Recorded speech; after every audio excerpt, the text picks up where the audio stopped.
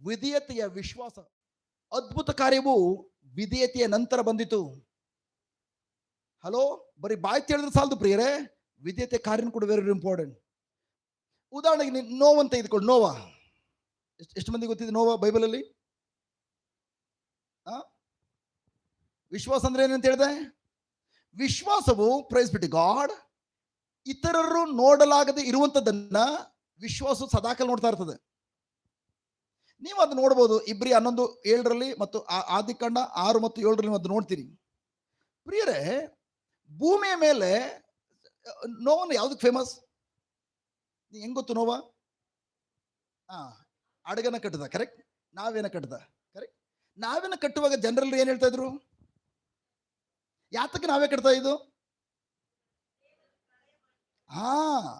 ಭೂಲೋಕದ ದೊಡ್ಡ ಪ್ರಳಯ, ಬರೀ ಸುನಾಮಿ ಅಲೆ ಅಲ್ಲ, ಪ್ರಳಯ ಬರುವಾಗ ಆ ಪ್ರಳಯದಿಂದ ರಕ್ಷಣೆ ಮಾಡ್ಕೊಳ್ಳಿಕ್ಕಾಗಿ ನೀನು ಒಂದು ನಾವೇನ ಕಟ್ಟು ಅಂತ ಹೇಳಿದ್ರು. ಪ್ರಿಯರೇ, ಪ್ರಳಯ ಬರ್ತದೆ, ನಿಮ್ಮ ಪಾಪಗಳಿಗೆ ಪಶ್ಚಾತ್ತಾಪ ಪಡ್ರಿ ಅಂತೇಳಿ 120 ವರ್ಷ ಸುವಾರ್ಥ ಸಾರ್ತಾನೆ. 120 ವರ್ಷ ಒಬ್ಬನು ಚೇಂಜ್ ಆಗಲಿಲ್ಲ. ಬಟ್ ಯಾರು ಚೇಂಜ್ ಆಗ್ತಾರೋ ಬಿಡ್ತಾರ ಗೊತ್ತಿಲ್ಲ. ಬಟ್ ಪ್ರೈಸ್ ಬಿಟ್ಟು ಗಾಡ್, ಹಾಲೆಲೂಯಾ, ಥ್ಯಾಂಕ್ ಗಾಡ್. ನೋವನ್ನು ಮಾತ್ರ ಆಲ್ರೆಡಿ ನೋಡಿದಾನೆ. Thank god. ಆ ಪ್ರಳಯದಿಂದ ತನ್ನ ಕುಟುಂಬ ರಕ್ಷಣೆ ಆಗ್ಲಿಕ್ಕಾಗಿ ದೇವರು ಈ ಹಡಗನ್ನ ನಿರ್ಮಿಸು ಅಂತ ಹೇಳಿದ್ದಾರೆ. ಅದಕ್ಕೋಸ್ಕರ ತನ್ನ ಹಡಗನ್ನ ನಿರ್ಮಿಸ್ತಾ ಇದ್ದಾನೆ, ಕಾರ್ಯ ಮಾಡ್ತಾ ಇದ್ದಾನೆ. ಇತರರು ಏನ್ ನೋಡ್ತಾರೋ ನೋಡಲು ಗೊತ್ತಿಲ್ಲ. ಬಟ್ ಪ್ರೈಸ್ ಬಿಟ್ಟು ಗಾಡ್, ವಿಶ್ವಾಸವು ಇತರರು ನೋಡಲಾಗದೆ ಇರುವುದನ್ನ ನೋಡ್ತದೆ. ಇತರರು ಇದುವರೆಗೂ ಮಳೆನೇ ನೋಡಿಲ್ಲ, ಭೂಮಿಯಲ್ಲಿ ಒಂದನಿ ಮಳೆ ಬಿದ್ದಿಲ್ಲ, ನೋವನ್ನು ಕೂಡ ಒಂದು ಮಳೆ ಅನುಭವ ಆಗಿಲ್ಲ. ಬಟ್ ಆದ್ರೂ ಕೂಡ ದೇವರು ಹೇಳಿದ್ದಾರೆ, ಪ್ರಳಯ ಬರ್ತದೆ, ಭೂಲೋಕದಲ್ಲಿ ಪ್ರಳಯ ಬರ್ತದೆ. ಆ ಪ್ರಳಯದಿಂದ ಕಾಪಾಡ್ಕೊಳ್ಬೇಕಾದ್ರೆ ಒಂದು ಹಡಗನ ಸಿದ್ಧತೆ ಮಾಡು. ಭೂಮಿಯ ಮೇಲೆ ಮಳೆ ಬೀಳುವಂತ ಮೊದಲೇ ದೇವರನ್ನ ಅವರ ವಾಕ್ಯದ ಮೂಲಕ ನೋವನ್ನು ನಂಬಿದ. ನಂಬಿಕೆ ಅಂದ್ರೇನು?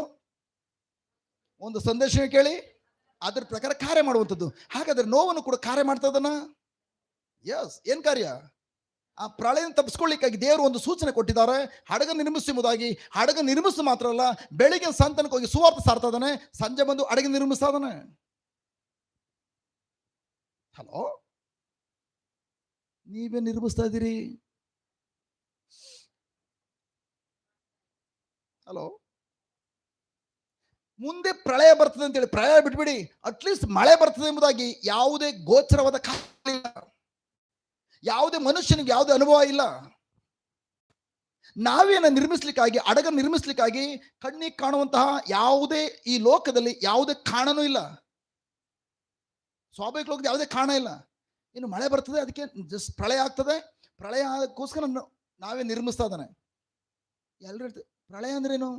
ಇಲ್ಲ, ದೇವ್ರ ದೊಡ್ಡ ಮಳೆ. ಮಳೆನಾ? ಮಳೆ ಅಂದ್ರೇನು? ಮಳೆಯ ಅನುಭವನೇ ಗೊತ್ತಿಲ್ಲ.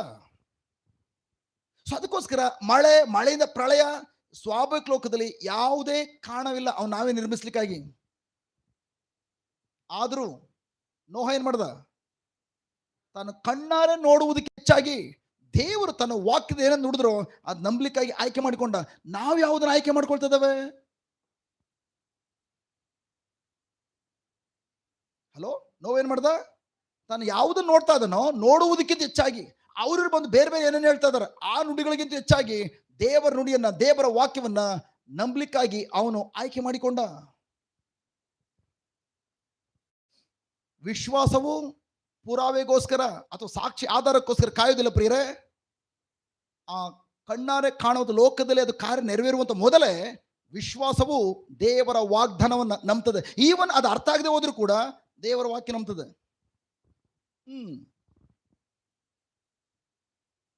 ಯೋಚನೆ ಮಾಡಿ ಪ್ರಿಯರೇ, ಥ್ಯಾಂಕ್ ಗಾಡ್.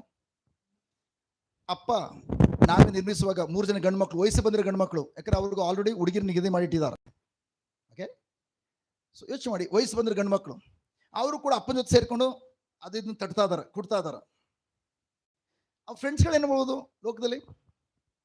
ಹುಚ್ಚಿರ್ತನ, ಏನ್ರ ನಿಮ್ಮ ಅಪ್ಪ ಹೇಳ್ದಂಗೆ ಕೇಳ್ತಾ ಇದ್ದೀರಲ್ರೋ, ನಿಮ್ಮ ಅಪ್ಪ 120 ವರ್ಷದಿಂದ ಬರೀ ಇದನ್ನ ಹೇಳ್ಕೊ ಬರ್ತಾ ಇದ್ದಾನೆ ಸುವಾರ್ತೆ ಸರ್ಕೊಂಡು. ಮಳೆ ಬರ್ತದೆ ಪ್ರಳಯ ಆಗ್ತದೆ, ಮಳೆ ಬರ್ತದೆ ಪ್ರಳಯ ಆಗ್ತದೆ. ನಿಮ್ಮ ಅಪ್ಪನಂತ ಸುಳುಗಾರ ಯಾರೂ ಇಲ್ಲ.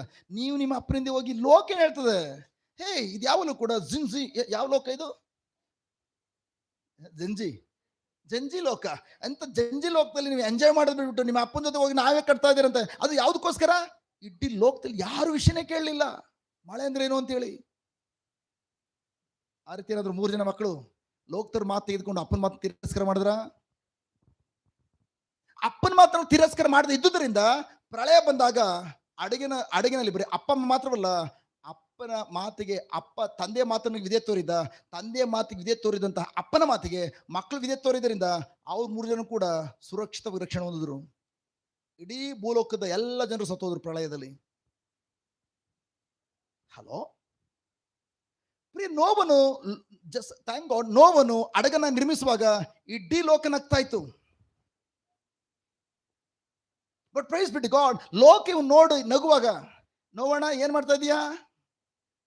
ಕೊಡ್ತಾ ಇದ್ದಾನೆ. ಏನ್ ಮಾಡ್ತಾ ಇದೀಯಾ? ನಾನು ಜಸ್ಟ್ ನಮ್ಮ ರಕ್ಷಣೆ ಮಾಡ್ಕೊಳ್ಳಿಕ್ಕಾಗಿ ಅಡಗನ್ನ ನಿರ್ಮಿಸ್ತಾ ಇದ್ದಾನೆ. ಹೋಗೋ ಬರೋರೆಲ್ಲ ನಗುವಂಥದ್ದು, ಯಂಗ್ಸ್ಟರ್ ಮಕ್ಕಳೆಲ್ಲ ನಗ್ತಾ ಇದಾರ. ಬಟ್ ಪ್ರೈಸ್ ಬಿಟ್ಟು ಗಾಡ್, ಇವನ್ ಯಂಗ್ಸ್ಟರ್ ಮಕ್ಳು ನಕ್ಕಿದ್ರು, ನನಗೆ ಅವಮಾನ ಮಾಡಿದ್ರು ಅಂತೇಳಿ ಅವನದ್ ಬಿಟ್ಬಿಟ್ನ. ಅವನ ಸಂಬಂಧಿಕರ ಅಂತ ಹೇಳಿರ್ಬೋದು. ಬ್ರದರ್, ನಾವು ಏಸಪ್ಪ ನಂಬಿಟ್ರೆ ನಮ್ಮ ಮನೆಗೆ ಯಾರನ್ನ ಇಂಟ್ರೆಸ್ಟ್ ಬರಲ್ಲ ಬ್ರದರ್, ಅದಕ್ಕೆ ನಾವು ಪ್ರಾರ್ಥನೆಗಳು ಬರೋದು ನಿಲ್ಸ್ಬಿಟ್ಟಿವಿ ಬ್ರದರ್. ಅವ್ರ ಸಂಬಂಧಿಕರು ಹೇಳಿರ್ಬೋದು. ಯಾರದೇ ಮಾತುಗಳನ್ನ ಅವನೇನಾದ್ರು ಪರಿಗಣನೆ ತೆಗೆದುಕೊಂಡ? ನೋ. ನನ್ನ ಪ್ರಿಯ ಸಹೋದರ ಸಹೋದರಿಯರೇ, ಪ್ರತಿಯೊಂದು ಆ ಸುತ್ತಿಗೆ ಹೊಡೆತವು ಕೂಡ ಏನ್ ಸುಸ್ತಾಯ್ತು? ಆ ಶಬ್ದ, ಸುತ್ತಿಗೆ ಯೂಸ್ ಮಾಡ್ತಾ ಇದ್ನೋ ಅಥವಾ ಬ್ಯಾಂಬುದು ಇನ್ನೊಂದು ಬ್ಯಾಂಬ್ ತಗೊಂಡು ಹೊಡಿತಾ ಇದ್ನೋ, ಆ ಶಬ್ದ ಬರ್ತಾ ಇದೆಯಲ್ಲ, ಆ ಒಂದೊಂದು ಹೊಡೆತದ ಶಬ್ದ ಏನ್ ಸುಸ್ತಾಯ್ತು ಅಂದ್ರೆ, ಈವನ್ ಜನರು ಏನಾದ್ರು ಹೇಳ್ಕೊಳ್ಳಿ, ನಾನು ಮಾತ್ರ ದೇವ್ರು ನಂಬ್ತೇನೆ, ದೇವ್ರು ನಂಬ್ತೇನೆ, ದೇವ್ರು ನಂಬ್ತೇನೆ. ಹ್ಯಾಂಗೋ ನಂಬಿಕೆ ಅಂದ್ರೇನು? ಅದ್ರ ಪ್ರಕಾರ ಕಾರ್ಯ ಮಾಡುವಂತ ವ್ಯಕ್ತಿ ಆಗಿದ್ದಾನೆ. ಅದನ್ನು ಮಾತ್ರ ಘೋಷಣೆ ಮಾಡ್ತಾ ಇತ್ತು. ಅವನ ಪ್ರಿಯರೇ, ನೋವನ ವಿಧೇಯತೆಯು ಸಂದರ್ಭಗಳನ್ನ ಯಾವ ಕಾರಣಕ್ಕೂ ಆಧರಿಸಿರಲಿಲ್ಲ. ನೋ, ಅವನ ವಿಧೇಯತೆ ದೇವರ ವಾಕ್ಯವನ್ನ, ದೇವರ ಮಾತನ್ನು ಆವರಿಸಿಕೊಂಡಿತ್ತು. ನಾವು ವಿಧೇಯತೆ ತೋರುವಾಗ ಥ್ಯಾಂಕ್ ಗಾಡ್, ನಾವು ಯಾವುದ್ರ ಮೇಲೆ ಅವಲಂಬಿಸ್ಕೊಳ್ತೇವೆ? ಓ, ನನಗೆ ಅವ್ರ ಜೀವನದಲ್ಲಿ ಯೇಸುವಿನ ಗಾಯಗಳಿಂದ ಗುಣ ಹೊಂದಿದೆ ಎಂಬುದಾಗಿ ಹೇಳುವಂತ ವಾಕ್ಯ ಅವ್ರ ಜೀವನದಲ್ಲಿ ಅದ್ಭುತ ಕಾರ್ಯ ಮಾಡಿದ್ರೆ, ಓ, ನನ್ನ ಜೀವನದಲ್ಲಿ ಕೂಡ ಅದ್ಭುತ ಕಾರ್ಯ ಮಾಡ್ತದೆ. ಹೇ, ಅದೆಲ್ಲ ವಿಶ್ವಾಸ. ನೋ, ಅದಕ್ಕೆ ಅನುಗುಣವಾಗಿ ಎಲ್ಲ ವಿಧೇಯತೆ ತೋರುವಂಥದ್ದು. ಅವ್ರ ಜೀವನದಲ್ಲಿ ಆಗಿದೆಯೋ ಅಥವಾ ಇವ್ರ ಜೀವನದಲ್ಲಿ ಆಗಿಲ್ವೋ ನನಗೆ ಅದು ಬೇಕಾಗಿಲ್ಲ. ದೇವರು ಒಂದ್ಸಲ ಹೇಳಿದ್ಮೇಲೆ ನಾನು ದೇವ್ರು ಹೇಳಿದ ಮಾತು ನಂಬ್ತೇನೆ. ಅವ್ರು ನಂಬಿಕಸ್ ದೇವರು ಒಂದ್ಸಲ ನುಡಿದ ಮೇಲೆ ಅದು ಅವ್ರ ನೆರವೇರಿಸ್ಕೊಡ್ತಾರೆ. ನಮ್ಮಲ್ಲಿ ಅನೇಕ ಜನರು ಪ್ರಿಯರೇ, ಪವಾಡ ಆದ್ಮೇಲೆ, ಅದ್ಭುತಗಳಾದ್ಮೇಲೆ ಎಲ್ಲರೂ ಕೂಡ ಹೇಳುವಂಥದ್ದು, ಅದ್ಭುತಗಳಾದ ನಂತರ ನಾನು ದೇವ್ರ ಬ್ರದರ್ ರಿಪೋರ್ಟ್ ಚೇಂಜ್ ಮಾಡ್ಬಿಡು ಬ್ರದರ್, ದೊಣ್ಣೆ ನಾಯಕ ನೀವೇ ಬೇಕಾ. ಲೋಕದ ಮಕ್ಕಳು ಕೂಡ ಹೇಳ್ತಾರೆ ಅದನ್ನ, ಲೋಕದ ಮಕ್ಕಳು ನಂಬ್ತಾರೆ ಅದನ್ನ.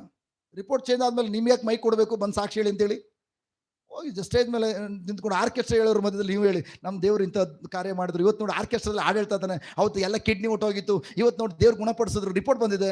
ಆರ್ಕೆಸ್ಟ್ರಾದಲ್ಲಿ ಹೋಗಿ ನೀವು ಹೇಳ್ಬೋದು. ಹಲೋ, ಅದ್ಭುತ ಕಾರ್ಯ ನೋಡಿದ ನಂತರ ಪ್ರಿಯರೇ, ಜಸ್ಟ್ ದೇವರ ವಾಕ್ಯ ನಂಬಲಿಕ್ಕಾಗಿ ನಿಮಗೆ ವಿಶ್ವಾಸ ಬೇಕಾಗಿಲ್ಲ. ಅದ್ಭುತ ಕಾರ್ಯ ಆಗ್ಲಿಕ್ಕಾಗಿ ಯಾವುದೇ ಒಂದೇ ಒಂದು ಮುನ್ಸೂಚನೆ ಇಲ್ಲ. ಆದ್ರೂ ಕೂಡ ನೋವನು, ಪ್ರೈಸ್ ಬಿಟ್ಟು ಗಾಡ್, ದೇವರ ವಾಕ್ಯ ನಂಬಿದ.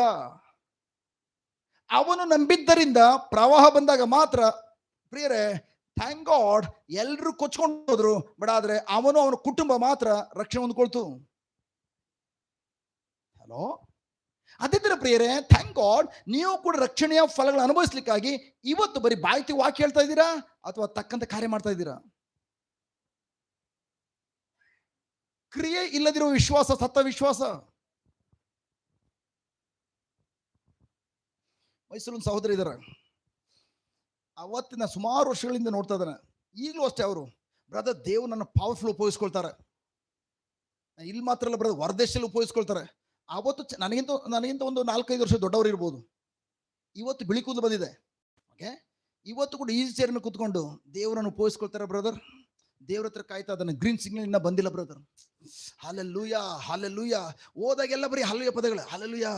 ಏನೋ ಒಂದು ಮಾತು ಹೇಳಿ, ನಾನು ಏನೋ ಒಂದು ಮಾತು ಹೇಳಕ್ಕೂ ಸಾಕು ಹಾಲೆಲ್ಲೂಯಾ ಬ್ರದರ್. ನೀವು ಹೇಳಿದ್ದು ನನಗೆ ಟಚ್ ಆದಂಗೆ ಆಯ್ತು. ಅಯ್ಯೋ, ಅವತ್ತಿನ ದೇವ್ರು ಹೇಳಿದ್ರೆ ಟಚ್ ಆಗಿಲ್ಲ. ಬರೀ ಈ ಬೆತ್ತ ಚೇರೆ ಬಿಟ್ಟು ಎದ್ದಿಲ್ಲ ನೀನು, ಇನ್ನೆಲ್ಲಿ ನಾನು ಹೇಳಿದ ನಿಂಗೆ ಟಚ್ ಆಗ್ತದೆ. ಅವತ್ತೇ ಅದೇ ಕೆಲಸ.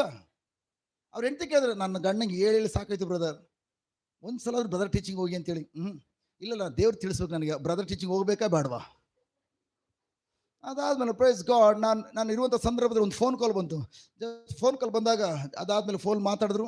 ಫೋನ್ ಇಟ್ಟಾದ್ಮೇಲೆ ಏನಂತೆ, ಇಲ್ಲ ಬ್ರದರ್ ಜಸ್ಟ್ ನಾನು ಕರಿತಾ ಇದ್ದಾರೆ ಬನ್ನಿ ನಮ್ಮ ಮನೆಗೆ ಪ್ರೇಯರ್ಗೆ ಅಂತೇಳಿ, ಅದಕ್ಕೋಸ್ಕರ ಬ್ರದರ್ ಜಸ್ಟ್ ಆಯಿತು ನಿಮ್ಮ ದೇವ್ರ ಅವಕಾಶಗಳು ಹೋಗಿ. ಇಲ್ಲ ಬ್ರದರ್, ಅದು ಹೈದ್ರಾಬಾದ್ನ ಕರೀತಾ ಇರೋದು, ದೇವ್ರು ನನಗೆ ಇಲ್ಲೇ ಎಲ್ಲ ಕೊಡ್ಬೋದು, ನೋಡ್ತೀನಿ ಬ್ರದರ್.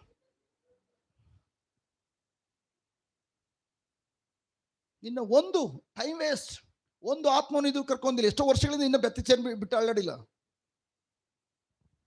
ಹಲೋ, ಅದ್ಭುತ ಕಾರ್ಯ ಸಂಭವಿಸಿದ ಮೊದಲೇ ನೋವನ್ನು ನಂಬಿದ. ಅವನು ನಂಬಿದ್ರಿಂದ ಪ್ರಿಯರೇ, ಪ್ರವಾಹ ಬಂದಾಗ ಅವನು ಮತ್ತು ಅವನ ಕುಟುಂಬ ಮಾತ್ರ ರಕ್ಷಣೆ ಹೊಂದ್ಕೊಳ್ತು. ನನ್ನ ಪ್ರಿಯ ಸಹೋದರ ಸಹೋದರಿಯರೇ, ಇವತ್ತು ಕೂಡ ದೇವರು ನಮ್ಮಿಂದ ಏನು ಬಯಸ್ತಾರಂತಂದ್ರೆ, ಒಂದ್ಸಲ ಪ್ರಿಯರೇ ದೇವರ ವಾಕ್ಯದಲ್ಲಿ ನೀವೇನಾದರೂ ಒಂದು ಕಂಡಿಡ್ಕೊಂಡಾಗ, ದೇವರು ಇಂಥದನ್ನ ಮಾಡು ಎಂಬುದಾಗಿ ನಿಮ್ಗೆ ಸೂಚನೆ ಕೊಡುವಾಗ, ಅರ್ಥ ಮಾಡಿಕೊಳ್ಳುವಂತ ಮೊದಲೇ ನೀವು ಅದನ್ನು ಪಾಲಿಸಬೇಕೆಂಬುದಾಗಿ ದೇವರು ಆಗಾಗ್ಗೆ ಪದೇ ಪದೇ ಹೇಳ್ತಾ ಇರ್ತಾರೆ. ನಿಮ್ಗೆ ಅರ್ಥ ಆಗೋದೇ ಬೇಡ. ಅದಕ್ಕೆ ನಾನು ಎಷ್ಟೋ ಸಲ ಹೇಳಿದ್ದೇನೆ, ನಾನು ಎಲೆಕ್ಟ್ರಿಷಿಯನ್. ಫಾರ್ ಎಕ್ಸಾಂಪಲ್ ಪೇತ್ರ ಯಾರು ಏನಾಗಿದ್ದ ಮೊದಲು? ಮೀನುಗಾರ. ಅವನು ಮೀನುಗಾರ ಅಲ್ಲ, ಅವ್ರ ಅಪ್ಪ ತಾತ ಎಲ್ಲ ಖಾಂದನ್ ಮೀನುಗಾರರು, ಮೀನು ಹಿಡಿಯುವಂತ ಖಾಂದನ್. ಎಷ್ಟೋ ಮೀನು ತಲೆಗಳು ತಿಂದಿದ್ದಾರೆ. ಯಾವುದಾದ್ರೂ ಮೀನುಗಳು ಸುಟ್ಕೊಟ್ಟು ತಿಂದಿದ್ದಾರೆ ಅಥವಾ ಏನೇನೋ ಮಾಡ್ಕೊತ ತಿಂದಿದ್ದಾರೆ. ಒಂದಿನ ಆದ್ರೂ ಮೀನು ಬಾಯಿ ಒಡೆ ನಾಣ್ಯ ಸಿಕ್ಕಿದ್ ನೋಡಿದಾರ? ಅವ್ರು ಇಡೀ ಖಾಂದನ್. ಅವ್ರು ಬಿಟ್ಬಿಡಿ, ಎಷ್ಟೋ ಮೀನುಗಾರರು ನಾವು ಭೂಲೋಕ ನೋಡ್ತಾ ಇದ್ದಾವೆ. ನೀವು ಕೂಡ ಎಷ್ಟೋ ಜನ ಮೀನು ತಿಂದಿರಿ. ಮಂಗಳೂರವರೆಲ್ಲ ಮೀನು ಡೈಲಿ ತಿಂತಾ ಇರ್ತೀರಿ. ಎಲ್ಲಾದ್ರೂ ಒಂದು ಮೀನಿನ ಬಾಯಲ್ಲಿ ಎಲ್ಲಾದ್ರೂ ಜಸ್ಟ್ ನಾಣ್ಯ ಸಿಕ್ಕಿದ್ಯಾ? ಬಟ್ ಆದರೆ ಯೋಚನೆ ಮಾಡಿ ಪ್ರಿಯರೇ, ಅಷ್ಟರ ಮಟ್ಟಿಗೆ ಅಷ್ಟು ವರ್ಷಗಳ ಕಾಲ ಅನುಭವ ಇರುವಂತ ಪೇತ್ರ, ಅವ್ರ ತಂದೆ ಫ್ಯಾಮಿಲಿ ಎಲ್ಲ ಅನುಭವ ಇದೆ. ಬಟ್ ಯೇಸುವಿನ ಶಿಷ್ಯರಾದ್ಮೇಲೆ ಪ್ರಭು ಯೇಸು ಯಾರು? ಕಾರ್ಪೆಂಟರ್. ಅವ್ರೇನು ಮೀನುಗಾರಲ್ಲ, ಕಾರ್ಪೆಂಟರ್. ಹೇಳ್ತಾ ಇದಾರೆ, ಹೋಗು ನಾವು ಟ್ಯಾಕ್ಸ್ ಕಟ್ಟಬೇಕು ಅಂತ ಅವ್ರಿಗೆ ಕೇಳ್ತಾ ಇದಾರಲ್ಲ, ಟ್ಯಾಕ್ಸ್ ಕಟ್ಟೋಣ, ಹಣಕ್ಕೋಸ್ಕರ ಹೋಗು, ಜಸ್ಟ್ ಹೋಗಿ ಒಂದು ಬಲೆನ ಹಾಕು ಸರೋವರದಲ್ಲಿ, ಆಗ ಮೀನುಗಳು ಸಿಗ್ತದೆ, ಮೀನುಗಳು ತೆಗೆದುಕೊಂಡ್ಬಂದು ಮಾರುಬಿಟ್ಟು ಹಣ ಕೊಡು ಅಂತ ಹೇಳಿದ್ರೆ ಕಾಮನ್, ಅದು ಎಲ್ಲರೂ ಒಪ್ಕೊಳ್ತಾ ಇದ್ರು. ಬಟ್ ಯೇಸು ಹೇಳಿದೇನು? ಹೋಗು ಬಲೆ ಹಾಕು, ಒಂದು ಮೀನು ಸಿಗ್ತದೆ, ಆ ಒಂದು ಮೀನನ್ನ ದಡಕ್ಕೆ ತೆಗೆದುಕೊಂಡು ಬಂದು ಅದ್ರ ಬಾಯಿನ ಓಪನ್ ಮಾಡು, ಅದ್ರ ಒಳಗಡೆ ಒಂದು ನಾಣ್ಯ ಇರ್ತದೆ, ಆ ನಾಣ್ಯ ತೆಗೆದುಕೊಂಡೋಗಿ ಕಂದಾಯ ವಸೂಲು ಮಾಡೋ ವ್ಯಕ್ತಿ ಕೊಡು, ಆಗ ನನ್ನ ಕಂದಾಯ ನಿನ್ನ ಕಂದಾಯ ಇಬ್ಬರ ಕಂದಾಯ ಸಂದಾಯವಾಗ್ತದೆ. ಪೇತ್ರರು ಅದೇ ತರ ಮಾಡಿದ್ರು. ಪೇತ್ರರು ಕೇಳಿದ್ರ, ಗುರು ನೀವು ಯಾರಂತ ತಿಳ್ಕೊಂಡಿದ್ದೀರಿ? ನಮ್ಮನ್ನ ಬುಗುರಿ ತರ ಆಟ ಆಡಿಸ್ತಿದ್ದೀರಲ್ಲ, ಏನೋ ಸ್ವರ್ಗ ಸಾಮ್ರ ಬಗ್ಗೆ ಹೇಳ್ತಾ ಇದ್ದೀರಿ, ನಾವು ನಂಬ್ತೀವಿ. ಆಯ್ತು, ಹಂಗೆ ಹಿಂಗೆ ಹೇಳಿದ್ರಿ, ಏನೋ ಮೀನ್ ಬಗ್ಗೆ ನನಗೆ ಹೇಳ್ತಾ ಇದ್ದೀರಾ? ನೀವು ಕಾರ್ಪೆಂಟರ್, ನಾನು ಫಿಶರ್ಮನ್. ನೀವು ಮೀನ್ ಹಿಡ್ತಿ, ನೀನ್ ಹೇಳ ಗುರುಗೆ ಹೇಳ, ಯಾವತ್ತಾದ್ರು ಮೀನು ಬಾಯಲ್ಲಿ ಏನಾದ್ರು ನಾಣ್ಯ ಸಿಕ್ಕಿದೇನೋ? ಕಾರ್ಪೆಂಟರ್ಗಳು ತಲೆ ಕೆಡ್ತಾರೆ. ಏನೋ ಕಾರ್ಪೆಂಟರ್ ಕೆಲಸ ಏನಾದ್ರು ಹೇಳ್ಕೊಳ್ಳಿ, ಜಸ್ಟ್ ನನಗೆ ಈ ಕೆಲಸ ಹೇಳ್ತಾ ಇದಾರಲ್ಲ. ಅವ್ರ ಅನುಭವಕ್ಕೆ ಮೊದಲ ಸ್ಥಾನ ಕೊಡ್ಲಿಲ್ಲ. ಏನ್ ನುಡಿತಾರೋ ಅದಕ್ಕೆ ಮೊದಲ ಸ್ಥಾನ ಕೊಟ್ಟರು.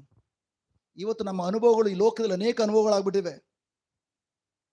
ಮಂಡಿ ಮೂಳೆ ಸೌದೋದ ಮೇಲೆ ನೆಕ್ಸ್ಟ್ ಆಪರೇಷನ್ ಹೋಗ್ಲೇಬೇಕು. ಅನುಭವ ವಯಸ್ಸು ಆಯ್ತಲ್ಲ, ಸೌದೋಯ್ತು ಬ್ರದರ್. ನೀವೊಂದು ಥ್ಯಾಂಕ್ ಗಾಡ್.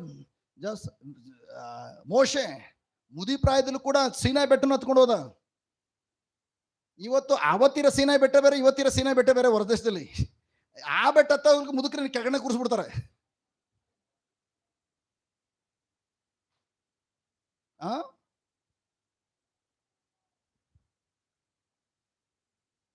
ಟೂರಿಸ್ಟ್ಗಳು ಮಾತ್ರ ಹೇಳ್ತಾರೆ ಅಷ್ಟೇ, ಯಾಕೆ ಜನಗಳು ಬರ್ಬೇಕಲ್ಲ, ದುಡ್ಡು. ಇದು ಸೀನಾಯಿ ಬೆಟ್ಟ. ನಾನು ಒಂದ್ಸರಿ ಇದ್ರ ಬಗ್ಗೆ ಮಾತಾಡೋದು ಕಾಮೆಂಟ್ಸ್ ಹಾಕಿದ್ರು. ಕಾಮೆಂಟ್ಸ್ ಹಾಕುವಾಗ ಇವನೇನೋ ಈ ತರ ಮಾತಾಡಿದ್ರು ಸೀನಾಯಿ ಬೆಟ್ಟದ ಬಗ್ಗೆ ಅಂತೇಳಿ. ಅವ್ರು ಯಾರಂತ ನೋಡಿದ್ರೆ ಇಲ್ಲಿಂದ ಫಾರಿನ್ಗೆ ಟ್ರಿಪ್ ಕರ್ಕೊಂಡು ಹೋಗೋರು. 10 ಜನಕ್ಕೆ ಒಬ್ಬನ ಸೀಟ್ಸ್ ಫ್ರೀ. 10 ಜನಕ್ಕೆ 40 ಜನ ಕರ್ಕೊಂಡು ಹೋದ್ರೆ ಅವ್ರ ಮನೆಯವ್ರು ಇರೋಲ್ಲ ಫ್ರೀ, 4 ಟಿಕೆಟ್ ಫ್ರೀ ಅಲ್ಲ. ಅದ್ರ ಬಗ್ಗೆ ಮಾತಾಡ್ಬಿಟ್ಟಿದ್ವಿ ಅಂತೇಳಿ ನನಗೆ ವಿರುದ್ಧವಾಗಿ ಹಾಕಿದ್ರು. ನಾಡ್ದು ಜಸ್ಟ್ ಇತಿಹಾಸ ತೆಗೆದು ನೋಡು, ಗೊತ್ತಾಗ್ತದೆ ನಿನಗೆ.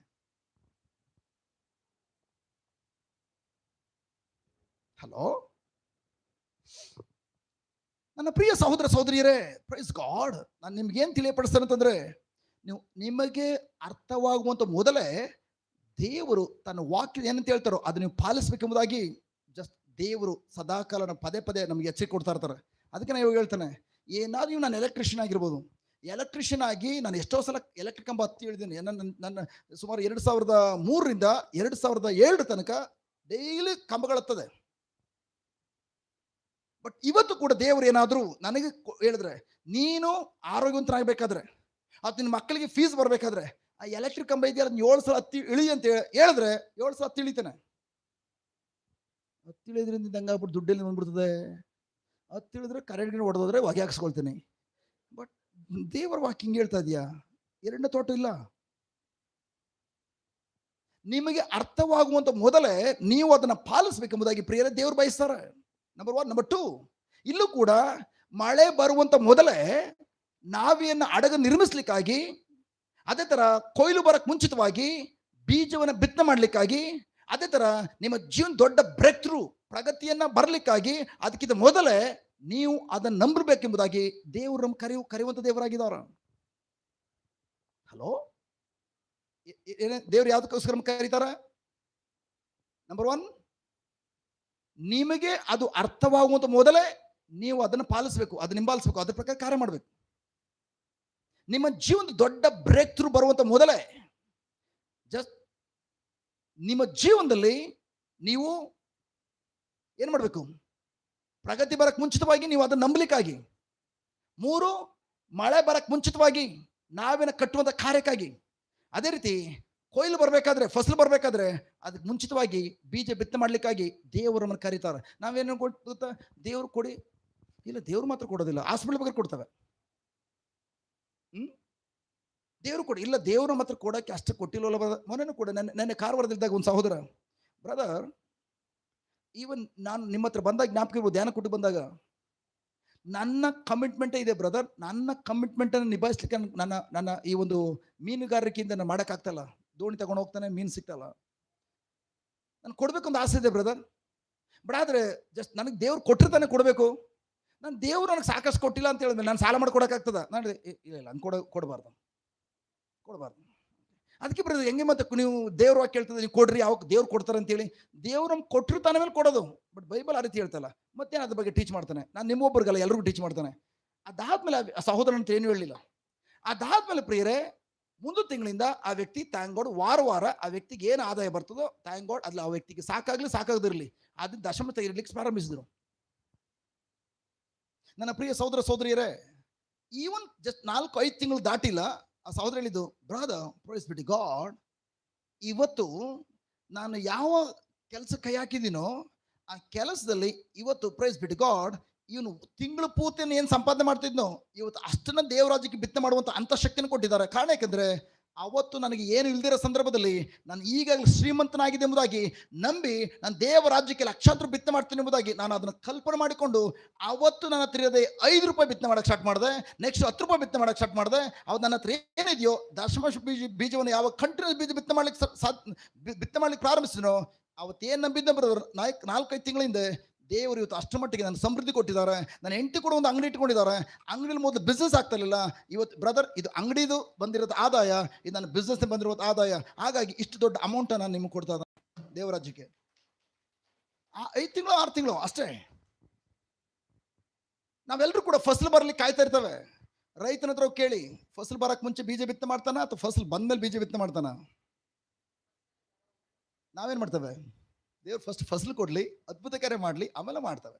ನನಗೆ ಇದೊಂದು ಅದ್ಭುತ ಕಾರ್ಯ ಆಗ್ಬಿಟ್ರೆ ಬ್ರದರ್, ಮೈ ಗಾಡ್ ಪ್ರೈಸ್ ಗಾಡ್ ಬ್ರದರ್, ಖಂಡಿತವಾಗಿ ದೇವರಾಜ್ಯಕ್ಕೆ ಬಿತ್ತನೆ ಮಾಡ್ತಾನೆ. ಬ್ರದರ್ ಒಂದು ಸಹೋದರಿ ಮಂಗಳೂರು ಬಂದಾಗ, ಬ್ರದರ್ ನನಗೆ ಒಳ್ಳೆ ಕೆಲಸ ಸಿಕ್ಬಿಟ್ರೆ ಬ್ರದರ್, ನಾನು ಖಂಡಿತವಾಗಿಯೂ ದೇವರಿಗೆ ಮೊದಲು ತಿಂಗಳು ಸಂಬಳ ಕೊಟ್ಬಿಡ್ತಾನೆ.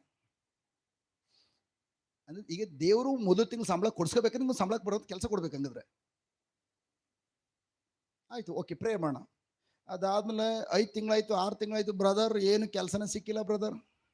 ಆಗ ನಾನು ಹೇಳಿದೆ, ಓಕೆ ಪ್ರೈಸ್ ಗಾಡ್ ಲಾರ್ಡ್, ಯಾಕೆ ಕೆಲಸ ಸಿಕ್ಕಿಲ್ಲ? ಈ ಮಗಳು ಪ್ರೇಯರ್ ಮಾಡ್ತಾ ಇದ್ದಾರೆ, ಗುಡ್. ಎಲ್ಲ ದಯವಿಟ್ಟು ಫಸ್ಟ್ ಮಗಳಿಗೆ ಹೇಳು, ಅವಳತ್ತೆ ದುಡ್ಡಿಲ್ವ ಈಗ ಕೇಳು ಫಸ್ಟ್. ನೀವು ದುಡ್ಡಿಲ್ವಮ್ಮ? ಇಲ್ಲ ಬ್ರದರ್ ಕೆಲಸನೇ ಸಿಕ್ಕಿಲ್ಲ, ಇಲ್ಲಿ ದುಡ್ಡು ಬ್ರದರ್. ನಿಮ್ಮ ಮನೇಲಿ ಪಾಕೆಟ್ ಮನಿ ಅಂತ ಕೊಡಲ್ಲ. ಅದಿದೆ ಬ್ರದರ್, ಸುಮಾರು ದುಡ್ಡು ಇಟ್ಕೊಂಡಿದ್ದೀನಿ ಬ್ರದರ್. ಫಸ್ಟ್ ನಿಮ್ಮ ಅಪ್ಪ ನಿನಗೆ ಪಾಕೆಟ್ ಮನಿ ಕೊಟ್ಟಿರಲಿಲ್ಲ, ಅದರಲ್ಲಿ ದಶಮಾಂಶ ತೆಗೆದು ದೇವರಾಜ್ ಬಿತ್ತನೆ ಮಾಡು, ನೋಡು ಜಾಬಿಂಗ್ ಸಿಗ್ತದೆ.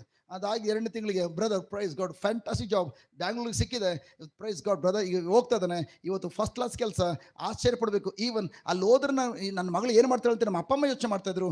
ಇವತ್ತು ಅಪ್ಪ ಅಮ್ಮ ಹೇಳ್ತಾ ಇದ್ರು, ಬಂದು ನೋಡ್ಬಿಟ್ಟು ನಾನು ಕೊಟ್ಟಿರುವಂಥ ಆ ಕಂಪನಿ ಕೊಟ್ಟಿರುವಂಥ ಅಕಮಂಡೇಶನ್ ನೋಡುವಾಗ ನಮ್ಮ ಅಪ್ಪ ಅಮ್ಮ ಆಶ್ಚರ್ಯ ಪಡ್ತಿದ್ದಾರೆ. ಅಂತ ಒಳ್ಳೆ ಅಕಮಂಡೇಶನ್ ಕೊಟ್ಟು, ಒಳ್ಳೆ ಮನೆ ಕೊಟ್ಟು, ಒಳ್ಳೆ ಅತ್ಯುತ್ತಮವಾದ ಒಳ್ಳೆ ಕಂಪ್ನಿ ಉದ್ಯೋಗ ಪಡ್ಕೊಂಡಿದ್ದಾನೆ. ಫಸಲು ಬರುವಂತ ಮೊದಲು ಬೀಜ ಬಿತ್ತನೆ ಮಾಡುವಂಥದ್ದು ದೇವರು ಬಯಸುವಂಥದ್ದು. ಹಾಗೆ ನೋವನಿಂದ ನಾವೇನು ಪಾಠಗಳು ಕಲಿತೇವೆ? ಮೊದಲೇದು, ಯಾವುದೇ ಕಣ್ಣಿಗೆ ಕಾಣುವಂತ, ಯಾವುದೇ ಗೋಚರಿಸುವಂತ ಪುರಾವೆಗಳು ಇಲ್ಲದೆ ಹೋದ್ರೂ ಕೂಡ ವಿಶ್ವಾಸವು ದೇವರ ವಾಕ್ಯ ನಂಬ್ತದೆ. ಕಣ್ಣರ ಏನೇ ಕಾಣಲಿ ಅದನ್ನು ಬಾಯಿ ತುಡಿಯುವಂಥದ್ದಲ್ಲ, ಅದು ನಂಬುವಂಥದ್ದಲ್ಲ. ನೋ, ದೇವರ ವಾಕ್ಯ ಏನ್ ಹೇಳ್ತದೋ ಅದನ್ನು ನಂಬುವಂಥದ್ದಾಗಿದೆ ವಿಶ್ವಾಸ. ವಿಶ್ವಾಸವು ಕಣ್ಣಿಗೆ ಕಾಣುವಂಥದ್ದು ಆಧರಿಸಿಲ್ಲ, ಮೊದಲು ದೇವರು ತನ್ನ ವಾಕ್ಯದ ಏನಂತ ಹೇಳಿದಾರೋ ಹೇಳಿರುವಂಥದ್ದನ್ನ ಮಾತ್ರ ಆಧರಿಸಿರುವಂಥದ್ದು. ನಾನು ಕೂಡ ಥ್ಯಾಂಕ್ ಗಾಡ್, ನನಗೆ ಸಂಬಳ ಬರೋ 2,000 ರೂಪಾಯಿ ಸಂಬಳ ಬಂದು 200 ರೂಪಾಯಿ ಕೊಡುವಾಗ 200 ರೂಪಾಯಿ ಅಂತ ಯೋಚನೆ ಮಾಡ್ತಾ ಇಲ್ಲ, 500 ರೂಪಾಯಿ ಕೊಡ್ತಾ ಇದ್ದಾನೆ. 500 ರೂಪಾಯಿ ಕೊಡುವಂಥ ಮಟ್ಟಕ್ಕೆ ಕರ್ಕೊಂಡಾಗ ನಾನು ಥ್ಯಾಂಕ್ ಗಾಡ್ 1,000 ರೂಪಾಯಿ ಕೊಡ್ತಾ ಇದ್ದಾನೆ. 1,000 ರೂಪಾಯಿ ಕೊಡುವಾಗ ನಾನು ಥ್ಯಾಂಕ್ ಗಾಡ್ ನಾನು ದೇವರಾಜ್ಯಕ್ಕೆ 5,000 ಕೊಡ್ತಾ ಇದ್ದಾನೆ. ಯಾವಾಗ ಥ್ಯಾಂಕ್ ಗಾಡ್ ನಾನು ಬಿತ್ತು ಮಾಡ್ತಿರೋದು ಒಂದು, ಬಟ್ ನನ್ನ ಎಕ್ಸ್ಪೆಕ್ಟೇಷನ್ ನಾನು ವಿಶ್ವಾಸ ಬಂದು ಅದಕ್ಕಿಂತ ದೊಡ್ಡದು. ಇವತ್ತು ದೇವರು ಆ ಥರ ಕೈಗೆ 16,000 ರೂಪಾಯಿ ಸಂಬಳ ಕೊಡುವಾಗ ದೇವ್ರು ಹೇಳಿದ್ರು, 16,000 ರೂಪಾಯಿ ಸಂಬಳ ಕೊಡ್ತೀಯಾ? ಎಸ್ ಲಾರ್ಡ್ ಕೊಡ್ತಾನೆ. ಕೊಟ್ಟರೆ ನಾಳೆಯಿಂದ ಹೋಗಿ ಕೆಲಸ ರಿಸೈನ್ ಮಾಡು. ಬ್ರದರ್ ನಮ್ಗೊಂದು ಹೇಳ್ಬಿಡಿ ಬ್ರದರ್, ನಾವು ಫುಲ್ ಟೈಮ್ ಮಿನಿಸ್ಟ್ರಿ ಬಂದ್ಬಿಡ್ತಾನೆ. 2,000 ರೂಪಾಯಿ ಸಂಬಳ ಬರುವಾಗಲೇ 200 ರೂಪಾಯಿ ಕೊಡಿ ಅಂತ ನಿಮಗೆ ಸಾಧ್ಯತೆ ಇಲ್ಲದೆ ಹೋದ್ರೆ, 200 ರೂಪಾಯಿ ಕೊಡಿ ಮತ್ತು ದೇವ್ರು ಕೇಳುವಾಗ ಕೊಡಕ್ಕೆ ಸಾಧ್ಯ ಇಲ್ಲ ಅಂದರೆ ಅದು ಹೆಂಗೆ ಪ್ರಿಯ ಕನ್ಸು ಕಾಣ್ತೀರಿ? 16,000 ರೂಪಾಯಿ ಸಂಬಳ ನೀವು ದೇವ್ರು ಕೊಡ್ತೀರಿ ಅಂತ ಹೇಳಿ.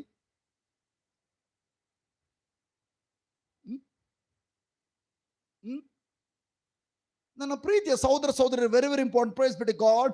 ನೋವನ್ನು ದೇವರ ವಾಕ್ಯ ಅನುಗುಣವಾಗಿ ನಾವೇನ ಕಟ್ಟಬೇಕಾದ್ರೆ, ನಾವೇನ ಕಟ್ಟುವಂಥ ಕಾರ್ಯದಲ್ಲಿ ಅವನು ನಂಬಿಕೆ ಇಟ್ಟು ಅದ್ರ ಪ್ರಕಾರ ಕಾರ್ಯ ಮಾಡಬೇಕಾದ್ರೆ ನೋವನ್ನು, ಪ್ರೈಸ್ ಗಾಡ್, ಯಾವುದೇ ಮೋಡಗಳು ನೋಡಲಿಲ್ಲ. ಹಲೋ, ಒಂದು ವ್ಯಕ್ತಿ 6 ತಿಂಗಳಿಂದ ಧ್ಯಾನ ಕೊಟ್ಟು ಬರುವಾಗ ಥ್ಯಾಂಕ್ ಗಾಡ್ ಡಾಕ್ಟರ್ ಹೋಗುವಂಥ ಬರುವಂಥದ್ದು. ಜಸ್ಟ್ ಹೇಗಿದ್ದೀರ ಅಂತ ಕೇಳುವಾಗ, ಬ್ರದರ್ 6 ತಿಂಗಳಾದರೂ ಕೂಡ ಹಂಗೆ ಇದೆ ಬ್ರದರ್ ರಿಪೋರ್ಟ್. ಅದರ ಅರ್ಥ ಇನ್ನು ಮೋಡ ಬಂದಿಲ್ಲ ಬ್ರದರ್. ನೋವನ್ನು ಅಡಗ ನಿರ್ಮಿಸುವಾಗ ಥ್ಯಾಂಕ್ ಒಂದೊಂದು ಮೋಡ ಇಲ್ಲ, ಅವನು ಮೋಡವನ್ನು ನೋಡ್ಲಿಲ್ಲ. ಆದ್ರೆ ದೇವರು ತನ್ನ ವಾಕ್ಯದ ಏನಂತ ಹೇಳಿದ್ರು ಆ ವಾಕ್ಯವನ್ನು ಕೇಳಿಸ್ಕೊಂಡು, ಪ್ರೈಸ್ ಬಿಟ್ಟು ಗಾಡ್, ನನಗೆ ದೇವರ ಮಾತು ಅದೊಂದೇ ನನಗೆ ಸಾಕು.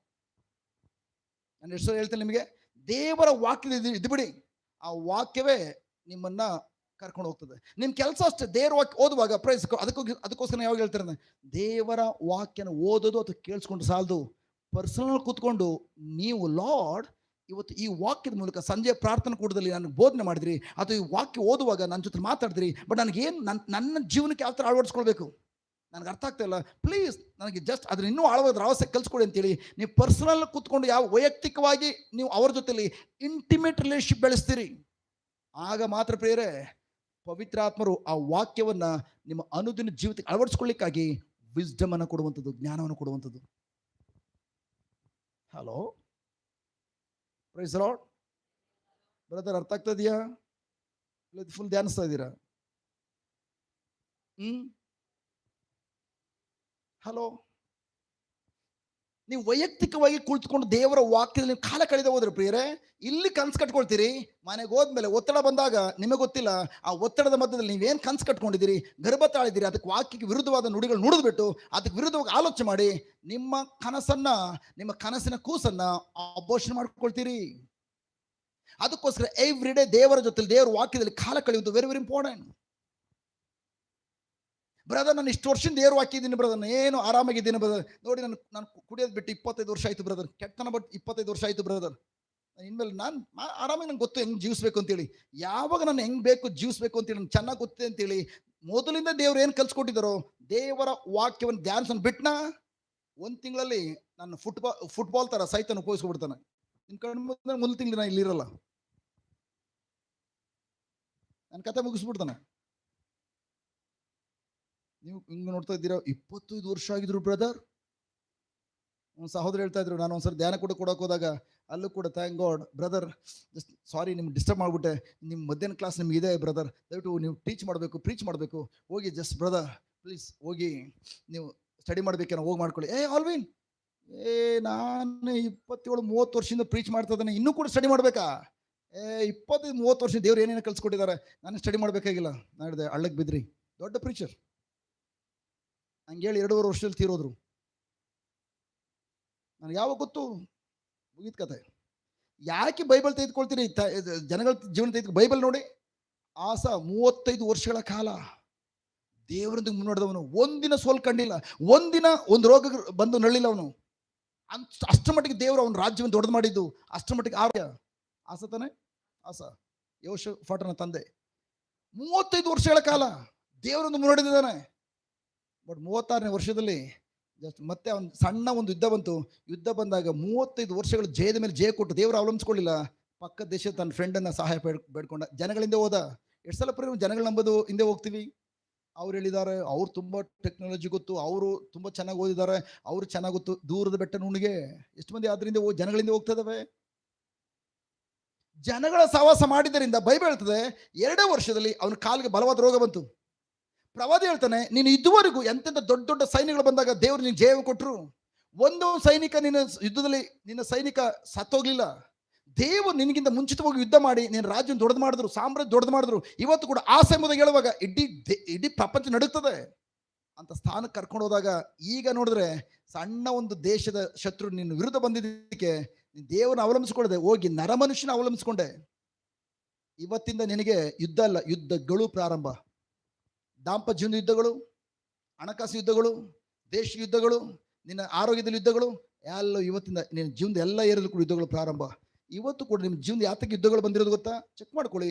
ಎಲ್ಲೆಲ್ಲಿ ಮನುಷ್ಯನ ಜ್ಞಾನವನ್ನು ಅವಲಂಬಿಸ್ಕೊಂಡಿದ್ದೀರಿ, ಪುಸ್ತಕದಲ್ಲಿ ಓದಿರೋದನ್ನ ಅವಲಂಬಿಸ್ಕೊಂಡಿದ್ದೀರಿ, ಖಂಡಿತವಾಗಿಯೂ ಅದು ಜಸ್ಟ್ ನಿಮ್ಮ ಜೀವನದಲ್ಲಿ ಯುದ್ಧಗಳಿಗೆ ಡೋರ್ ಓಪನ್ ಮಾಡಿರುವಂಥದ್ದು.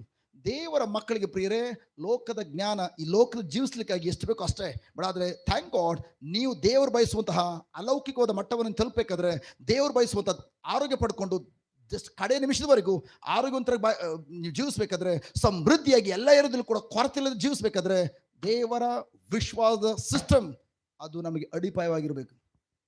ಇವತ್ತು 35 ವರ್ಷಗಳ ಕಾಲ ದೇವರಿಂದ ಮುನ್ನಡೆದ. ನಾನು ಕೂಡ ಎಷ್ಟೋ ಸಂದರ್ಭದಲ್ಲಿ ಮೈ ಗಾಡ್ ಇಷ್ಟೆಲ್ಲ ವಾಕ್ಯ ನನಗೆ ಗೊತ್ತಿದೆ, ನಾನು ಕೂಡ ಮೈ ಗಾಡ್ ಇನ್ನು ಯಾವತ್ತೂ ಕೂಡ ನಾನು ಬೀಳೋದಿಲ್ಲಲ್ಲ. ಆ ಟೈಮಲ್ಲಿ ದೇವರು ತಿಳಿಸಿದ್ದು, ಈ ಬೈಬಲ್ ಒಂದು ವ್ಯಕ್ತಿದ ಆಸೆ ಅಂತೇಳಿ. ನನಗೆ ಆಸೆ ಯಾರು ಗೊತ್ತೇ ಇಲ್ಲ, ಬರೀ ಆಸೆಗಳು ಮಾತ್ರ ಇತ್ತು ಅಷ್ಟೇ. ಆಸೆ ಗೊತ್ತಿಲ್ಲ. ನೀವು ಕೂಡ ಆಸೆ ಯಾರು ಗೊತ್ತಿದೆಯಾ? ಕೆಲವರು ಆಸೆ ಗೊತ್ತಿಲ್ಲ, ಆಶಾ ಗೊತ್ತಿರಬೇಕು.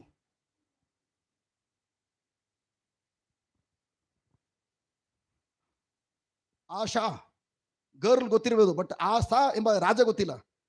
35 ವರ್ಷಗಳ ಕಾಲ ದೇವರನ್ನು ಮುನ್ನಡೆದವನು 36ನೇ ವರ್ಷದಲ್ಲಿ ದೇವ್ರಿಗೆ ಅವಿಧನಾಗ್ಬಿಟ್ಟ. ಏನೋ ಅವನು ಕುಡಿಲಿಲ್ಲ, ಕೆಟ್ಟದ್ದು ಮಾಡಲಿಲ್ಲ. ದೇವರ ವಾಕ್ಯವನ್ನ, ದೇವರ ನುಡಿಯನ್ನು ಅವಲಂಬಿಸಿಕೊಳ್ಳೋ ಬದಲು ಜನರ ಅಭಿಪ್ರಾಯ ಅವಲಂಬಿಸ್ಕೊಂಡ, ಜನರು ಹೇಳಿದನ್ನು ಕೇಳಿಸ್ಕೊಂಡ. ಕೊನೆಗೆ 2 ವರ್ಷದಲ್ಲಿ ಅವನ ಕಾಲಿಗೆ ಬಲವಾದ ರೋಗ ಬಂತು. ರೋಗ ಬಂದಾಗಲೂ ಕೂಡ ಬೈಬಲ್ ಹೇಳ್ತದೆ, ಅವನು ಆ ಸಂದರ್ಭದಲ್ಲೂ ಕೂಡ ಪಶ್ಚಾತ್ತಾಪಪಟ್ಟು ದೇವರನ್ನು ಹುಡುಕದೆ ವೈದ್ಯರನ್ನ ಮಾತ್ರ ಹುಡುಕದ. ಎಷ್ಟು ಮಂದಿ ಪ್ರಿಯರು ದೇವರು ಹುಡುಕದೆ ಬರೀ ವೈದ್ಯರನ್ನ ಮಾತ್ರ ಹುಡುಕ್ತಾ ಇದಾವೆ? ದೇವರು ಹೇಳಿದಕ್ಕಿಂತ ಮಿಗಿಲಾಗಿ ವೈದ್ಯರ ನುಡಿಯನ್ನ ಮೊದಲ ಸ್ಥಾನ ಕೊಟ್ಟಿದ್ದೇವೆ. ಏನಾಯ್ತು ಗೊತ್ತಾ ಅವನಿಗೆ? ಯಾವಾಗ ದೇವರನ್ನು ಹುಡುಕದೆ ವೈದ್ಯರನ್ನು ಮಾತ್ರ ಹುಡುಕದ್ನೋ, ಜಸ್ಟ್ ಪ್ರಿಯರೇ, ಅದಾಗಿದ್ದು 1 ವರ್ಷದಲ್ಲಿ ಅವನು ತನ್ನ ಪಿತೃಗಳ ಜಾಗಕ್ಕೂ ಸೇರ್ಕೊಂಡ, ಸತ್ತೋದ. ದೇವರನ್ನು ದೀರ್ಘಿಸ್ಕೊಟ್ಟಿದ್ರು. ಹಲೋ, ಹಂಗಾದ್ರೆ ಯೋಚನೆ ಮಾಡಿ, 35 ವರ್ಷಗಳ ಕಾಲ ದೀರ್ಘಕಾಲ ದೇವರನ್ನು ಮುನ್ನಡೆದ ವ್ಯಕ್ತಿ, ನಾನು ಇವತ್ತು ಜಸ್ಟ್ 25 ವರ್ಷಗಳ ಕಾಲ ದೇವ್ರ ನಡೆದ್ಬಿಟ್ಟು ನಾನು ಇನ್ಮೇಲೆ ಬೀಳೋದಿಲ್ಲ ಅಂತೇಳಿ ಏನೋ ಗ್ಯಾರಂಟಿ ಇದೆಯಾ?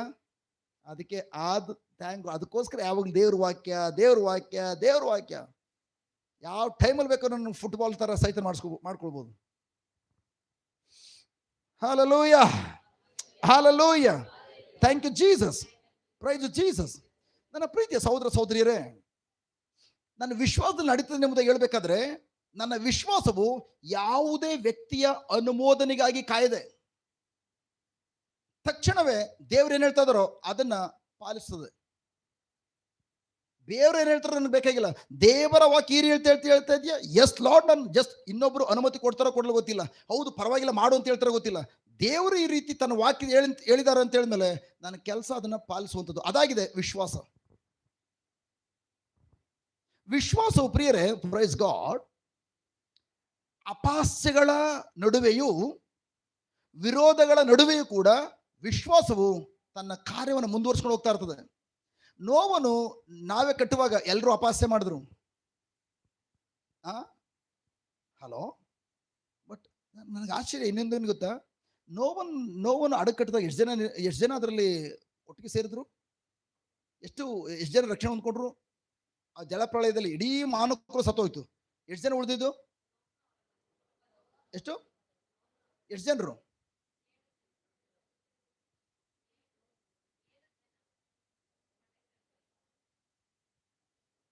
7, 10, ಆಮೇಲೆ 7, 8, 10, 8 ಜನ, 8 ಮಂದಿ. ನೋವನ ಹೆಂಡತಿ, ಅವನಿಗಿದ್ದಂಥ 3 ಜನ ಗಂಡು ಮಕ್ಕಳು, ಅವನಿಗೆ ನಿಗದಿಯಾಗಿರುವಂಥ ಮಕ್ಕಳಿಗೆ ನಿಗದಿಯಾಗಿರೋ 3 ಜನ ಸೊಸೆಯರು, 8 ಜನ. ಓಕೆ, ಬಟ್ ನನ್ನ ಪ್ರಶ್ನೆ ಏನಂತಂದ್ರೆ, ಸೊಸೆಯರು ರಕ್ಷಣೆ ಹೊಂದ್ಕೊಂಡ್ರು, ಅವ್ರ ಮನೆಯವ್ರು ಯಾಕೆ ರಕ್ಷಣೆ ಹೊಂದ್ಕೊಳ್ಳಿಲ್ಲ? ಹಲೋ, ಅವ್ರ ಅಪ್ಪ ಅಮ್ಮವ್ರ ಕುಟುಂಬದವರು ಇದ್ದಾರೆ, ಅವರು ಕೂಡ ಅಡಗು ಬರ್ಬೋದಾಗಿತ್ತು. ಯಾಕೆ?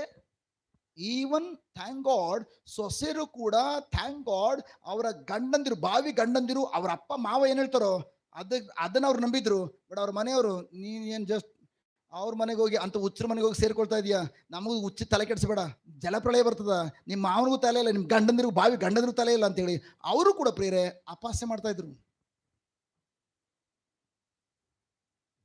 Hello,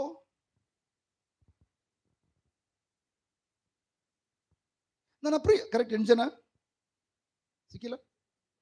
correct 8 members. Thank god, confirmation ಆಗಿದೆ. ನಾನೇನು ಕನ್ಫ್ಯೂಸ್ ಮಾಡ್ತಾ ಇಲ್ಲ, ನೋ, ನನ್ನ ಗ್ಯಾಪ್ ಇದೆ. 3 ಜನ. ನನಗೆ ಯಾವಾಗ ಕ್ವಶನ್ ಬರ್ತಾ ಇತ್ತು, ಯಾಕೆ 3 ಜನ ಸೊಸೆಯರು ರಕ್ಷಣೆ ಹೊಂದ್ಕೊಂಡು ಅವ್ರ ಅಪ್ಪ ಅಮ್ಮ ಬರಲಿಲ್ಲ? ಎಲ್ಲಿಗೆ ಹೋಗ್ತಿದ್ಯಾ? ಪ್ರಳಯ ಬರ್ತದೆ, ಅಡಗಿ ಸೇರ್ಕೋಬೇಕು, ಹೋಗು ಹುಚ್ಚರ ಜೊತೆ ಸಹವಾಸ ಮಾಡಿ ನೀನು ಹುಚ್ಚ ಆಗ್ಬಿಟ್ಟಿದೆ, ಹೋಗು. ಮಳೆ ಬಂದ್ಮೇಲೆ ಲಬ ಬಾಯಿ, ಲೋ ಮಗಳೇ ಎಲ್ಲಿದೆಯಾ, ನಟ್ಟು ದೊಡ್ಡೋದಲ್ಲ, ಮಗಳೇ ಎಲ್ಲಿದೆಯಾ ಹೇಳು. No phone connection, no message, no WhatsApp, no Google map. Hello, ಅಪಹಾಸ್ಯದ ವಿರುದ್ಧವಾಗಿ ಕೂಡ ಪ್ರಿಯರೇ, ಈವನ್ ವಿರೋಧಗಳು ಎಷ್ಟೇ ಇದ್ರು ಕೂಡ ಅದರ ಹೊರತಾಗಿ ಪ್ರೈಸ್ ಬಿ ಟು ಗಾಡ್, ವಿಶ್ವಾಸವು ತನ್ನ ಕಾರ್ಯ ಮುಂದುವರಿಸ್ಕೊಂಡು ಹೋಯ್ತು.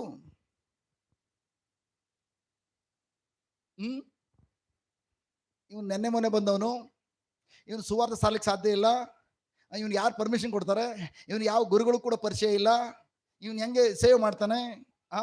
ಮೈ ಗಾಡ್. ಅದಾದ್ಮೇಲೆ ಜಸ್ಟ್ ಪ್ರತಿ ಸಾರಿ ಯಾವುದೇ ಮೀಟಿಂಗ್ ಹೋಗ್ಲಿ ಕರೆದ್ಬಿಟ್ಟು ದೊಡ್ಡ ವ್ಯಕ್ತಿಗಳು ಚೇಂಬರ್ ಕೂಳ್ತಿದ್ದಾರೆ, ಮುಂದೆ ಹೋಗಿ ಬಯಸ್ಕೊ ಬರೋದೆ.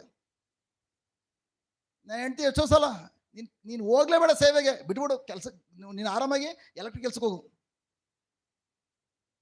ಖುಷಿ ಹೋಗ್ತಿ, ಇನ್ಸರ್ಟ್ ಮಾಡ್ಕೊಂಡು ಸೆಂಟ್ ಹೊಡ್ಕೊಂಡು ಹಾಕೊಂಡು ಬರುವಾಗ, ಸಪ್ಪು ಬಂದ್ರೆ ಪರವಾಗಿಲ್ಲ ರೀ, ಊಟ ಕೊಡ್ಲ, ಹೋಗ್ಯ ಯಾವ ಊಟ,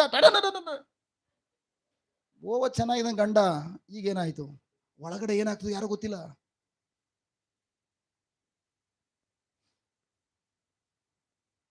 ಇನ್ನೂ ನನ್ನ ಹೆಂಡತಿನ ಮಕ್ಕಳು ಇನ್ನೂ ಅರ್ಥ ಮಾಡ್ಕೊಂಡಿಲ್ಲ. ಯಾವ ಟೈಮಲ್ಲಿ ಹೆಂಗಿರ್ತಾನೆ ನನಗೆ ಗೊತ್ತಿಲ್ಲ. ಒಂದು ಫೋನ್ ಕಾಲ್ ಒಳಗಡೆ ಆನಂದ ಪಡುವಂಥ ಕಾರ್ಯವನ್ನು ಚೇಂಜ್ ಮಾಡ್ಬೋದು. ಅದಕ್ಕೆ ಪ್ರಿಯರೇ, ಪ್ರವಾದಿಗಳ ಜೊತೆ ಇರ್ಬೇಕಾದ್ರೆ ನೀರು ಕುಡಿಬೇಕು. ಎಲಿಯನ ಜೊತೆಲಿ ಎಲೆಸಿದ್ದಾಗ, ಇಲ್ಲೇರು ನೀನು, ಇಲ್ಲ ಗುರು ನೀ ಎಲ್ಲಿ ಹೇಳ್ತೀಯ ಬರ್ತೀನಿ ಗುರು. ಯಾವ ಟೈಮಲ್ಲಿ ಒಂದು ಫೋನ್ ಕಾಲ್ ಎಲ್ಲವನ್ನು ಕಸಿಸಿ ಮಾಡ್ಬೋದು. ಯಾವ ನನ್ನ ಹೆಂಡ್ತಿನ ಮಗಳ ಹತ್ರ ಕಂಪೇರ್ ಮಾಡೋದು, ನಿಮ್ಮ ಅಪ್ಪ ಚೆನ್ನಾಗಿ ಕೂತ್ಕೊಂಡು ಮಾತಾಡ್ತಿದ್ದೇನೆ, ಬಟ್ ನಾನು ಆಯ್ತು ನಾನು ಪಕ್ಕದಲ್ಲಿ ಕೂತ್ಕೊಂಡು ಮಾತಾಡ್ತೇನೆ, ಏನೇ ಸಡನ್ ಆಗಿ ಅಂತ ಸ್ಟಾರ್ಟ್ ಮಾಡ್ಬಿಡ್ತು. ಆ ಹೆಂಡತಿ ಆಗಿದ್ದಕ್ಕೆ ಥ್ಯಾಂಕ್ ಗಾಡ್ ನನ್ನ ಜೊತೆಲಿ ಇದ್ದಾಳೆ. ಬೇರೆ ಈ ಭೂಲೋಕದಲ್ಲಿ ಎಷ್ಟೇ ಮಿಲಿಯನ್ ಗಟ್ಟಲೆ ಹೆಂಗಸರಿದ್ದು ಒಬ್ಬಳಿದ್ರು ಕೂಡ ನನ್ನ ಜೊತೆ ಇರ್ತಾಳಿಲ್ಲ. ಅದಕ್ಕೆ ದೇವರು ಪ್ರೈಸ್ ಗಾಡ್ ಅಂತ ಹೆಂಡ್ತಿನ ಕೊಟ್ಟಿರುವಂಥದ್ದು.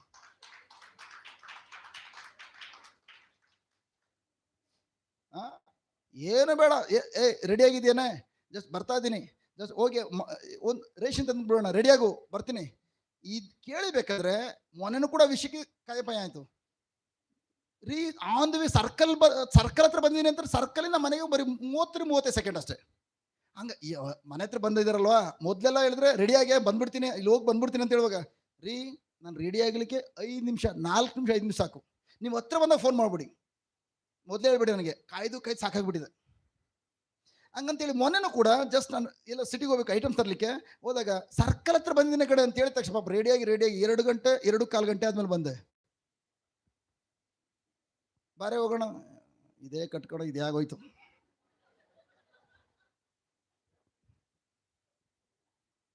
ಪ್ರೀಚರ್ ಜೊತೆ ಬಾಳೋದು ಭಾರಿ ಕಷ್ಟ.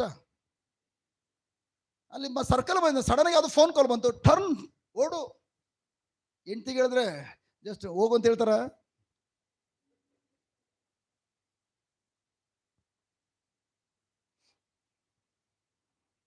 ಅವೆಲ್ಲ ಹೇಳಲ್ಲ ಮುಂದೆ. Praise God, hallelujah. ಅದಕ್ಕೆ ನನ್ನ ಪ್ರಿಯ ಸಹೋದರ ಸಹೋದರಿಯರೇ, ವೆರಿ ವೆರಿ ಇಂಪಾರ್ಟೆಂಟ್. ವಿಶ್ವಾಸವು, ಪ್ರೈಸ್ ಬಿಟ್ಟು ಗಾಡ್, ಅಪಾಸ್ಯಗಳನ್ನ ಸಹಿಸಿಕೊಂಡ್ರು ಕೂಡ, ಏನೇ ವಿರೋಧಗಳು ಬಂದ್ರು ಕೂಡ ಯಾವ ಹಿಂಜರಿದಿಲ್ಲ. ನಾನು ಕೂಡ ಅಂಥದ್ರ ಮಧ್ಯದಲ್ಲಿ ಹಿಂಜರಿಯುವಂಥ ದಿನ ಬಂದಿತ್ತು. ಮತ್ತೆ ಎಲೆಕ್ಟ್ರಿಕ್ ಡಿಪಾರ್ಟ್ಮೆಂಟ್, ಮೊದಲೇ ಎಲೆಕ್ಟ್ರಿಕ್ ಕಾಂಟ್ರಾಕ್ಟ್ ಕೆಲಸ ಮಾಡ್ತಿದ್ದಾನೆ, ಆಲ್ರೆಡಿ ನನಗೆ ಕೆಲಸ ಕೊಡೋರು ಇದ್ದಾರೆ ಅಂತೇಳಿ, ಈ ಸೇವೆನೂ ಬೇಡ ಏನು ಬೇಡ, ಯಾಕೆ ಸುಮ್ಮನೆ ಓದ್ ಕಡೆಯಲ್ಲಿ ಅವಮಾನ. ಬೇರೆಲ್ಲ ಜಸ್ಟ್ ಮೊದಲೇ ಮಾಡ್ಬೇಕಾದ್ರೆ ನಾನು ಈ ಚರ್ಚೆ ಬಂದು ಸೇವೆ ಮಾಡ್ಬೇಕಾದ್ರೆ 1,000 ತಗೊಳ್ತಾರೆ, ಉಚಿತ ಮಾಡಿದ್ರು ಕೂಡ ಯಾಕೆ ಅವಮಾನ. ಈ ಅಪಾಸ್ಯಗಳು ಏನೋ ವಿಡಿಯೋ ಮಾಡ್ಕೊಳ್ಳೋದು, ಹಿಂದೆ ಮುಂದೆ ಕಟ್ ಮಾಡೋದು, ಮಧ್ಯದಲ್ಲಿ ತೆಗೆದುಕೊಂಡೋಗಿ ಅವ್ರ ಹತ್ರ ತೋರಿಸೋದು, ಅವ್ರು ಕರೆದ್ಬಿಟ್ಟು ಹಿಂದೆ ಮುಂದೆ ಯಗ್ಗಮಗ ಉಗಿಯೋದು, ಅದು ಎಲ್ಲರ ಮುಂದೆ. ಕ್ರಿಶ್ಚಿಯನ್ ಸವಾಸನು ಬೇಡ, ಏನು ಬೇಡ, ಬ್ಯಾಕ್ ಟು ಪೆವಿಲ್, ಹಿಂದೆ ಹೊಟ್ಟೋಗೋಣ. ಬಟ್ ಒಂದು ಚಟ ಇತ್ತು ನನಗೆ, ಅದಕ್ಕೆ ಚಟ ಮಾಡ್ಕೊಳ್ಳಿ. ಆಗ ಆ ಟೈಮಲ್ಲಿ ಯಾವ್ದು ಚಟ ಮಾಡ್ಕೊ ಅದೇ ಕಾಪಾಡುವಂಥದ್ದು. ಹಲೋ, ಮೊದಲು ಯಾರಾದ್ರೂ ಬಂದು ಜಸ್ಟ್ ಅಟ್ಯಾಕ್ ಮಾಡ್ಲಿಕ್ಕೆ ಬಂದ್ರೆ, ಅಥವಾ ಏನೋ ಸಾಲ್ಗಾರರು ಬಂದ್ರೆ ಚಟ ಆಯ್ತು, ಟುಂಟು ಹೊಡಿಯಕ್ಕೆ ಹೋಗೋಣ. ಟುಂಟು ಹೊಡಿಯೋ ಹ್ಯಾಬಿಟ್ ಇಲ್ಲ ಅಂದ್ರೆ ಅದು ಯೋಚನೆ ಮಾಡಿ ಮಾಡಿ ಮಾಡಿ ಸೂಸೈಡ್ ಮಾಡ್ಕೊಂಡು ಹೊರಟೋಗ್ತದೆ. ಟುಂಟು ಹೊಡಿಯೋಂಥ ಹ್ಯಾಬಿಟ್ ಬಂದಿದ್ದು ಆಮೇಲೆ. ಟುಂಟು ಹೊಡಿಯಕ್ಕೆ ಹೋದಾಗ ಅಲ್ಲಿಂದ ಹೊರಡ ಬಂದು, ಬರ್ಲಿ ಯಾವ ಮಗ ಬರ್ತಾನೆ ಬಾರೋ, ಕೆಲವರೆಲ್ಲ ಅನುಭವ ಇರ್ಬೋದು.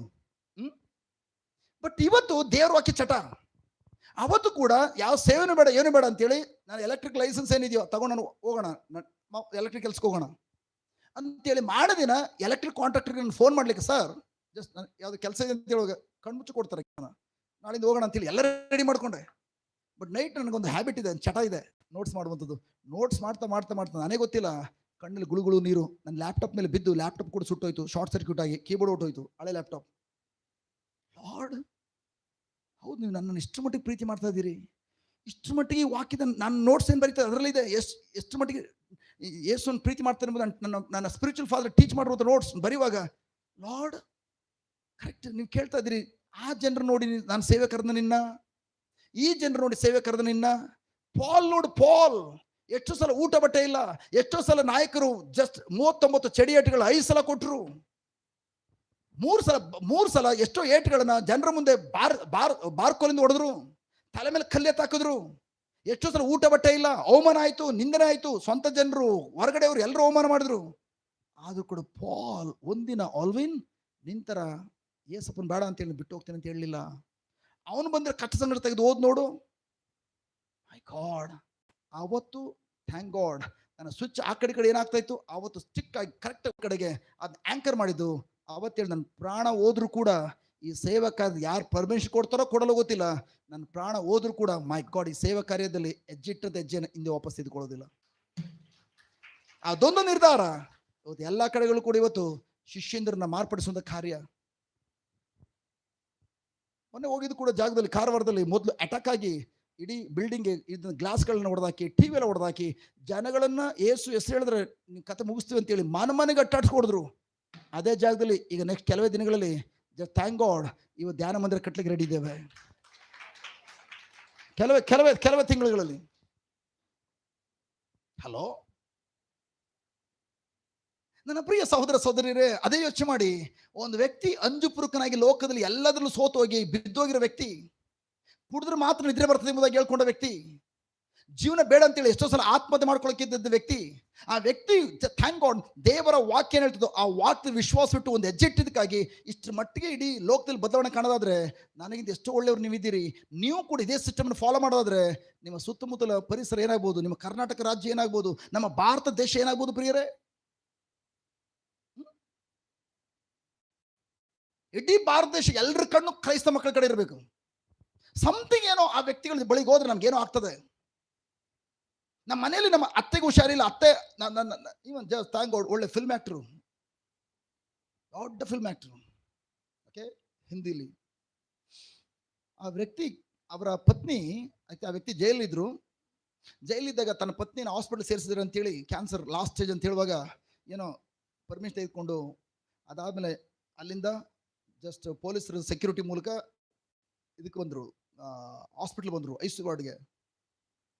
ಆ ವ್ಯಕ್ತಿ ಅಲ್ಲಿ ಅಳ್ತಿರೋ ದೃಶ್ಯ ನೋಡಿದ್ರೆ ಕಳ್ಳು ಕಿತ್ತು ಬರುವಂಥದ್ದು. ನಾನು ಹೆಂಡ್ತೀನಿ ಕಾಪಾಡೋದು ಯಾರಿಲ್ಲ, ನಾನು ಹೆಂಡ್ತೀನಿ. ಈವನ್ ತನ್ನ ಕಣ್ಮುಂದೆ 100 ಜನ ಮಕ್ಕಳ ರಕ್ತಪಾತ ಮಾಡಿರೋ ವ್ಯಕ್ತಿ, ದೊಡ್ಡ ಬ್ಲಾಸ್ಟ್ ಕೇಸಲ್ಲಿ ಸೇರಿಕೊಂಡು ಅಷ್ಟು ಮಕ್ಕಳ ರಕ್ತ ಹರಿದಿದ್ರು ಕೂಡ ಯಾವ ಕಾರಣಕ್ಕೂ ಪ್ರಿಯರೇ ಒಂದು ತೊಟ್ಟು ನೀರು ಬರಲಿಲ್ಲ. ಅದೇ ಅವರ ಪತ್ನಿ ಕ್ಯಾನ್ಸರ್ ನಳುವಾಗ ಸುತ್ತಮುತ್ತ ಎಲ್ಲ ಕಡೆ ಪೈಪ್ಗಳು ಹಾಕಿರೋದು ನೋಡ್ಬಿಟ್ಟು ಒಂದು ಮಗು ತರ ಹೇಳ್ತಾ ಇದಾರ. ಆ ಟೈಮಲ್ಲಿ ನಾನು ಯೋಚನೆ ಮಾಡಿದ್ದು, ಲಾರ್ಡ್, ಆ ವ್ಯಕ್ತಿ ಫಿಲ್ಮ್ ಇಂಡಸ್ಟ್ರಿ ಇರೋ ಟಾಪ್ ಮೋಸ್ಟ್ ಹೀರೋ, ಆ ವ್ಯಕ್ತಿ ಹತ್ರ ಒಬ್ಬನಾದ್ರೂ ಯೇಸು ಕ್ರಿಸ್ತ ಅರಿತದ ವ್ಯಕ್ತಿ ಒಬ್ಬನಾದ್ರೂ ಸುವಾರ್ತೆ ಸಾರ್ಬಿಟ್ಟಿದ್ರೆ ಆ ವ್ಯಕ್ತಿ ಇಂಥ ಕಾರ್ಯಕ್ಕೆ ಹೋಗ್ತಾನೂ ಇರಲಿಲ್ಲ, ಅವರ ಪತ್ನಿ ಆ ರೋಗದಲ್ಲಿ ನಷ್ಟಪಟ್ಟು ಹೋಗ್ತಾನೂ ಇರಲಿಲ್ಲ. ಅದಕ್ಕೆ ಪ್ರಿಯ ಟಿವಿಲಿ ನ್ಯೂಸ್ ನೋಡಿ ಸುಮ್ಮನೆ ಆರೋಗ್ಯ ಮಾಡೋದಲ್ಲ. ಲಾರ್ಡ್, ಆ ಜಾಗದಲ್ಲಿಂತ ಕೊಲೆ ಆಗ್ತಾ ಇದೆ, ಆ ಜಾಗದಲ್ಲಿಂತ ಅತ್ಯಾಚಾರ ಆಗ್ತದೆ. ಇವತ್ತು ನೋಡಿ ಜಸ್ಟ್ ಎಷ್ಟೋ ವಿದ್ಯಾರ್ಥಿಗಳು ನಷ್ಟಪಟ್ಟು ಹೋದ್ರು. ಮಾಡಿ ಕಾರಣ ಯಾವ್ದ್ರಿಂದ? ಹಲೋ, ನಿಮಗದು ಗೊತ್ತಿಲ್ಲ? ರೀಲ್ಸ್ ನೋಡ್ತೀರಿ, ನೋಡಿ ಅಂತ ನ್ಯೂಸ್ ನೋಡಿ. ನೀಟ್ ಎಕ್ಸಾಮ್ ಆ ಥರ ಕಾರಣ ಯಾರು? ಕೆಲವೊಂದು ವ್ಯಕ್ತಿಗಳು ಸ್ವಾರ್ಥಕ್ಕೋಸ್ಕರ ಹಣದ ಹಿಂದೆ ಬಿದ್ದಿರೋದು, ಭ್ರಷ್ಟಾಚಾರದಿಂದ ಬಿದ್ದಿರೋದ್ರಿಂದ ಆ ವ್ಯಕ್ತಿಗೆ ಯಾರಾದ್ರೂ ಒಬ್ರು ಸುವಾರ್ತೆ ಸಾರಿದ್ರೆ ಭ್ರಷ್ಟಾಚಾರದಿಂದ ಹೋಗ್ತಾ ಇದ್ನ? ಪೇಪರ್ ಲೀಕ್ ಯಾತಕ್ಕಾಗಿ ಆಗಿದ್ದು? ಹಣ. ಇನ್ ದ ಸೇಮ್ ವೇ ಯೋಚನೆ ಮಾಡಿ ಪ್ರಿಯರೇ, ಪ್ರೈಸ್ ಬಿಟ್ಟು ಗಾಡ್, ಈ ವ್ಯಕ್ತಿ ಕೂಡ 25 ವರ್ಷಗಳಿಂದ ಭ್ರಷ್ಟಾಚಾರದಿಂದ ಇದ್ದವನು, ಮೋಸ ಮಾಡೋದನ್ನು ಗುರಿಯಾಗಿತ್ತು. ಬಟ್ ಪ್ರೈಸ್ ಬಿಟ್ಟು ಗಾಡ್, ನನಗೆ ಯಾರೊಬ್ಬರು ಅವತ್ತು ಸುರೇಶಣ್ಣ ಎಂಬುದಾಗಿ ಕೇರಳದಲ್ಲಿ ಹುಟ್ಟಿದ ವ್ಯಕ್ತಿ, ಮೈಸೂರಲ್ಲಿ ಟೀ ಅಂಗಡಿ ಇಟ್ಕೊಂಡು ನಡೆಸಿದ ವ್ಯಕ್ತಿ, ತನ್ನ ಜೀವನೋಪಾಯಕ್ಕೆ ಬಂದದ ವ್ಯಕ್ತಿ. ಬಟ್ ಮಾರ್ಗ ಮಧ್ಯದಲ್ಲಿ ಯೇಸುವನ್ನು ಅರ್ಥಕೊಳ್ಬಿಟ್ಟ ಆ ವ್ಯಕ್ತಿ ಯೇಸು ಅರ್ಥಕೊಂಡ್ಮೇಲೆ ಜಸ್ಟ್ ನಾನು ಯಾರ ಜೀವನ ಚೇಂಜ್ ಮಾಡಬೇಕು ಅಂತೇಳಿ ನನಗೆ ಬಂದು ಸುವಾರ್ತೆ ಸಾರಿದ್ದು. ಆ ವ್ಯಕ್ತಿ ಒಂದು ಸುವಾರ್ತೆ ಸಾರಿದ್ರಿಂದ ಭ್ರಷ್ಟಾಚಾರ ಹೊರಡಲ್ಲ. ಇವತ್ತು ಆ ವ್ಯಕ್ತಿನ ಉಪಯೋಗಿಸಿಕೊಂಡು ಲಕ್ಷಾಂತರ ವ್ಯಕ್ತಿಗಳ ಜೀವನ ಚೇಂಜ್ ಮಾಡ್ತಿರುವಾಗ ಯೋಚನೆ ಮಾಡಿ ಪ್ರಿಯರಿ, ಯೋಚನೆ ಮಾಡಿ ನಿಮ್ಮ ನಿಮ್ಮ ನಿಮ್ಮ ನಿಮ್ಮ ಬಗ್ಗೆ ದೇವರು ಎಂತ ಯೋಜನೆ ಹಾಕೊಂಡಿದ್ದಾರೆ. ಹೌದು, ಅಪಾಸ್ಯಗಳು ಬರ್ತದೆ. ಅಪಾಸ್ಯಗಳು ಸಹಿಸಿಕೊಳ್ಳಿರುವ ತಾಳ್ಮೆ, ಅಪಾಸ್ಯಗಳು ಸಹಿಸಿಕೊಳ್ಳಿಕ್ಕಾಗಿ ಪ್ರೈಸ್ ಬಿಟ್ಟು ತಾಳ್ಮೆಯಿಂದ ಇರ್ಲಿಕ್ಕಾಗಿ ವಿಶ್ವಾಸ ನಿಮ್ಮನ್ನ ಬಲಪಡಿಸ್ತದೆ. ಹಲೋ, ಅನೇಕ ವರ್ಷಗಳು ಪ್ರಿಯರೇ ನೋವನ್ನು ಅಪಹಾಸ್ಯ ಮಾಡಿದ್ರು. ಬಟ್ ಆದ್ರೆ ಪ್ರತಿ ಬಾರಿಯೂ ಅಪಹಾಸ್ಯಕ್ಕೆ ಒಳಗಾಗುವಂತ ಪ್ರತಿ ಬಾರಿಯೂ ನೋವನ್ನು ಅಪಹಾಸ್ಯದ ಕಡೆ ಗಮನ ಕೊಡ್ತಾ ಇರಲಿಲ್ಲ. ಬದಲಾಗಿ ಲೋಕದ ಜನರ ಮಾತಿಗಿಂತ, ಅಪಹಾಸ್ಯದ ಮಾತಿಗಿಂತ ದೇವರು ಏನಂತ ನುಡಿದಿದ್ದಾರೋ ಆ ನುಡಿಗೆ ಮೊದಲ ಸ್ಥಾನ ಕೊಟ್ಟಿದ್ದ. ನನ್ನ ಪ್ರಿಯ ಸಹೋದರ ಸಹೋದರಿಯರೇ, ವೆರಿ ವೆರಿ ಇಂಪಾರ್ಟೆಂಟ್. ದೇವರು ನಿಮ್ಮ ಜೀವನದಲ್ಲಿ ನಾಳೆ ಏನನ್ನ ಮಾಡ್ಲಿಕ್ಕಿದ್ದಾರೋ ಅವ್ರ ವಾಕ್ಯಕ್ಕೆ ಅನುಗುಣವಾಗಿ ಆ ಕಾರ್ಯಕ್ಕಾಗಿ ವಿಶ್ವಾಸವು ನಿಮ್ಮನ್ನ ಇವತ್ತು ಸಿದ್ಧಗೊಳಿಸ್ತದೆ. ವಾವ್!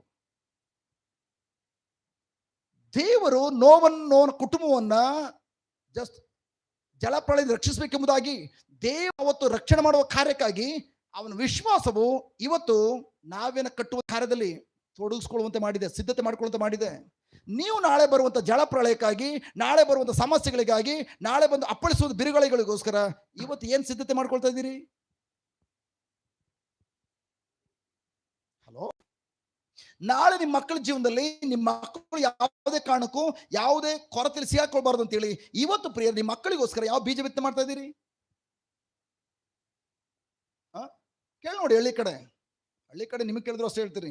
ಜಸ್ಟ್ ನಿಮಗೀಗ ಸಪೋಸ್ ಈಗ 1 ಎಕರೆ ಜಮೀನಿದೆ. ರೈತರಾಗಿದ್ರೆ ಕೇಳಿ ನೋಡಿ, ಅವ್ರ ಜೀವನ ಪೂರ್ತಿ 1 ಎಕರೆಲಿ ಇರಬೇಕು ಅಂತ ಯೋಚನೆ ಮಾಡೋದಿಲ್ಲ.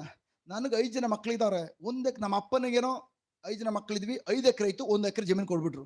ನನಗೀಗ 5 ಜನ ಮಕ್ಕಳಿದ್ದಾರೆ, 1 ಎಕರೆ ಜಮೀನಲ್ಲಿ 5 ಜನಕ್ಕೆ ಏನು ಹಂಚ್ಕೊಳ್ಳಿ ಅಂತೇಳಿ ಅವನ ಜೀವನಾವಧಿಯಲ್ಲಿ ಮುಂದಿನ ಭವಿಷ್ಯಕ್ಕಾಗಿ ಮಕ್ಕಳಿಗೋಸ್ಕರ ಥ್ಯಾಂಕ್ ಗಾಡ್ ಈಗ ಅವನು ಹೊಟ್ಟೆ ಬಟ್ಟೆ ಕಟ್ಟಿ 1 ಎಕರೆ ಜಮೀನನ್ನ 2 ಎಕರೆ 3 ಎಕರೆ ಮಾಡುವಂಥದ್ದು, ಅದರಲ್ಲಿ ಅವನು ಬೀಜ ಬಿತ್ತನೆ ಮಾಡ್ತಾನೆ ಮಕ್ಕಳಿಗೋಸ್ಕರ. ಕರೆಕ್ಟ್? ಹೌದಾ? ಅದು ಬಂದ ತಿಂದಾಕ್ಬಿಡ್ತಾನ. ಇನ್ ದ ಸೇಮ್ ವೇ ನಾವು ನಮ್ಮ ಮಕ್ಕಳಿಗೋಸ್ಕರ, ಮುಂದಿನ ನಮ್ಮ ಮಕ್ಕಳ ಭವಿಷ್ಯಕ್ಕಾಗಿ ಇವತ್ತು ಯಾವ ಬೀಜ ಬಿತ್ತನೆ ಮಾಡ್ತಾ ಇದ್ದಾವೆ?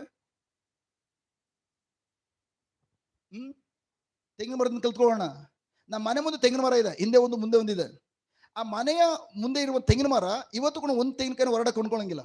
ನಾವಾಗ್ಲಿ, ಜಸ್ಟ್ ನಮ್ಮ ತಾಯಿ ಆಗ್ಲಿ, ದೊಡ್ಡ ಮನೆ ಆಗ್ಲಿ, ಯಾರು. ಯಾಕಂದ್ರೆ ಆ ಮರವನ್ನು ನೆಟ್ಟಿದ್ದು ಯಾರು? ಹಿಂದಿದ್ದು ಓನರು ಅಲ್ಲ. ಅದರಿಂದ ಇದ್ದಂತ ಓನರು ಅಲ್ಲ, ಯಾರೊಬ್ರು ನಮ್ಗೆ ಗೊತ್ತೇ ಇಲ್ಲ, ಅವರು ನಾವು ನೋಡೇ ಇಲ್ಲ. ಅವರೊಬ್ರು ಮನೆ ಮುಂದೆ ಹಾಕಿರುವಂತ ಒಂದು ದಿನದ ಡಿಸೈರ್, ಅವರ ಒಂದು ಬಯಕೆಯನ್ನ, ಆ ತೆಂಗಿನಕಾಯಿ ನಾನು ತಿನ್ನೋದು ಬೇಡ ಅಂತೇಳಿ ಭೂಮಿಲಿ ಊತಿಟ್ರು. ಅವತ್ತು ಊತಿಟ್ಟಿದ್ದಕ್ಕಾಗಿ ಅವ್ರ ಮನೆಯವರೆಲ್ಲ ತಿಂದ್ರು. ಅದಾದ್ಮೇಲೆ 3 ಓನರ್ಗಳು ಚೇಂಜ್ ಆದ್ರು, ತಿಂದ್ರು. ಇವತ್ತು ನಾವು ತಿಂತಾ ಇದ್ದಾವೆ. ಇನ್ನೂ ಕೂಡ ಕನಿಷ್ಠ ಅಂದ್ರು ಒಂದು 30-40 ವರ್ಷ ತನಕ ನಾವು ಕಾಯಿ ಕೊಂಡ್ಕೊಳ್ಳಂಗಿಲ್ಲ. ಒಂದು ತೆಂಗಿನ ಕಾಯಿ, ಅದು ಒಂದು ಬೀಜವನ್ನ ಅವರು ಬಿತ್ತನೆ ಮಾಡಿದ್ರಿಂದ 80 ವರ್ಷ ಅವ್ರ ಸಂತತಿಯವರು ಜಸ್ಟ್ ಕಾಯಿಗಳನ್ನ ತಿನ್ಬೋದು. ಅವ್ರ ಮಕ್ಕಳು, ಮೊಮ್ಮಕ್ಕಳು, ಮರಿಮಕ್ಕಳು ಅಂತ ತಿನ್ಬೋದು. ನೀವು ನಿಮ್ಮ ಮಕ್ಕಳಿಗೋಸ್ಕರ ಏನು ಬೀಜ ಬಿತ್ತನೆ ಮಾಡ್ತಿದ್ದೀರಿ ಪ್ರಿಯರೇ? ಕಳೆದ ಸಲ ಮೈಸೂರಲ್ಲಿ ಒಂದು ಯಾವುದೋ ಒಂದು ಬ್ಯಾಂಕಲ್ಲಿ ಎಲ್ಲ ನಾನು ಬಂದಿಂದ ಪೆನ್ಷನ್ ದುಡ್ಡೆಲ್ಲ ತಗೊಂಡೋಗಿ ಅಲ್ಲಿ ಹಣವನ್ನು ಹಾಕಿದ್ವಿ. ಬಟ್ ಆದರೆ ಹೌದು, 1 ವರ್ಷ 2 ವರ್ಷ ತನಕ ಒಳ್ಳೆ ಲಾಭ ಕೊಟ್ಟರು. ಈಗ ನೋಡಿದ್ರೆ ಕಂಪ್ನಿಯೂ ಇಲ್ಲ, ಕಂಪ್ನಿ ಅಡ್ರೆಸ್ಸು ಇಲ್ಲ, ಎಲ್ಲ ಪೋ. ನೀವು ಹಣವನ್ನು ಎಲ್ಲಿ ಬಿತ್ತನೆ ಮಾಡ್ತಾ ಇದ್ದೀರಿ? ನಿಮ್ಮ ಮಕ್ಕಳ ಭವಿಷ್ಯಕ್ಕೆ ಎಲ್ಲಿ ಬಿತ್ತನೆ ಮಾಡ್ತಾ ಇದ್ದೀರಿ? ಈ ಲೋಕದಲ್ಲಿ ಎಲ್ಲೇ ಬಿತ್ತನೆ ಮಾಡಲಿ, ಕಳ್ಳ ಕಾಕರ ಬಾಯಿ ಇದ್ದೇ ಇರ್ತದೆ. ಬಟ್ ದೇವ ರಾಜ್ಯದಲ್ಲಿ ಥ್ಯಾಂಕ್ ಗಾಡ್, ನೀವು ಬಿತ್ತನೆ ಮಾಡುವಾಗ ಮೈ ಗಾಡ್ ಯಾವತ್ತೂ ಕೂಡ ಲಾಸ್ ಆಗೋದಿಲ್ಲ. ಆ ಕಡೆ ಬರುವಾಗ 100 ಮಡಿಸಿ ಬರ್ತದೆ. ಬರೀ ಹಣದ ಬಗ್ಗೆನೇ ಹೇಳ್ತಲ್ಲ, ನಿಮ್ಮ ಸಮಯ, ನಿಮ್ಗೆ ಗೊತ್ತಿರೋ 2-3 ವಾಕ್ಯಗಳು ಇರ್ಬೋದು. ಯಾರೊಬ್ಬರ ಜೀವನದಲ್ಲೂ ಬಿತ್ತನೆ ಮಾಡಿ, ಮತ್ತೊಬ್ಬರ ಜೀವನ ಎಷ್ಟು ಮಟ್ಟಿಗೆ ಬೀಜ ಬಿತ್ತನೆ ಮಾಡ್ತಿರಿ, ಅವ್ರ ಸಮಸ್ಯೆ ಪರಿಹಾರ ಮಾಡ್ತಾ ಇರ್ತೀರಿ. ಕೆಲವೊಂದು ಸಮಯದಲ್ಲಿ ಹಣಕಾಸು ಸಮಸ್ಯೆ, ಅವರಿಗೆ ಸಮಸ್ಯೆ ಪರಿಹಾರ ಮಾಡ್ಬೋದು, ದೇವರ ವಾಕ್ಯ ಪರಿಹಾರ ಮಾಡ್ಬೋದು. ನೀವು ಹೋಗಿ ಏನಿಲ್ಲ, ಜಸ್ಟ್ ಪರವಾಗಿಲ್ಲ ಸಿಸ್ಟರ್, ನಾವಿದ್ದೀವಿ, ದೇವರಿದ್ದಾರೆ ಅಂತೇಳಿ ಒಂದು ಹೋಗಿ ಬೆನ್ ಸಾವಿರ ಒಂದು ಮಾತು ಸಾಕು ಅವ್ರ ಜೀವನ ಚೇಂಜ್ ಮಾಡ್ಲಿಕ್ಕಾಗಿ. ನಿಮ್ಮ ಸಮಯ ಎಂಬ ಕರೆನ್ಸಿಯನ್ನು ಎಷ್ಟು ಮಟ್ಟಿಗೆ ಮತ್ತೊಬ್ಬರ ಜೀವನ ಉಪಯೋಗಿಸ್ತೀರಿ, ಅಷ್ಟರ ಮಟ್ಟಿಗೆ ಪ್ರಿಯರೇ ನಿಮ್ಮ ಮುಂದಿನ ಭವಿಷ್ಯದಲ್ಲಿ ಮಕ್ಕಳು ಸಮೃದ್ಧಿಯಾಗಿ ಜೀವಿಸ್ಲಿಕ್ಕಾಗಿ ಇವತ್ತೇನು ಬೀಜ ಬಿತ್ತನೆ ಮಾಡ್ತಾ ಇದ್ದೀರಿ, ಮುಂದಿನ ಭವಿಷ್ಯದಲ್ಲಿ ನಿಮ್ಮ ಮಕ್ಕಳು ಆ ಫಸಲನ್ನು ಅನುಭವಿಸ್ತಾರೆ. ಬಟ್ ಇವತ್ತು ನಿಮ್ಮ ಮಕ್ಕಳಿಗೋಸ್ಕರ ಏನು ಬೀಜ ಬಿತ್ತನೆ ಮಾಡ್ತಿದ್ದೀರಿ?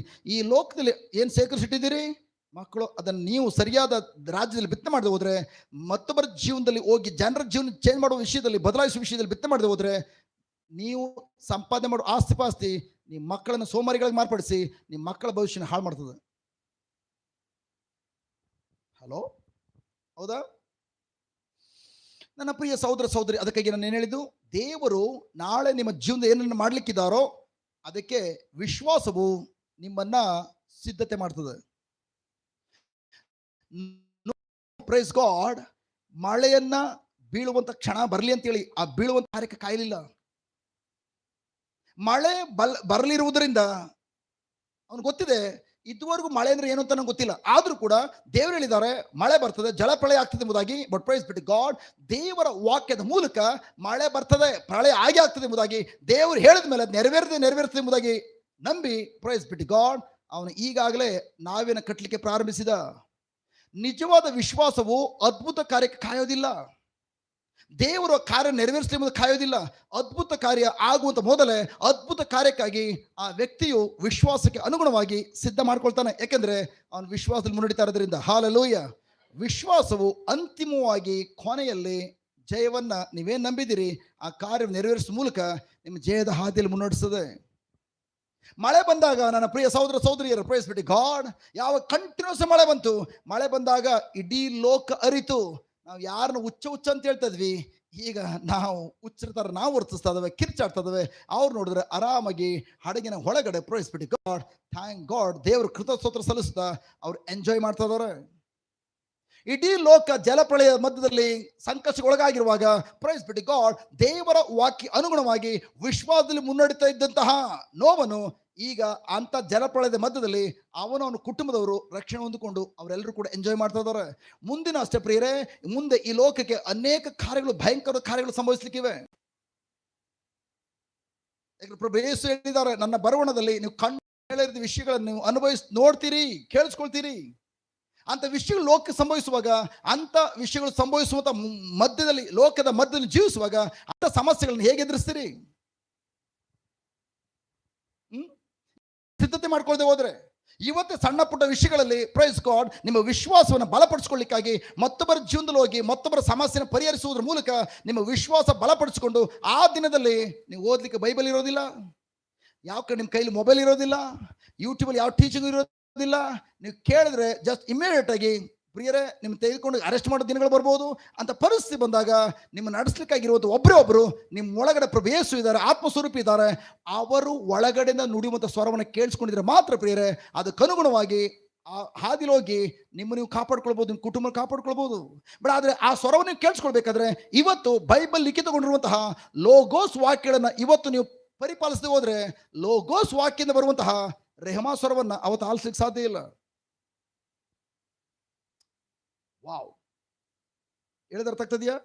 ಇವತ್ತು ದೇವರ ವಾಕ್ಯದಲ್ಲಿ ನೀವು ಸಂಪೂರ್ಣವಾಗಿ ನೀವು ಅದ್ರ ಕಡೆ ಗಮನ ಕೊಟ್ಟು ಅದರಲ್ಲಿ ನೀವು ನಿಮ್ಮ ವಿಶ್ವಾಸ ಬಲಗೊಳ್ಳದೆ ಹೋದ್ರೆ, ನನ್ನ ಪ್ರಿಯ ಸಹೋದರ ಸಹೋದರಿಯರೇ, ಮುಂದೆ ಒಂದು ದಿನ ನಿಮ್ಮ ಒಳಗಡೆ ಪವಿತ್ರತೆ ಏನು ಮಾತನಾಡ್ತಾರೋ ಆ ಗಲಿಬಿಲಿಯ ಮಧ್ಯದಲ್ಲಿ, ಆ ಒಂದು ಆ ನಕಾರಾತ್ಮಕ ಪರಿಸ್ಥಿತಿ ಮಧ್ಯದಲ್ಲಿ ಒಳಗಡೆ ಏನು ಮಾತಾಡ್ತಾ ಇರ್ತಾರೋ ಆ ಸ್ವರವನ್ನು ಕೇಳಿಸ್ಕೊಳ್ಳೋಕೆ ಸಾಧ್ಯ ಇಲ್ಲ. ಯಾಕೆಂದ್ರೆ ಸುತ್ತಮುತ್ತ ಕಿರ್ಚಾಟ ಇರ್ತದೆ, ಅದ್ರ ಮಧ್ಯದಲ್ಲಿ ಹೇಗೆ ಒಳಗಡೆಯಿಂದ ಮಾತಾಡುವಂತಹ ಸಣ್ಣ ಸ್ವರವನ್ನು ನೀವು ಆಲಿಸ್ತೀರಿ?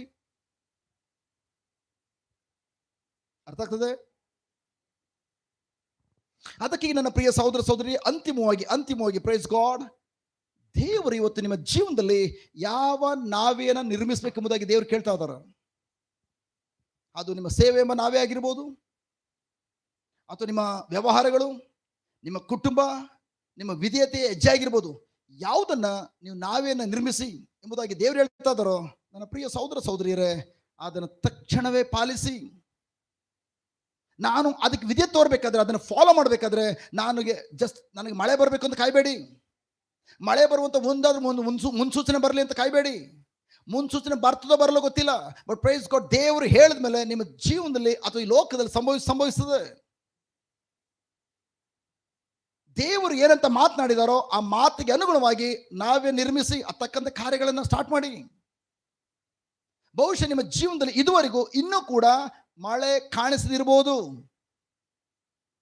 ಆರೋಗ್ಯದ ಮಳೆ ಕಾಣಿಸದಿರ್ಬೋದು, ಬಿಡುಗಡೆಯ ಮಳೆ ಕಾಣಿಸದಿರ್ಬೋದು, ಹಣಕಾಸಿನ ಆಶೀರ್ವಾದ ಕಾಣಿಸದಿರ್ಬೋದು, ಸೇವೆಯ ಬೆಳವಣಿಗೆ ಕಾಣಿಸದಿರ್ಬೋದು.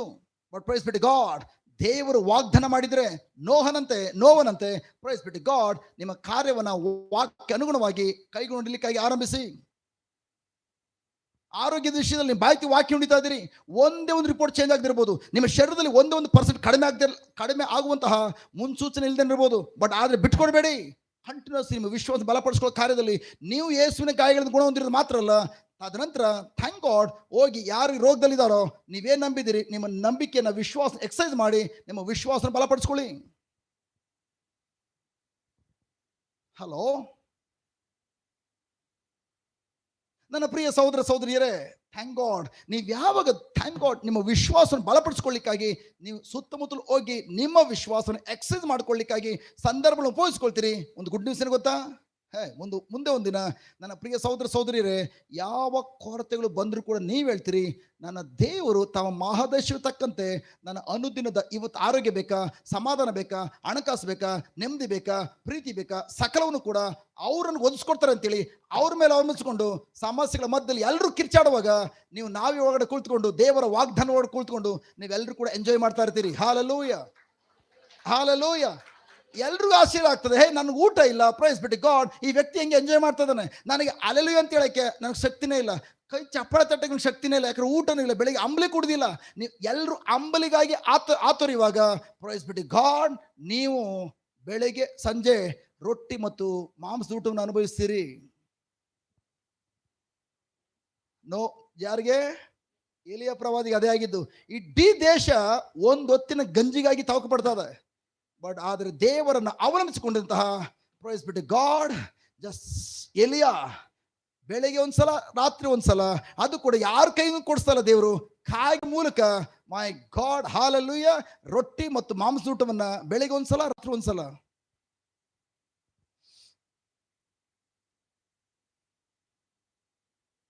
Hello, no, thank God. ಎಲಿಯ ಪ್ರವಾದಿ ಕೂಡ ಅದನ್ನು ಪಡ್ಕೊಳ್ಬೇಕಾದ್ರೆ ಹೇಗೆ ಪಡ್ಕೊಂಡಿದ್ದು? ಅವನು ಒಂದ್ ಕಡೆ ಕೂತ್ಕೊಂಡು ಮೈ ಗಾಡ್, ಹಾಲಲ್ಲಿ ದೇವರು ಹೇಳಿದ್ದಾರೆ ಏನಂತ, ನಿನಗೆ ಆ ಹಳ್ಳದ ನೀರು ಪಾನವಾಗಿರ್ತದೆ, ನಾನು ಕಾಯಿಗೆ ಮೂಲಕ ಕಾಯಿಗೆ ಈಗಾಗಲೇ ಆರ್ಡರ್ ಮಾಡಿದ್ದೇನೆ, ನಿನಗೆ ಊಟ ತಂದು ಕೊಡ್ತದೆ, ನೀರು ತಂದು ಮಾಂಸದ ಊಟ ಮತ್ತು ಚಪಾತಿ ತಂದು ಕೊಡ್ತದೆ, ರೊಟ್ಟಿ ತಂದು ಕೊಡ್ತದೆ ಅಂತ ಹೇಳಿದ ತಕ್ಷಣ ತಂದು ಕೊಟ್ಟಿದ್ದಕ್ಕಾಗಿ ಸ್ತೋತ್ರ. ಅಲ್ಲೆಲ್ಲೂಯ ಬರೀ ಪ್ರೇ ಮಾಡಿ ಕೂತ್ಕೊಳ್ಳಿಲ್ಲ. ಅದಕ್ಕೆ ಮುಂಚೆ ದೇವರು ಒಂದು ಕೆಲಸ ಕೊಟ್ಟರು. ಹೋಗು ಅಹಾಬನಿಗೆ ಹೋಗಿ ಹೇಳು, 3.5 ವರ್ಷಗಳ ಕಾಲ ಮಳೆ ಬರೋದಿಲ್ಲ. ಏನಾಗಬೇಕು? ಅವನ ಹೆಂಡತಿ ಮಾತು ಕೇಳ್ಕೊಂಡು ಎಲ್ಲ ಪ್ರವಾದಿಗಳನ್ನ ಸಾಯಿಸ್ಬಿಟ್ಟಿದ. ಹೆಂಡತಿ ಗಂಡ ಹೆಂಡತಿ ಮಾತನ್ನ ಕೇಳ್ಕೊಂಡು ಎಲ್ಲ ಪ್ರವಾದಿಗಳನ್ನ, ದೇವರ ಪ್ರವಾದಿಗಳನ್ನೆಲ್ಲ ಸಾಯಿಸ್ಬಿಟ್ಟಿದಾರ, ಕೊಲೆ ಮಾಡಿ. ಇನ್ನೊಬ್ಬ ಹೆಂಗ ಔತ್ ಕಿತ್ಕೊಂಡು ಓಡಾಡ್ತಾ ಇದ್ದ. ಈಗ ದೇವ್ರು ಹೇಳಿದಾರೆ, ಮಗನೇ ಔತ್ಕೊಂಡು ಓಡಾಡ್ತಿದ್ಯಾ, ಬಯಲು ನಿನ್ಗೊಂದು ಕೆಲಸ ಕೊಡ್ತೀನಿ. ಏನು ಸ್ವಾಮಿ ಹೇಳಿ. ಎಲ್ಲೋ ತಪ್ಪಿಸ್ಕೊಳ್ಳೋದಲ್ಲ, ನೇರವಾಗಿ ಅಹಾಬನ ಬಳಿಗೆ ಹೋಗು. ನಾನಾ? ನೀನೇ? ಎಸ್. ಅಹಾಬ ಬಳಿಗೆ ಹೋಗಿ ಏನು ಹೇಳು, ಗುಡ್ ನ್ಯೂಸ್ ಹೇಳು ಅಂತ ಹೇಳ್ತಾ ಇದಾರ, ಬ್ಯಾಡ್ ನ್ಯೂಸಾ? ನಿಮ್ಮ ದೇಶಕ್ಕಿನ 3 ವರ್ಷ ಮಳೆ ಬರೋದೇ ಇಲ್ಲ. ಗುಡ್ ನ್ಯೂಸ್ ಬ್ಯಾಡ್ ನ್ಯೂಸಾ? ಇವನ್ ಮೊದಲೆಲ್ಲ ಅವ್ರ ತಂಟೆಗೆ ಹೋಗದೆ ಹೋದ್ರು ಕೂಡ ಪ್ರವಾದಿಗಳೆಲ್ಲ ಕೊಲೆ ಮಾಡಿರುವಂತ ರಾಜ ಇವನು ಹೋಗಿ ಅಪಶಕ್ಕೆ ನೋಡಿ ಬಿಟ್ಬಿಡ್ತಾನ. ಇವತ್ತು ಕೂಡ ಅದೇ ತರ ಅಂಜಪುರಕ್ರಮ ಇದೆಯಲ್ವಾ, ನಾನು ಅಲ್ಲಿ ಹೋಗಿ ಸುವಾರ್ತೆ ಸಾರ್ಬಿಟ್ರೆ ಅವ್ರು ನಂಗೆ ಹೊಡೆದ್ಬಿಟ್ರೆ, ಸ್ಟೇಷನ್ ಹಾಕ್ಬಿಟ್ರೆ, ಅಂಜಪುರಕ್ರೆ ಮೈ ಗಾಡ್, ಜಸ್ಟ್ ಕೇಳಿಸ್ಕೊಳ್ಳಿ, ವೆರಿ ವೆರಿ ಇಂಪಾರ್ಟೆಂಟ್. ಅಹಾಬ ಪ್ರವಾದಿಗಳನ್ನ ರಕ್ತ ಪಿಪಾಸುಗಳು, ಉಗ್ರಗಾಮಿಗಳ ರೀತಿಯಲ್ಲಿ ಚಿತ್ರಹಿಂಸಿಕೊಂಡು ಸಾಯಿಸುವ ವ್ಯಕ್ತಿ. ಅವನ ಮುಂದೆ ದೇವ್ರು ಕಳಿಸ್ತಾರೆ, ಎಲಿಯ ಪ್ರವಾದಿನ, ಹೋಗು ನೀನು ಅವನ ಬಳಿಗೆ. ದೇವ್ರು ಹೇಳಿದ್ರು, ನೀನು ಹೋಗಿ ಹೇಳು, ನಾನು ಈಗಾಗಲೇ ಕಾಗಿ ಆರ್ಡರ್ ಮಾಡಿದ್ದೇನೆ, ನಿನಗೆ ಬೆಳಿಗ್ಗೆ ಮತ್ತು ಸಂಜೆ ಜಸ್ಟ್ ನಿನಗೆ ರೊಟ್ಟಿ ಮತ್ತು ಮಾಂಸ ಊಟ ತಂದು ಕೊಡ್ತದೆ. ಅಂದ್ರೆ ಅರ್ಥ, ನಾನು ಮೊದಲು ಯೋಚನೆ ಮಾಡ್ತಾ ಇದ್ದೆ, ನಾನು ರಾಜನ ಬಳಿಗೆ ಹೋದ್ರೆ ರಾಜನ ನನ್ನ ಕತೆ ಮುಗಿಸ್ಬಿಡ್ತಾನೆ, ಯಾಕಂದ್ರೆ ಎಲ್ಲ ಪ್ರವಾದಿಗಳು ಸಾಯಿಸ್ಬಿಟ್ಟಿದ್ದಾನೆ. ಬಟ್ ಈಗ ನನಗೇನು ಅನಿಸ್ತದೆ, ನಾನು ಹೋಗಿ ರಾಜ ಬಳಿಗೆ ಹೋಗಿ ಹೇಳ್ಬೇಕಂತೆ, ಕಾಯಿಗೆ ಆರ್ಡರ್ ಮಾಡಿದಾರಂತೆ, ನಾನು ಊಟ ನಾನು ತಿಂತೀನಂತೆ. ಅದ್ರ ಅರ್ಥ ರಾಜನಾಗ್ಲಿ ಅವ್ರ ಅಪ್ಪನಾಗ್ಲಿ ಮುಟ್ಟಕ್ಕೆ ಸಾಧ್ಯ ಇಲ್ಲ, ಯಾಕೆ ನಾನು ಬದುಕಿ ಆಹಾರ ತಿನ್ಬೇಕಲ್ಲ. ಹಲೋ, ಕಾಗಿಗೆ ಆರ್ಡರ್ ಮಾಡಿದ್ಮೇಲೆ ಹಳ್ಳದ ನೀರನ್ನು ಕುಡಿಬೇಕು, ಕಾಗೆ ಕೊಟ್ಟಿರುವಂತ ಊಟ ತಿನ್ಲೇಬೇಕು, ತಿನ್ಬೇಕಾದ್ರೆ ಬದುಕು ಬರಬೇಕು. ಬಟ್ ಅಲ್ಲಿ ಏನು ಇಕ್ಕಟ್ಟು ಕೊಡ್ತಾನೆ, ಏನು ಚಿತ್ರಹಿಂಸೆ ಕೊಡ್ತಾನೆ ಗೊತ್ತಿಲ್ಲ. ಬಟ್ ಪ್ರೈಸ್ ಬಿಟ್ಟು ಗಾಡ್, ನನ್ನ ಕೆಲಸ ಹೋಗಿ ಹೇಳ್ತಾನೆ, ದೇವ್ರ ಕೆಲಸ ಆಲ್ರೆಡಿ ಕಾಯಿಗೆ ಆರ್ಡರ್ ಮಾಡಿದ್ದಾರೆ ನನ್ನ ಊಟ ತಂದು ಕೊಡ್ಲಿಕ್ಕಾಗಿ, ಆ ಊಟವನ್ನು ಮಾಡ್ತಾ ಇದ್ದಾನೆ. ಅದ್ರ ಅರ್ಥ ಮಾರ್ಗ ಮಧ್ಯದಲ್ಲಿ ಅಹಾಬನಾಗ್ಲಿ, ಅವ್ರ ಅಪ್ಪನಾಗ್ಲಿ, ಅವ್ನ ಹೆಂಡತಿ ಆಗ್ಲಿ, ಎಷ್ಟೇ ಕಟುಕೆ ಆಗಿದ್ರು ನಾನು ಮುಟ್ಲಿಕ್ಕೆ ಸಾಧ್ಯ ಇಲ್ಲ. ಅದೇ ತರ ಪ್ರಿಯರೇ, ಹೋಗಿರಿ ಲೋಕದ ಕಟ್ಟಕಡೆ ಸುವಾರ್ತೆ ಸಾರ್ರಿ ಎಂಬುದಾಗಿ ಯಾರು ಪ್ರಭೇಸ್ ಯಾರಿಗೆ ಹೇಳಿದ್ದು? ನನಗೆ ಮತ್ತು ನಿಮಗೆ ಶಿಷ್ಯರಿಗೆ. ಬಟ್ ಎಷ್ಟು ಮಂದಿ ಹೋಗ್ತಾ ಇದಾವೆ? ಯಾಕೆ ಬೇಕು ಬ್ರದರ್, ಅಲ್ಲಿಗೆ ಹೋಗ್ಬಿಟ್ಟು ಕೊಳಚೆ ಕಲ್ಲು ಹಾಕ್ಬಿಟ್ಟು ಯಾಕೆ ಮುಖ ಕಾರಿಸ್ಕೊಳ್ಳುವಂಥದ್ದು?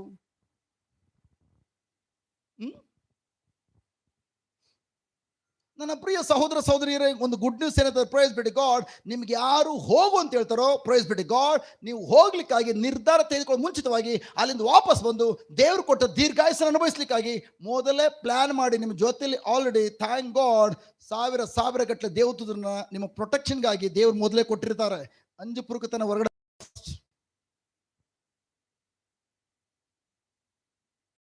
ಸೈಲೆಂಟ್ ಆಗಿಬಿಟ್ರಿ. ನೀವೆಲ್ಲಿಂದ ಪ್ರಿಯರೇ, ಎಲ್ಲಿಯ ತನಕ ಪ್ರಭು ಯೇಸು ಹೇಳಿರೋ ಪ್ರಕಾರ ಹೋಗಿರಿ, ಲೋಕದ ಕಟ್ಟಕಡೆ ಸುವಾರ್ತೆ ಸಾರ್ರಿ ಎಂಬುದಾಗಿ. ಆ ಜಾಬ್ಗೆ ನೀವು ತೊಡಸ್ಕೊಳ್ಳೋದಿಲ್ವೋ, ಆ ಅಪಾಯಿಂಟ್ಮೆಂಟ್ಗಾಗಿ ನೀವು ಯಾವಾಗ ಅದಕ್ಕೆ ಆ ಉದ್ಯೋಗಕ್ಕಾಗಿ ನೀವು ಎಲ್ಲಿ ತನಕ ಕಾರ್ಯ ಮಾಡಲ್ವೋ, ಅಲ್ಲಿ ತನಕ ಜೀವನ ಪೂರ್ತಿ ಶ್ರಮಪಟ್ಟೆ ಊಟ ತಿನ್ನಬೇಕು. ಕಾಗೆ ಕೈಲಿ ಊಟ ಬರ್ತಂತ ಕನ್ಸ್ಕೊಂಡ್ಬೇಡಿ.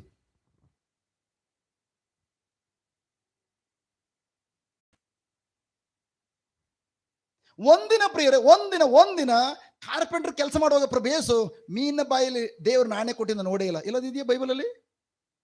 ಇಲ್ಲ ಅವ್ರ ಅಪ್ಪನಿಗೆ, ಜೋಸೆಫ್ರಿಗೆ? ಅಥವಾ ಎಲ್ಲಾದ್ರೂ ಮರ ಕಡಿಯುವಾಗ ಮರದ ಒಳಗಡೆ ನಾಣ್ಯ ಸಿಗ್ತಾ?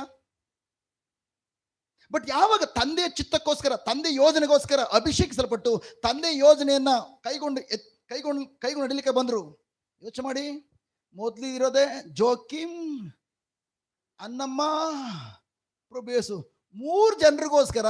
ಥ್ಯಾಂಕ್ ಗಾಡ್, ಈವನ್ ಜೋಸೆಫರು ಮತ್ತು ಪ್ರಭೇಸು ಇಬ್ರು ಕಾರ್ಪೆಂಟರ್ ಕೆಲಸ ಮಾಡಬೇಕಾಗಿತ್ತು ಜೀವನ ಪೂರ್ತಿ.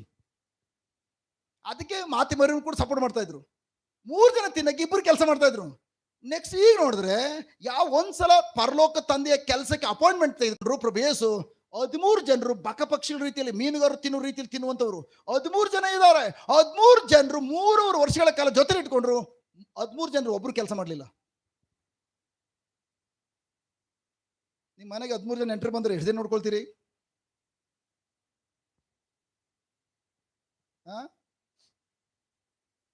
ಒಂದು 3 ದಿನ ಕಳೀತದೆ, ಸ್ಟಾರ್ಟ್ ಆಗ್ತದೆ. ನೀನ್ ಕೇಳು, ಯಾವಾಗ ಹೋಗ್ತಾರೆ? ಇನ್ನೆಷ್ಟು ದಿನ ಇರ್ತಾರೆ? ಇನ್ಯಾವಾಗ ಅವ್ರ ಕೆಲ್ಸಕ್ಕೆ ಹೋಗೋದು? ಇನ್ಯಾವಾಗ ಅವ್ರ ಮಕ್ಳಿಗೆ ಶಾಲೆ ಸ್ಟಾರ್ಟ್ ಆಗ್ತದೆ? ಇಂಡೈರೆಕ್ಟ್ ಆಗಿ ಕೇಳುವಂಥದ್ದು. 13 ಜನ ಯೇಸುವನ್ನು ಸೇರಿಸಿ 13 ಜನ ಹೆಂಗೆ ಪ್ರಿಯರೇ 3 ವರ್ಷಗಳ ಕಾಲ ಒಬ್ರು ದುಡಿಯಲ್ದೇನೆ ಅವ್ರ ಅಗತ್ಯಗಳು ಎಲ್ಲಿಂದ ಬಂತು ಮತ್ತೆ? ಯೋಚನೆ ಮಾಡಿ. Praise God. ಇಡೀ ದೇಶದಲ್ಲಿ ಬರಗಾಲ ಬಂದಿದೆ. ಎಲ್ಲರೂ ಕೂಡ ಒಂದೊತ್ತಿನ ರಾಗಿ ಅಂಬಲಿಗೋಸ್ಕರ ಆತುರಿವಾಗ ರೊಟ್ಟಿ ಊಟ ಎಲ್ಲಿಂದ ಬಂತು ಪ್ರಿಯರೇ? ಅದು ಕೂಡ ಮಾಂಸ ಊಟ ಎಲ್ಲಿಂದ ಬಂತು? ಯಾರು ಪ್ರಿಪೇರ್ ಮಾಡಿದ್ರು? ಆ ತಂದ್ಕೊಟ್ಟಿದೆ ಅದು ಆ ಬರಗಾಲ ದೇಶದಲ್ಲಿ ಕಾಗೆ ತಂದ್ಕೊಡ್ತಾ ಇರುವಂಥದ್ದು. ಮೊದಲೇ ಬರಗಾಲ ದೇಶ. ಯಾರು ಮೊದಲಾದ್ರೆ ಮಾಂಸ ತಿಂದ್ಬಿಟ್ಟು ಹೊರಗಡೆ ಬಿಸಾಕ್ತಾ ಇದ್ರು, ಕಾಯಿಗಳು ಬಂದು ಎತ್ಕೊಂಡು ಏನೋ ತಿಂತಾ ಇದ್ವು. ಇವತ್ತು ಕಾಯಿಗಳಿಗೂ ಬರಗಾಲ. ಅಂತ ಬರಗಾಲದಲ್ಲಿ ಪ್ರೈಸ್ ಬಿಟ್ಟು ಗಾಡ್ ಒಂದು ಕಾಗೆ ಬಕಪಕ್ಷಿ ಅವನಿಗೆ ಜಸ್ಟ್ ಆಹಾರ ಪದಾರ್ಥ ಒದಗಿಸ್ಕೊಡ್ತದೆ ಅಂತಂದ್ರೆ ಯೋಚನೆ ಮಾಡಿ ಪ್ರಿಯರೇ, ಅಲೌಕಿಕವಾದ ಕಾರ್ಯಗಳು ಯಾವ ರೀತಿ ನಮ್ಮ ಜೀವನ ನೆರವೇರ್ತದೆ.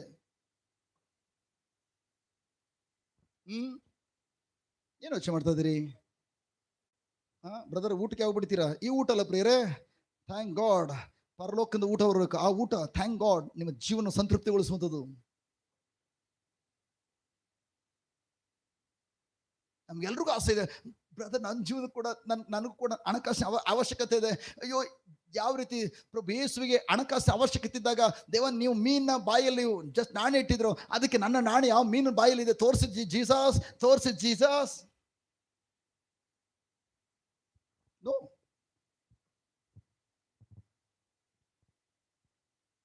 ನೀವು ಯಾವಾಗ ಪ್ರಿಯರೇ ಪ್ರೈಸ್ ಬಿಟ್ಟು ಗಾಡ್ ಥ್ಯಾಂಕ್ ಗಾಡ್ ನಿಮ್ಮ ವಿಶ್ವಾಸವನ್ನು ಬಲಪಡಿಸ್ಕೊಳ್ಳಿಕ್ಕಾಗಿ ಇವತ್ತಿನ ನಾವೇ ಕಟ್ಲಿಕ್ಕೆ ಪ್ರಾರಂಭಿಸ್ತೀರಿ. ಯಾವ ನಾವೇ?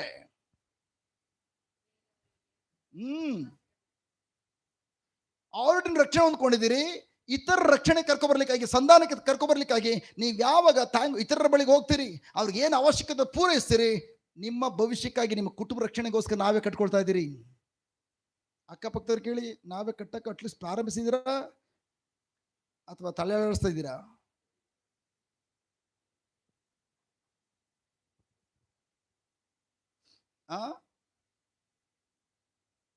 ನಾವೆಲ್ಲ ಏನ್ ಹೇಳ್ತೀವಿ ಗೊತ್ತಾ, ಬ್ರದರ್ ಹತ್ರ ಬಂದಿದ್ದೀವಿ, ಸೊಂಟನೂ ಇದೆ ಮಾಡಿಸ್ಕೊಂಡು ಹೊಟ್ಟೋಗೋಣ, ಗುಣ ಆಗ್ತದೆ.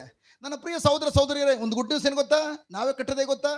ಇಲ್ಲಿ ಬಂದು ಧ್ಯಾನ ಕೊಟ್ಟು ಬಂದ್ವಿ, ದೇವ್ರ ವಾಕ್ಯ ಕೇಳಿಸ್ಕೊಂಡ್ವಿ. ಬಟ್ ಅದು ಥ್ಯಾಂಕ್ ಗಾಡ್ ನನಗೆ ವಾಕ್ಯ ಗೊತ್ತಾಯ್ತು, ಯೇಸುವಿನ ಗಾಯಗಳಿಂದ ಗುಣ ಹೊಂದಿದ್ದೇನೆ. ಒಂದ್ಸಲ ಕಲ್ಪನೆ ಮಾಡ್ಕೊಂಡಾದ್ಮೇಲೆ ಬ್ರದರ್ ಪ್ರೇಯರ್ ಮಾಡ್ತಾರೋ ಇಲ್ವೋ ಗೊತ್ತಿಲ್ಲ, ನಾನು ಈಗಾಗಲೇ ಗುಣ ಆಗಿದ್ದೇನೆ. ಗುಣ ಆಗಿದ ನನ್ನ ಕೆಲಸ ಏನು? ನನ್ನ ವಿಶ್ವಾಸವನ್ನು ಚಲಾಯಿಸ್ಲಿಕ್ಕಾಗಿ ಮತ್ತೊಬ್ಬರ ಜೀವನಕ್ಕೆ ಹೋಗುವಂಥದ್ದು, ಅವರ ಶರೀರದ ರೋಗಕ್ಕೆ, ಅವರ ಕುಟುಂಬದ ಸಮಸ್ಯೆಗಳಿಗೆ ಆಜ್ಞೆ ಮಾಡುವಂಥದ್ದು, ಆಜ್ಞೆ ಮಾಡಿ ಆ ವಾಕ್ಯ ಕೊಟ್ಟು ಬಂದ್ಬಿಡುವಂಥದ್ದು. ಅಷ್ಟೇ ನಮ್ಮ ಕೆಲಸ. 5 ನಿಮಿಷ ಮುಗಿದೋಯ್ತು. ಹಿಂಗೆ ಹೋಗ್ತಾ ಇರ್ತಾನೆ, ಸೊಂಟನವಿದೆ ಹೋಗ್ತಾ ಇರ್ತಾನೆ. 1 ಸಲ ಆಯ್ತು, 2 ಸಲ ಆಯ್ತು, 3 ಸಲ ಆಯ್ತು, ಎಲ್ಲರೂ ಹಂಗಿಸ್ಬೋದು. ನಿಮ್ಮ ಮನೆಗೆ ಯಾರು ಬಂದಿದ್ರು? ಆ ಸಿಸ್ಟರ ಏನಕ್ಕೆ ಬಂದಿದ್ರು? ನಮಗೆ ಸೊಂಟ ನೋವು ಇದೆ ಅಂತ ಹೇಳಿದ್ರು, ಅದಕ್ಕೆ ಯಾರೊಬ್ರು ಕಳ್ಸಿದ್ರು. ಸೊಂಟ ನೋವ ಅವ್ರಿಗೆ ಸೊಂಟ ತುಸುಕ್ ಅಂತ ಹೋಗುವಾಗ ನಿನಗೇನು ಸೊಂಟಕ್ಕೆ ಪ್ರೇಯ ಮಾಡಿದ್ರು? ಇಂಥ ಅಪಾಸಗಳು ನಮ್ಗೆ ಬರ್ತವೆ. ಮೊನ್ನೆ ನನ್ನ ಮನೆಗೆ ದೇವಸೇವಕರೊಬ್ಬರು ಬಂದ್ಬಿಟ್ಟು ಹೇಳ್ತಾ ಇದ್ರು, ಬ್ರದರ್ ನಿಮ್ಮ ಬಗ್ಗೆ ನಾವು ಎಷ್ಟು ಅಪಪ್ರಚಾರ ಮಾಡಿದ್ವಿ ಗೊತ್ತಾ? ಅವರು ಎಲ್ಲ ಕಡೆ ಅನೌನ್ಸ್ ಮಾಡಿದ್ರು. ಆಲಿನ್ ಬದ್ರು ಸಾಯಂಕಾಲ ಆದ್ಮೇಲೆ ಮೊದಲು ಸಿಟಿಲಿ ಸೆಂಟ್ರಲ್ ಬಾರಲ್ಲಿ ಕುಡಿತಾ ಇದ್ರು, ಈಗ ಪ್ರೇಯರ್ ಬಂದಾದ್ಮೇಲೆ, ಇವತ್ತು ಪೂರ್ಣಾವಧಿ ಸೇವೆ ಬಂದ್ಮೇಲೆ ಅದೇನು ತಲೆ ಕೆಡ್ಸ್ಕೊಂಡು ಗೊತ್ತಿಲ್ಲ, ನಾನು ಕಣ್ಣಾರು ನೋಡಿದ್ದೇನೆ. ನಮ್ಮ ಮೈಸೂರಿನ ಪಕ್ಕದಲ್ಲಿರುವಂತಹ ಒಂದು ಬಾರಲ್ಲಿ, ಹೊರಗಡೆ ಇರುವಂಥ ಬಾರಲ್ಲಿ ನಾನೇ ಕಣ್ಣಾರು ನೋಡಿದ್ದೇನೆ. ಬ್ರದರು ಯಾರ ಜೊತೆಲಿ ಎಣ್ಣೆ ಹೊಡಿತಾ ಇದ್ರು. ಮೊನ್ನೆ ಬಂದು ಹೇಳಿದ್ರು, ಕಳೆದ ವಾರ. ನಾವು ಅದು ನೋಡ್ಬಿಟ್ಟು ಎಲ್ರಿಗೂ ಪುಕಾರ ಮಾಡಿದ್ವಿ. ಬಟ್ ನಿಮ್ಗೆ ಗೊತ್ತಿಲ್ಲ ಬ್ರದರ್. ಆವಾಗ ಈವನ್ ದೊಡ್ಡ ವ್ಯಕ್ತಿಗಳ ಬಳಿಗೆ ಹೋಗಿತ್ತು, ಕುಡುಕರು ಹೋಗಿ ಪ್ರೀಚ್ ಮಾಡಕ್ಕೆ ಅವಕಾಶ ಕೊಟ್ಟಿದ್ದೀರಿ ಅಂತೇಳಿ ದೊಡ್ಡ ಅಂತ ಸಮಸ್ಯೆಗಳು ಕ್ರಿಯೇಟ್ ಮಾಡಿದ್ವಿ. ನೀವು ಮೂರ್ಖರಲ್ವಾ? ಅವ್ನ ಮಾತು ಕೇಳಿದ್ರಲ್ಲ, ಯಾವುದೋ ಮಾತನ್ನ ನೀವು ಕೇಳಬೇಕಾಗಿತ್ತು ಕರೆಕ್ಟಾಗಿ ದೇವ್ರ ವಾಕ್ಯಲ್ಲಿದ್ರೆ. ಆಯ್ತಪ್ಪ, ಊರಿನ ಅಂಕದಲ್ಲಿ ಮೈಸೂರು ಬಿಟ್ಟು ಹೊರಗಡೆ ರಿಂಗ್ ರೋಡ್ ಬಿಟ್ಟು ಆಚೆ ಇರುವಂಥ ಬಾರ್ಗೆ ಹೋಗ್ಬಿಟ್ಟು ಅವನು ಒಳಗಡೆ ಹೋಗ್ಬಿಟ್ಟು ಯಾರೋ ಗೊತ್ತಾಗಬಾರ್ದು ಅಂತ ಕುಡಿಬೇಕಾದ್ರೆ ನೀನ್ ಯಾಕೆ ಅಲ್ಲಿಗೆ ಹೋಗಿದ್ದೆ? ಕೇಳ್ಬೇಕಿತ್ತಲ್ವಾ ಬುದ್ಧಿವಂತರಾಗಿದ್ರೆ. ನೀನೆಲ್ಲ ಹೊಡೆಯಕ್ಕೆ ಹೋಗಿದ್ಯಾ, ಆಗ ಅವನು ಹೊಡೆಯೋ ಸಿಕ್ಕವನೇ. ಇಬ್ರು ಒಂದೇ ಪಕ್ಷ, ಬಾಯಿ ಮುಚ್ಕೊಂಡಿರು. ನೀನು ಅವನ ಬಗ್ಗೆ ಮಾತಾಡ್ಬೇಡ, ಅವ್ನು ನಿನ್ ಬಗ್ಗೆ ಮಾತಾಡಬಾರ್ದು.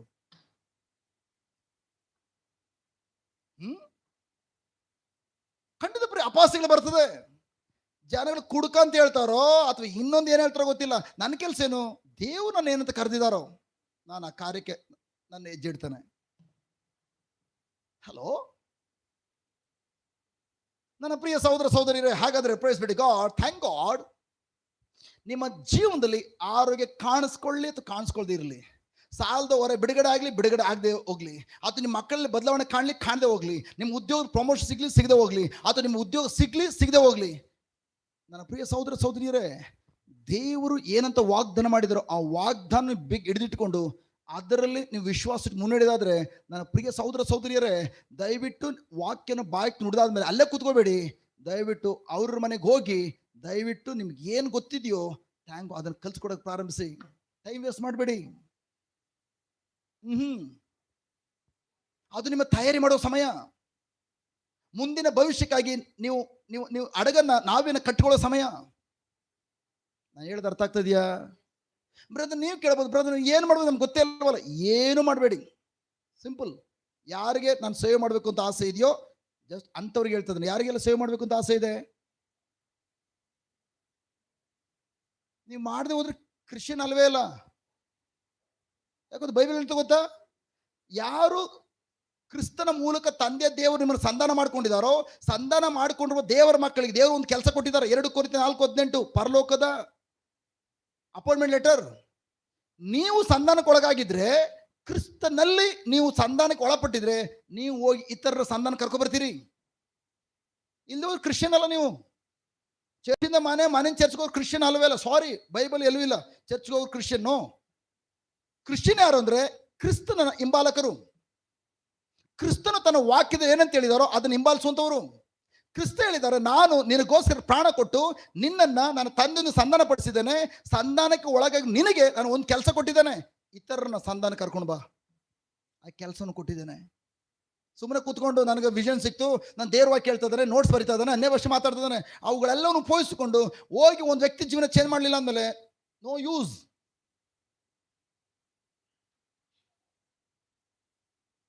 ಅದಕ್ಕೆ ನಿಮಗೇನು ಗೊತ್ತಿಲ್ವ? ಸಿಂಪಲ್. ನಿಮ್ಮ ಅಕ್ಕಪಕ್ಕ, ಥ್ಯಾಂಕ್ ಗಾಡ್, ಹೊಸಬ್ರೊಳಗೆ ಹೋಗ್ಬೇಡಿ. ಅಕ್ಕಪಕ್ಕ ನಿಮ್ಮ ಪ್ಯಾರಿಶಲ್ಲಿ ಯಾರಿಗೂ ಹುಷಾರಿಲ್ಲ, ನಿಮಗೆಲ್ಲ ಗೊತ್ತಿರ್ತದೆ ಅವ್ರ ಬಗ್ಗೆ.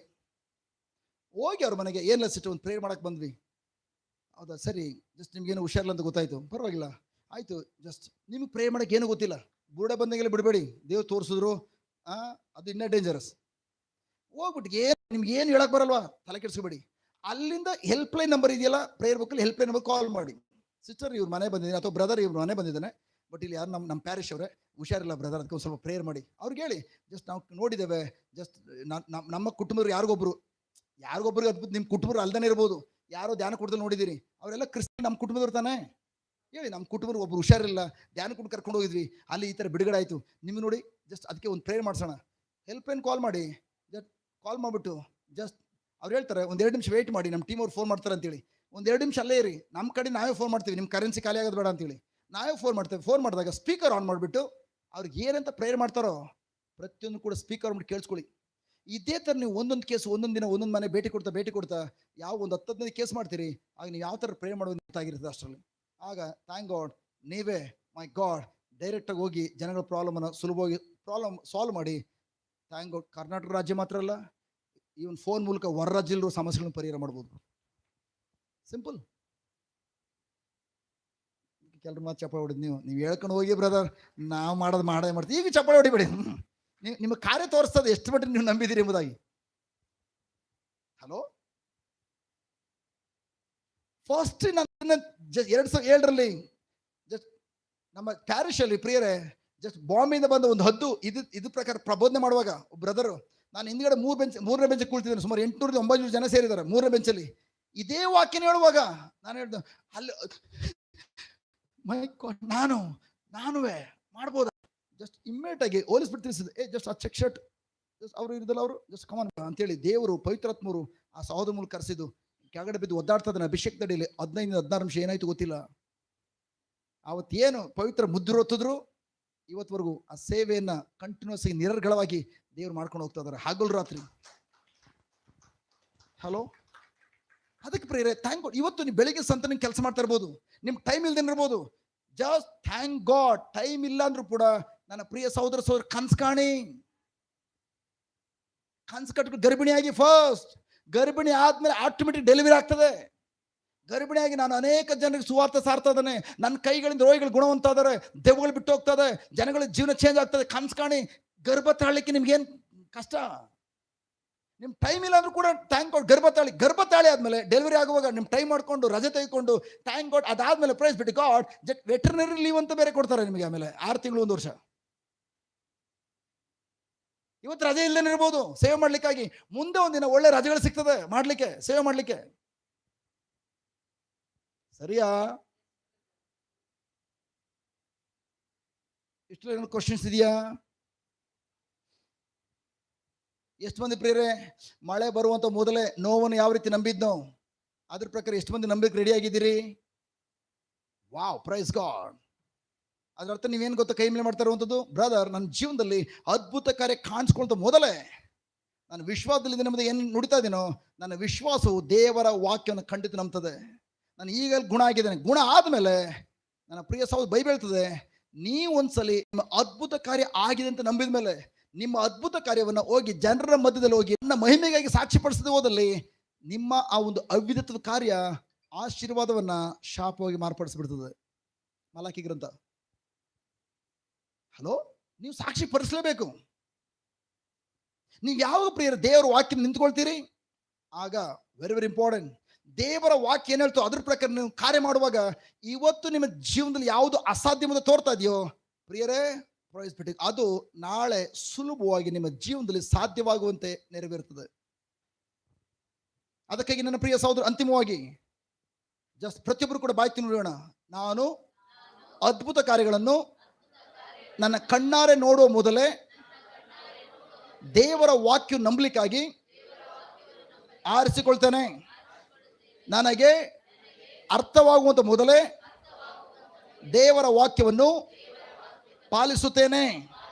ನನ್ನ ವಿಶ್ವಾಸವು ಎಲ್ಲ ಪರಿಸ್ಥಿತಿಗಳಲ್ಲೂ ಮೇಲುಗೈ ಸಾಧಿಸುವ ಶಕ್ತಿಯಾಗಿದೆ. ನಾನು ಯೇಸು ಕ್ರಿಸ್ತರ ಮೂಲಕ ಪ್ರತಿಯೊಂದು ಅಡಚಣೆಗಳನ್ನು, ಪ್ರತಿಯೊಂದು ಪ್ರತಿಯೊಂದು ಪ್ರತಿಯೊಂದು ಅವಮಾನಗಳನ್ನು ನಾನು ಜಯಿಸುತ್ತೇನೆ. ಏಕೆಂದರೆ ನಾನು ಕ್ರಿಸ್ತನಲ್ಲಿ ಕನಸು ಕಾಣುವ ಕನಸುಗಾರನಾಗಿದ್ದೇನೆ. Praise God, beautiful. ನಿಮ್ಮ ಕೆಲಸ ಬರೀ ಕನಸು ಕಾಣಿ ಅಷ್ಟೇ, ಬಟ್ ನಿಮ್ಮ ಕನಸು ಯಾವಲ್ಲಿ ದೇವರ ವಾಕ್ಯ ಪ್ರಕಾರ ಇರಬೇಕು. ಬೇರೆ ಬೇರೆ ಕನಸು ಕಾಣಬೇಡಿ. ಆಮೇಲೆ ದೇವರ ವಾಕ್ಯದ ಪ್ರಕಾರ ನಿಮ್ಮ ಕನಸು ಎಂಬ ನಿರೀಕ್ಷೆಗೆ ದೇವರ ವಾಕ್ಯನ ಕಟ್ಟಿ ದೇವರ ವಾಕ್ಯ ಪ್ರಕಾರ ಕನಸು ಕಾಣಿ. ಆ ವಾಕ್ಯನ ಬಾಯಿ ತುಂಡಿರಿ, ಅದು ನೆರವೇರಿದೆ ಅಂತ ನಂಬಿಟ್ಟು ನೆಕ್ಸ್ಟ್ ಬೇರೆ ಸಮಸ್ಯೆ ಪರಿಹಾರ ಮಾಡಕ್ ಹೋಗಿ ನೋಡಿ. ಮಾರ್ಗ ಮಧ್ಯದಲ್ಲಿ ಒಂದಿನ 2 ದಿನ ಎಷ್ಟೋ ಜನ ಸಾಕ್ಷಿಗಳಿದ್ದಾರೆ ಗೊತ್ತಿದ್ದಿರೋರು, ಬರುವಾಗ್ಲೂ ನೋವನ್ನು ಬಂದಿದ್ದಾರೆ, ಹೋಗು ನೋವಲ್ಲಿ ಹೋಗಿದ್ದಾರೆ. ಬಟ್ ಆದ್ರೆ ಹೋಗಿ ಅವ್ರಿವ್ರಿಗೆಲ್ಲ ಒಂದೊಂದು ವಾಕ್ಯ ಹೋಗ್ಬಿಟ್ಟು ಬರ್ತಾರೆ. ಒಂದಿನ 2 ದಿನ ಆಯ್ತು, 1 ವಾರ 2 ವಾರ ಆಯ್ತು, ಹೋಗಿ ಆ ಕಡೆ ಬರುವಾಗ ಸೊಂಟ್ರ ಬಿಡುಗಡೆ. ಯಾಕೆ ಓದ್ ಕಡೆಯಲ್ಲ ಅದೇ ವಾಕ್ಯ ಹೇಳಿಸ್ತಾದ್ರೆ ಇವರು ಕೂಡ ಹೇಳ್ತಾರೆ. ಅವ್ರ ಆದ್ಯತೆ ಲೋಕ ಇವ್ರ ಪರವಾಗಿ ಕಾರ್ಯನಿರ್ವಹಿಸ್ಲಿಕ್ಕಾಗಿ ಕಂಟು ಚಾಲು ಇದೆ. ಮನೇಲಿದ್ರೆ ಅಷ್ಟು ವಾಕ್ಯ ಹೇಳಕ್ ಆಗ್ತಲಿಲ್ಲ. ಬಟ್ ಬೇರೆ ಮನೆಗೆ ಹೋಗ್ತಾ ಇರೋದ್ರಿಂದ ಅಲ್ಲೂ ಕೂಡ ಒಂದು ಅರ್ಧ ಗಂಟೆ ವಾಕ್ಯ ಹೇಳಿಸ್ತಾರೆ, ಅಲ್ಲೂ ಒಂದು ಅರ್ಧ ಗಂಟೆ ವಾಕ್ಯ ಹೇಳಿಸ್ತಾರೆ. ಇವರು ಕೂಡ ವಿಶ್ವಾಸ ನುಡಿತಾನೆ ಇದ್ದಾರೆ. ಏನಾಯ್ತು, ಬರೀ 1 ವಾರ 2 ವಾರದಲ್ಲಿ ಆ ಕಡೆ ಬರುವಾಗ ಮೈ ಗಾಡ್, ಈ ಕಡೆ ಹೋಗುವಾಗ ಸೊಂಟನ ಕೈ ಇಟ್ಕೊಂಡು ಹೋದ್ರು, ಆ ಕಡೆ ಬರುವಾಗ ಯಾವ ನೋವಿಲ್ದ ಹೊರಡ ಬಂದ್ರು. ಎಷ್ಟೋ ಸಾಕ್ಷಿಗಳಿದ್ದಾರೆ. ನೀವು ಒಂದ್ಸಲ ಸ್ಟಾರ್ಟ್ ಮಾಡಿ. ಅದನ್ನ ಸ್ಟಾರ್ಟ್ ಮಾಡಕ್ ಮುಂಚಿತವಾಗಿ ಥ್ಯಾಂಕ್ ಗಾಡ್ ಗರ್ಭಿಣಿಯಾಗಿ ಗರ್ಭತಾಳಿ ನಾನು ಇವತ್ತಿಂದ ಲಾರ್ಡ್ ನಾನು ಪ್ರತಿದಿನ ಜಸ್ಟ್ ಅಟ್ಲೀಸ್ಟ್ ನನ್ನ ವಿಚಾರಣೆಯಲ್ಲಾದ್ರೂ ಹೋಗಿ ನಾನು ಇವತ್ತು ಯಾರು ಒಂದು ಕುಟುಂಬನ ಭೇಟಿ ಮಾಡ್ತಾ ಇದ್ದಾನೆ. ಸ್ಟಾರ್ಟ್ ಮಾಡಿ. ಕನ್ಸು ಕಾಣಿ. ಇವತ್ತಿಂದ ನೀವೇನು ಕನ್ಸು ಕಾಣ್ತೀರಿ ಖಂಡಿತವಾಗಿ ಪವಿತ್ರಾತ್ಮರು ಅದನ್ನ ನಿಮ್ಮ ಜೀವನದಲ್ಲಿ ಸೂಕ್ತ ಕಾಲದಲ್ಲಿ ಕಾರ್ಯರೂಪ ನೆರವೇರಿಸಿಕೊಡ್ಲಿಕ್ಕಿದ್ದಾರೆ. ಹಾಲೆಲೂಯ. ಅರ್ಥ ಆಯ್ತಾ? ಹಾಗಾದ್ರೆ ಈಗ ನಂಬರ್ 1 ನೆಕ್ಸ್ಟ್ ಫೈನಲ್. ಈಗ ಒಂದು ವ್ಯಕ್ತಿ ಪ್ರೈಸ್ ಗಾಡ್ ಒಂದು ಅದ್ಭುತ ಕಾರ್ಯ ಕಾಣಬೇಕಾದ್ರೆ ಆ ವ್ಯಕ್ತಿ ಮೊದಲು ಏನು ಮಾಡಬೇಕು? ಉದಾಹರಣೆಗೆ ಒಂದು ರೋಗಿ ಅವನ ಶರೀರ ರೋಗವನ್ನು ಗುಣಪಡಿಸ್ಕೊಳ್ಬೇಕಾದ್ರೆ ಏನು ಮಾಡಬೇಕು? ಸ್ಟೆಪ್ ಬೈ ಸ್ಟೆಪ್ ಕರೆಕ್ಟ್ ಆಗಿ ಏನು ಮಾಡಬೇಕು?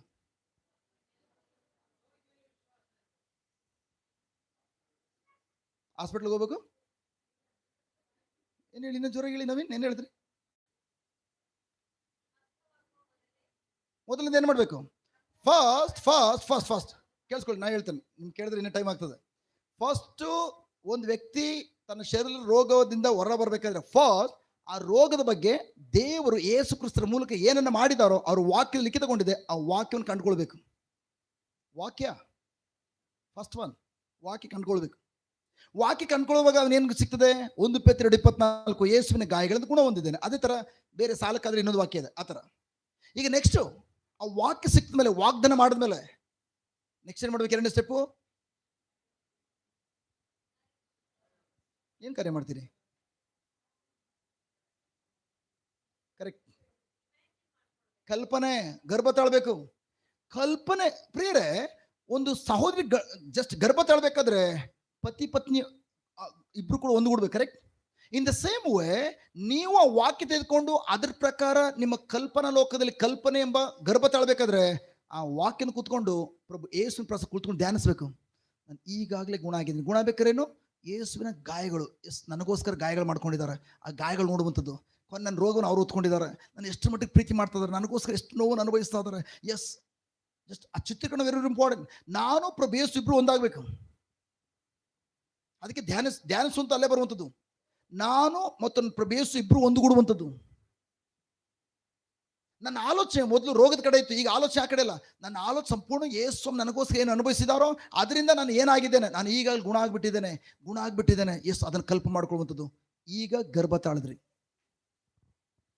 ಗರ್ಭ ತಾಳಿ ಆದ್ಮೇಲೆ ಒಂದ್ಸರಿ ಕಲ್ಪನಾ ಲೋಕದಲ್ಲಿರುವಂತಹ ಈ ಕಲ್ಪನೆಯನ್ನ ನಿಜ ಜೀವನಕ್ಕೆ ತಂದ್ಕೊಡ್ಲಿಕ್ಕಾಗಿ ವಿಶ್ವಾಸ ಎಂಬ ವಸ್ತುಗಳನ್ನ ಬಾಯಿ ತೆಗೆದು ನಿವೇದನೆ ಮಾಡೋದ್ರ ಮೂಲಕ ಅದಕ್ಕೆ ಒದಿಸ್ಕೊಡುವಂಥದ್ದು. ಹಲೋ. ಬಟ್ ಆದ್ರೆ ವಿಶ್ವಾಸ ಎಂಬ ನಿವೇದನೆಯನ್ನ, ವಿಶ್ವಾಸ ಎಂಬ ವಸ್ತುವನ್ನ ನೀವು ಒದಿಸ್ಕೊಡ್ಬೇಕಾದ್ರೆ ನನ್ನ ಪ್ರಿಯ ಸಹೋದರ ಸಹೋದರಿಯರೇ, just thank god, at A time ಅದೇ ಸಮಯದಲ್ಲಿ ನಿಮ್ಮ ವಿಶ್ವಾಸ ಕೂಡ ಒಂದು ದಿನಕ್ಕೆ ಬಲಗೊಳ್ತಾ ಹೋಗ್ಬೇಕು. ಹೇಗೆ ಬಲಗೊಳ್ತದೆ? ಬಟ್ ನಿಮಗೋಸ್ಕರ ಕಲ್ಪನೆ ಮಾಡಿಕೊಂಡು ಅದೊಂದು ವಾಕ್ಯ ಮಾತ್ರ ನೆರವೇರಲಿ ಅಂತೇಳಿ ಕಾಯ್ತು ಕುಳಿತುಕೊಂಡಿದ್ರೆ ಅದಲ್ಲ. ನೀವು ಈಗಾಗಲೂ ಗುಣ ಹೊಂದಿದ್ದೀನಿ ಎಂಬುದಾಗಿ ಕಲ್ಪನೆ ಮಾಡಿಕೊಂಡು ಆ ವಾಕ್ಯನ ಪದೇ ಪದೇ ನುಡಿತಾ ಇದ್ರೆ ಅದರ್ಥ ನೀವು ಗರ್ಭಿಣಿ ಆಗಿದ್ದೀರಿ. ಗರ್ಭಿಣಿ ಆಗಿರುವಂಥ ಕಾರ್ಯ ನೆರವೇರಲಿಕ್ಕಾಗಿ, ಥ್ಯಾಂಕ್ ಗಾಡ್, ಆ ಕೂಸು ಬರಲಿಕ್ಕಾಗಿ ಜಸ್ಟ್ ನೀವು ಬಾಯ್ತು ವಾಕ್ಯ ನುಡಿತಾ ಇದ್ರಿ. ಸಹೋದರಿ ಗರ್ಭಿಣಿ ಆದ್ಮೇಲೆ ಮನೇಲಿ ಏನು ಕೆಲಸ ಕಾರ್ಯ ಮಾಡದೆ ಹೋದ್ರೆ ಹೇಗಿರ್ತದೆ? ಡೆಲಿವರಿ ಕಟ್ಟಿಟ ಬುತ್ತಿ ಸಿಸೇರಿಯನ್. ಕರೆಕ್ಟ್. ಸಿಸೇರಿಯನ್ ಆದ್ರೂ ಕೂಡ ಮಗುಗೆಲ್ಲ ಚರ್ಬಿ ಎಲ್ಲ ಜಸ್ಟ್ ಕೊಲೆಸ್ಟ್ರಾಲ್ ಎಲ್ಲ ಆವರಿಸ್ಕೊಂಡು ಹೆಚ್ಚು ಕಡಿಮೆ ತಾಯಿಗಾಗ್ಬೋದು ಇಲ್ಲ ಮಗುಗಾಗ್ಬೋದು, ಏನು ಕೆಲಸ ಮಾಡದೆ ಹೋದ್ರೆ. Correct. In the same way ನೀವು ಕನಸನ್ನ ಕಟ್ಕೊಂಡಿದ್ದೀರಿ, ಕಲ್ಪನೆ ಕಟ್ಕೊಂಡಿದ್ದೀರಿ, ಗರ್ಭಿಣಿ ಆಗಿದ್ದೀರಿ, ಬಾಯ್ತು ಬರೀ ವಾಕ್ಯ ಹೇಳ್ತಾ ಇದ್ದೀರಿ. ಬಟ್ ನೀವು ಹೊರಗಡೆ ಹೋಗ್ಬಿಟ್ಟು ಕೆಲಸ ಮಾಡದೆ ಹೋದ್ರೆ, ಹೊರಗಡೆ ಹೋಗಿ ಎಕ್ಸಸೈಸ್ ಮಾಡದೆ ಹೋದ್ರೆ, ನಿಮ್ಮ ವಿಶ್ವಾಸ ಎಂಬ ಎಕ್ಸಸೈಸ್ ಅನ್ನ ಮತ್ತೊಬ್ಬರ ಜೀವನದಲ್ಲಿ ಹೋಗಿ ಹಾಕ್ದೆ ಹೋದ್ರೆ ಪ್ರಿಯರೇ, ಡೆಲಿವರಿ ತುಂಬಾ ಕಠಿಣವಾಗಿರ್ತದೆ. ನಿಮ್ಮ ಜೀವನ ಅದ್ಭುತ ಕಾರ್ಯ ಆಗೋದು ತುಂಬಾ ಕಠಿಣ. ಅಯ್ಯೋ, ಕಷ್ಟಪಟ್ಟು ಇಷ್ಟು ವರ್ಷ ಧ್ಯಾನ ಕೊಟ್ಕೋಗಿ ಹೆಂಗೋ ಇದೊಂದು ಅದ್ಭುತ ಕಾರ್ಯ ಆಯ್ತಲ್ಲಪ್ಪ, ಸಿಸೇರಿಯನ್ ಆದ್ರೂ ಪರವಾಗಿಲ್ಲ, ಹೆಂಗೋ ಆಯ್ತಲ್ಲಪ್ಪ, ಅವ್ರಿವ್ರು ಪ್ರೇಯರ್ ಮಾಡಿ ಹಂಗ ಅನ್ಬೇಕಾಗ್ತದೆ ಅಷ್ಟೇ. ಬಟ್ ನೀವ್ ಯಾವಾಗ ಹೋಗಿ ಒಂದ್ಸಲ ಗರ್ಭಿಣಿ ಆಗಿದ್ದೇನೆ, ಬಾಯ್ತು ವಾಕ್ಯ ಕೂಡ ನುಡಿತಾ ಇದ್ದಾನೆ, ಆ ವಾಕ್ಯ ನನ್ನ ಕಿವಿಗಳ ಮೂಲಕ ಸ್ವೀಕರಿಸಿಕೊಂಡು ಮೈ ಗಾಡ್ ನನ್ನ ಆತ್ಮಕ್ಕೆ ಬಲಪಡಿಸ್ಕೊಳ್ಳಿಕ್ಕಾಗಿ ಆಹಾರ ಆಗಿದೆ, ಆಹಾರ ಊಟ ಮಾಡಿದೆ, ಗರ್ಭಿಣಿ ಆಗಿದ್ದೇನೆ, ಒಳ್ಳೆ ಊಟ, ಒಳ್ಳೆ ಒಳ್ಳೆ ಮಗು ಬೆಳೀತಾ ಇದೆ, ಅದ್ಭುತ ಕಾರ್ಯ ಬೆಳೀತಾ ಇದೆ. ಬಟ್ ನಾನು ಹೊರಗಡೆ ಗರ್ಭಿಣಿ ಆದ ಸ್ತ್ರೀ ಹೊರಗಡೆ ಕೆಲಸ ಮಾಡದೆ ಹೋದ್ರೆ, ವಾಕಿಂಗ್ ಹೋಗದೆ ಹೋದ್ರೆ, ಎಕ್ಸರ್ಸೈಸ್ ಮಾಡದೆ ಹೋದ್ರೆ ಖಂಡಿತವಾಗಿ ಪ್ರಿಯರೇ ಆ ಮಗು ಸರಿಯಾಗಿ ಬೆಳವಣಿಗೆ ಆಗೋದಿಲ್ಲ. ಬರೀ ಈ ಸಹೋದರಿ ಬೆಳೀತಾ ಇರ್ತಾರೆ, ಇದು ಮಾತ್ರ ಬೆಳೆಯಲ್ಲ, ಇಲ್ಲೆಲ್ಲ ಬೆಳೀತದ. ಮೇಲೆ ನೋಡಿದೀರಾ ಕೊಲೆಸ್ಟ್ರಾಲ್? ಸರಿಯಾ ಸಹೋದರಿಯರೇ? ಅದೇ ತರ ಪ್ರಿಯರೇ, ನೀವು ದೇವರ ವಾಕ್ಯ ಅನುಗುಣವಾಗಿ ಕಲ್ಪನೆ ಮಾಡ್ಕೊಂಡಿದ್ದೀರಿ, ಬಾಯ್ತು ವಾಕ್ಯ ನುಡಿತಾ ಇದ್ದೀರಿ, ಗುಡ್. ಬಟ್ ಅದಾದ್ಮೇಲೆ ಹೋಗಿ ನಿಮ್ಮ ವಿಶ್ವಾಸವನ್ನು ಏನು ನುಡಿತಾ ಇದ್ದೀರಿ, ಆ ವಿಶ್ವಾಸವನ್ನು ಹೋಗಿ ಮತ್ತೊಬ್ಬರ ಜೀವನದ ಎಕ್ಸಸೈಸ್ ಮಾಡದೆ ಹೋದ್ರೆ ಪ್ರಿಯರೇ, ನಿಮ್ಮ ಜೀವನದಲ್ಲಿ ಅದ್ಭುತ ಕಾರ್ಯ ಹೋಗುವಂತ ತುಂಬಾ ಕಠಿಣವಾಗಿರ್ತದೆ. ಕಣ್ಮುಂದೆ ನಾನೇ ಇದ್ದಾನೆ, ಸಹೋದರಿ ಇದ್ದಾರೆ, ಚೆಕ್ ಮಾಡಿ. ಒಂದಿನ ಆಯ್ತು ನನ್ನ ಜೀವನದಲ್ಲಿ ನನ್ನ ಮಕ್ಕಳಿಗೆ ಒಳ್ಳೆ ವಿದ್ಯಾಭ್ಯಾಸ ಕೊಡು ದೇವ, ನನ್ನ ಮಕ್ಕಳಿಗೆ ಒಳ್ಳೆ ಕೆಲಸ ಕೊಡು, ನನ್ನ ಮಕ್ಕಳಿಗೆ ಅದು ಕೊಡು, ನನಗೆ ಅದು ಕೊಡು. ಒಂದಿನ ಕೇಳಿದವನಲ್ಲ, ಇವತ್ತು ನೋಡ್ತದ ಹೇಳ್ತಾ ಇದ್ದಾನೆ, ಪ್ರಾಮಾಣಿಕ ಹೇಳ್ತಿದ್ದಾನೆ, ಥ್ಯಾಂಕ್ ಗಾಡ್, ಇವತ್ತು ನನ್ನ ಇಬ್ಬರು ಮಕ್ಕಳಿದ್ರು ಕೂಡ ಒಂದೊಂದು ಕಲ್ಮಶಗಳು ನನ್ನ ಮಕ್ಕಳ ಜೀವನದಲ್ಲಿ ಇಲ್ಲ. ಒಂದೊಂದು ಕಲ್ಮಶ ಇವತ್ತು ಒಂದು ಏರಿಯದಲ್ಲೂ ಕೂಡ ಇವತ್ತು ಥ್ಯಾಂಕ್ ಗಾಡ್ ಕಷ್ಟ ಅನ್ನೋದೇ ಇಲ್ಲ. ಎಲ್ಲ ಏರಿಯದಲ್ಲೂ ಕೂಡ ಸ್ವರ್ಗಲೋಕವನ್ನು ಅನ್ವಯಿಸ್ತದವೆ. ಮಕ್ಕಳ ವಿಷಯದಲ್ಲಾಗಿರ್ಬೋದು, ಪತ್ನಿ ವಿಷಯದಲ್ಲಾಗಿರ್ಬೋದು, ಅಥವಾ ಹಣಕಾಸಿನ ವಿಷಯದಲ್ಲಾಗಿರ್ಬೋದು, ಅಥವಾ ಜಸ್ಟ್ ಕುಟುಂಬದ ವಿಷಯದಲ್ಲಾಗಿರ್ಬೋದು, ಮೈ ಗಾಡ್ ಇವತ್ತು ಸ್ವರ್ಗವನ್ನು ಅನುಭವಿಸ್ತಾ ಇದ್ದಾವೆ. ಹಲೋ, ಯಾಕೆ ಚಪ್ಪಳೆ ಹೊಡಿತೀವಿ? ಚಪ್ಪಳೆ ಹೊಡಿಲ್ಲ ಅಂತ ಹೇಳಿಲ್ಲ. Thank god. ಮುಂದೆ ಒಂದು ನೀವು ಕುಳಿತುಕೊಂಡು ಇದನ್ನ ನೀವು ನಿಂತ್ಕೊಂಡು ಇದು ಹೇಳುವಾಗ ನಾನು ಚಪ್ಪಳೆ ಹೊಡಿಬೇಕು. Thank god. ನೀವು ಚಪ್ಪಳೆ ಹೊಡಿಯೋದಲ್ಲ, ನಿಮ್ ಕೆನ್ನೆ ಬಾರಿಸ್ಕೊಳ್ಳಿ ಚಪ್ಪಳೆ ಹೊಡೆ ಬದಲು. ಇನ್ಯಾವಾಗ ನೀನು ಚೇಂಜ್ ಆಗೋದು? ಚೇಂಜ್ ಆಗಿ ಬೇಗ. ನೆನ್ನೆ ಮೊನ್ನೆ ಬಂದಂಥ ವ್ಯಕ್ತಿ ಈ ಕಾರ್ಯ ಅನುಭವಿಸುವಾಗ ನಾವು ಇಷ್ಟು ವರ್ಷದಿಂದ ಯೇಸು ನಂಬಿದ್ದೇವೆ, ನನ್ನ ಜೀವನದಲ್ಲಿ ಯಾಕೆ ಆಗಬಾರ್ದು? ನನ್ನ ಕುಟುಂಬ ಯಾಕೆ ಸ್ವರ್ಗ ಸ್ಥಾಪನೆ ಆಗಬಾರ್ದು? ನನ್ನ ಕುಟುಂಬ ಯಾಕೆ ಸ್ವರ್ಗ ಅನುಭವಿಸ್ತದಲ್ಲ ಅಂತಂದ್ರೆ ಮತ್ತೊಬ್ಬರ ಜೀವನ ಹೋಗಿ ಸ್ವರ್ಗಲೋಕವನ್ನು ಬಿತ್ತನೆ ಮಾಡ್ಲಿಕ್ಕಾಗಿ ನಾವು ಸಮಯವನ್ನು ಇನ್ವೆಸ್ಟ್ ಮಾಡ್ತಾರಲ್ಲ ಪ್ರಿಯರೇ. ಸ್ಟಾರ್ಟ್ ಮಾಡಿ ನೋಡಿ, ರಿಸಲ್ಟ್ ಹೇಗಿರ್ತದೆ. ಅದಕ್ಕೆ ನಾನು ಯಾವಾಗ ಹೇಳ್ತಾ ಇರ್ತಾನೆ, ನನ್ನ ಪ್ರಾರ್ಥನೆ ನನ್ನ ಕುಟುಂಬಕ್ಕೋಸ್ಕರ 1 ನಿಮಿಷ 2 ನಿಮಿಷ ಇರ್ಬೋದು ಅಷ್ಟೇ. ಕೇಳಿಲ್ಲ ಇದ್ದಾರೆ ಸಾಕ್ಷಿ, 1 ನಿಮಿಷ 2 ನಿಮಿಷ. ಬಟ್ ಥ್ಯಾಂಕ್ ಗಾಡ್, ಜಸ್ಟ್ ಯಾರು ಸುವಾರ್ತೆ ಸಾರ್ತಾ ಇದಾರೋ, ನನ್ನ ಸ್ಪಿರಿಚುವಲ್ ಫಾದರ್ನ ಯಾರು ಬೆಳೆಸ್ತಾ ಇದಾರೋ ಅವ್ರಿಗೋಸ್ಕರ ಫಸ್ಟ್ ಮೊದಲನೇ ಆದ್ಯತೆ ಪ್ರೇಯರ್. ಅದಾದ್ಮೇಲೆ ಯಾರು ಪ್ರಾರ್ಥನೆಗಳು ಬರ್ತಾರೋ, ಯಾರು ಸಂಜೆ ಪ್ರಾರ್ಥನೆಗಳು ಭಾಗವಹಿಸ್ತಾರೋ, ಯಾರು ಸೇವೆ ಮಾಡ್ತಿದಾರೋ ಅವ್ರಿಗೋಸ್ಕರ ಹೆಚ್ಚಿಗೆ ಪ್ರಾರ್ಥನೆ. ನಮ್ಮ ಕುಟುಂಬಕ್ಕೂ 2 ನಿಮಿಷ 3 ನಿಮಿಷ ಅಷ್ಟೇ ಪ್ರೇಯರ್. ಅದರಲ್ಲೂ ಕೂಡ ಒಂದನ್ನು ಕೊಡುವಂತ ಕೇಳೋ ಪ್ರಾರ್ಥನೆ ಇಲ್ವೇ ಇಲ್ಲ. ವಾಗ್ದಾನ ಉಡಿಬೇಕು, ವಾಗ್ದಾನ ಉಡಿತಿದ್ದೇವೆ, ಗರ್ಭ ತಾಳಿದ್ದೇವೆ, ಅದು ತಕ್ಕ ಸಮಯ ಡೆಲಿವರಿ ಆಗ್ತದೆ. ಅಲ್ಲಿ ತನಕ ಡೆಲಿವರಿ ಆಗ್ಲಿ ಅಂತ ಕಾಯೋದಿಲ್ಲ. ಅದನ್ನ ಹೋಗ್ಬಿಟ್ಟು ಏನು ಕೆಲಸ ಮಾಡ್ಬೇಕು, ದೇವ್ರು ಕೆಲಸ ಕೊಟ್ಟಿದ್ದಾರೋ ಆ ಕೆಲಸ ಮಾಡ್ತವೆ. ಸಿಂಪಲ್ ಕಾರ್ಯ. ಕ್ರಿಸ್ತಿಯ ಜೀವಿತ ಶ್ರಮಪಟ್ಟು ಜೀವನ ಮಾಡೋದಲ್ಲ. ಕ್ರಿಸ್ತಿಯ ಜೀವಿತ ಯೇಸುವಿನ ವಾಕ್ಯ ನೊಗಕ್ಕೆ, ಯೇಸುವಿನ ಕಾರ್ಯ, ಅವರ ಸೇವೆ ಎಂಬ ಕಾರ್ಯಕ್ಕೆ ಆ ನೊಗಕ್ಕೆ ಹೆಗಲ್ಕೊಟ್ಟು ನಡೆಯೋದಾದ್ರೆ ಬೈಬಲ್ ಹೇಳ್ತದೆ, ನನ್ನ ನೊಗಕ್ಕೆ ಹೆಗಲ್ಕೊಟ್ಟು ಕಲ್ತ್ಕೊಳ್ಳಿ, ನಿಮ್ಮ ಹೊರೆ ಸುಗಮ, ನಿಮ್ಮ ಹೊರೆ ಹಗುರವಾಗಿರ್ತದೆ. ತುಂಬಾ ಕ್ರಿಶ್ಚಿಯನ್ ಜೀವನ ತುಂಬಾ ಸುಲಭ. ನೀವು ಕಷ್ಟಪಡ್ಬೇಕಾಗಿಲ್ಲ. ಏನಾದ್ರು ಅವ್ರ ಮನೆಯವರೆಲ್ಲ ಡೈಲಿ ಚಪಾತಿ ಕೊಡು, ಮಾಂಸ ಊಟ ಕೊಡು ಅಂದ್ರೆ ಹೋಗು, ಜಸ್ಟ್ ಹೆಂಡತಿ ಆದರೂ ಕೂಡ ಬೈತಾ ಇದ್ಲೇ ನಾವು, ನಿನ್ ಡೈಲಿ ಚಪಾತಿ ಬೇಕಾ, ಡೈಲಿ ಚಿಕನ್ ಬೇಕಾ, ನಿನಗೆ ಎಲ್ಲಿ ತಂದು ಕೊಡೋದು, data data data. Thank god, ದೇವರು ಕಾಯಿಗೆ ಆರ್ಡರ್ ಮಾಡಿದ್ದು, ಹೆಂಡತಿಗೆ ಆರ್ಡರ್ ಮಾಡಲಿಲ್ಲ. ಏನಾಗ್ತದೆ ನಿಮ್ಮ ಮನೇಲಿ ಕೇಳಿ, ಡೈಲಿ ನಂಗೆ ಚಪಾತಿ ಬೇಕಣೆ, ಡೈಲಿ ಚಿಕನ್, ಬೆಳಿಗ್ಗೆ ಚಿಕನು, ಸಂಜೆ ಚಿಕನು. ನೆಕ್ಸ್ಟ್ ಮುಂದೆ ತಿಂಗಳು ಬಂದು ನೀವು ಹೇಳ್ತೀರಿ, ಹೌದು ಬ್ರದರ್ ನೀವು ಹೇಳಿದ್ ಕರೆಕ್ಟು. ಹಲೋ, ಸರಿಯಾ? ಎಸ್. ಹಾಗಾದ್ರೆ ನನ್ನ ಪ್ರಿಯ ಸಹೋದರ ಪ್ರೈಸ್ ಬಿಡಿ ಗಾಡ್, ವಿಶ್ವಾಸದಲ್ಲಿ ನೀವು ಮುನ್ನಡೆಯುವಾಗ ಖಂಡಿತವಾಗಿಯೂ ಅನೇಕ ವಿರೋಧಗಳನ್ನ, ಅಪಹಾಸ್ಯಗಳನ್ನ, ನಿಂದೆಗಳನ್ನ ಅನುಭವಿಸ್ಬೇಕಾ? ಎಸ್, ಬರ್ತವೆ. ಆದ್ರೆ ವಿಶ್ವಾಸ ಬಿಟ್ಟುಕೊಡ್ಬೇಕಾ? Every day. ಅದಕ್ಕೆ ನಾನು ಹೇಳ್ತಂಥದ್ದು, ಯಾವಾಗಲೂ ಕೂಡ ಪ್ರಿಯರೇ, ಅಪಹಾಸ್ಯಕ್ಕೆ ಒಳಗಾಗುವಾಗ, ನೀವು ನಿಂದನೆಗೆ ಒಳಗಾಗುವಾಗ, ನೀವು ಅದನ್ನು ಕೂತ್ಕೊಂಡು ಮನೇಲಿ ಒಳಗಡಿದ್ರಿ, ಅದೇ ಆಲೋಚನೆ ಬರ್ತದೆ, ಅವ್ರು ಹಿಂಗಂದ್ರು ಇವ್ರು ಹಿಂಗಂದ್ರು. ಅದ್ರ ಬದಲು ಥ್ಯಾಂಕ್ ಗಾಡ್, ಆ ಜಾಗ ಖಾಲಿ ಮಾಡ್ಕೊಂಡು ಹೊರಗಡೆ ಹೋಗಿ ಮತ್ತೊಬ್ಬರು ಅದೇ ತರ ಸಮಸ್ಯೆ ವ್ಯಕ್ತಿಗಳು ದೇವ್ರು ತೋರಿಸ್ತಾರೆ, ಅವ್ರ ಮನೆಗೆ ಹೋಗಿ ಸಮಸ್ಯೆಯನ್ನ ಅವ್ರ ಕುಟುಂಬದಲ್ಲಿ ಹೋಗಿ ನೀವು ಸುವಾರ್ತೆ ಸಾರಿ ಅವ್ರ ಸಮಸ್ಯೆ ಪರಿಹಾರ ಮಾಡಿ ಮನೆ ಬರೋಷ್ಟರಲ್ಲಿ ನಿಮ್ಮ ಕುಟುಂಬದಲ್ಲಿರುವಂಥ ಸಮಸ್ಯೆಗಳು ಮೇಣಂತ ಕರ್ಗೋಗಿರ್ತದೆ. ಚೆಕ್ ಮಾಡಿ, ಬೇಕಾದ್ರೆ ಚೆಕ್ ಮಾಡಿ. ನೀವೇನಾದ್ರೂ ನಿಮ್ಮ ಕುಟುಂಬದಲ್ಲಿ ಏನು ಸಮಸ್ಯೆ ಬಂತು, ಸಮಸ್ಯೆ ಮಧ್ಯೆ ಕೂತು ಪ್ರೇಯರ್ ಮಾಡ್ತೀನಿ ಅಂದ್ರೆ ಡಿಪ್ರೆಷನ್ ಹೊಟ್ಟೋಗ್ತೀರಿ. ಅದೇ ಸಮಸ್ಯೆ ಮಧ್ಯದಲ್ಲಿ ದೇವರ ವಾಕ್ಯನ ವಿಶ್ವಾಸ ನುಡಿದ್ಬಿಟ್ಟು ತದನಂತರ ಹೊರಗಡೆ ಹೋಗಿ ಯಾರು ಸಮಸ್ಯೆ ಇದ್ದಾರೋ ಆ ಸಮಸ್ಯೆನ ಪರಿಹಾರ ಮಾಡ್ಕೊಂಡು ಹಿಂದಿರುಗಿ ಬರೋ ಅಷ್ಟರಲ್ಲಿ ಮೈ ಗಾಡ್ 100% ಗ್ಯಾರಂಟಿ, ನಿಮ್ಮ ಸಮಸ್ಯೆ ಬೆಟ್ಟಗುಡ್ಡ ರೀತಿಯಲ್ಲಿ ಬೆಂಕಿ ತರ ಹತ್ತುರಿತಾ ಇದ್ರು ಕೂಡ ಆ ಬೆಂಕಿ ಸಂಪೂರ್ಣವಾಗಿ ಉಪಶಮನವಾಗಿರೋದನ್ನ ಕಾಣ್ತೀರಿ. ಚೆಕ್ ಮಾಡಿ, ಬೇಕಾದ್ರೆ ಟೆಸ್ಟ್ ಮಾಡಿ ನೋಡಿ. Hello, Hallelujah. Thank you Jesus. Praise you Jesus. Hallelujah. ಎಲ್ಲರೂ ಎದ್ದು ನೋಡೋಣ. ಎದ್ದು ನಿಂತು, ವಿಶೇಷವಾಗಿ ಪ್ರಿಯರೇ ಎದ್ದು ನಿಂತುಕೊಳ್ಳಿ. ಯಾರ ಶರೀರದಲ್ಲಿ ನೋವುಗಳಿದೆಯೋ, ಇದುವರೆಗೂ ಬರೀ ವಾಕ್ಯ ಹೇಳ್ತಾ ಇದ್ರೆ ಅದಕ್ಕೆ ಗುಣ ಆಗಿಲ್ಲ, ಯಾವುದೇ ರೋಗ ಆಗಿರ್ಬೋದು, ಮೂಲೆ ತಗೊಳ್ಳಿ, ಆ ಕಡೆ ಮೂಲೆಗೆ.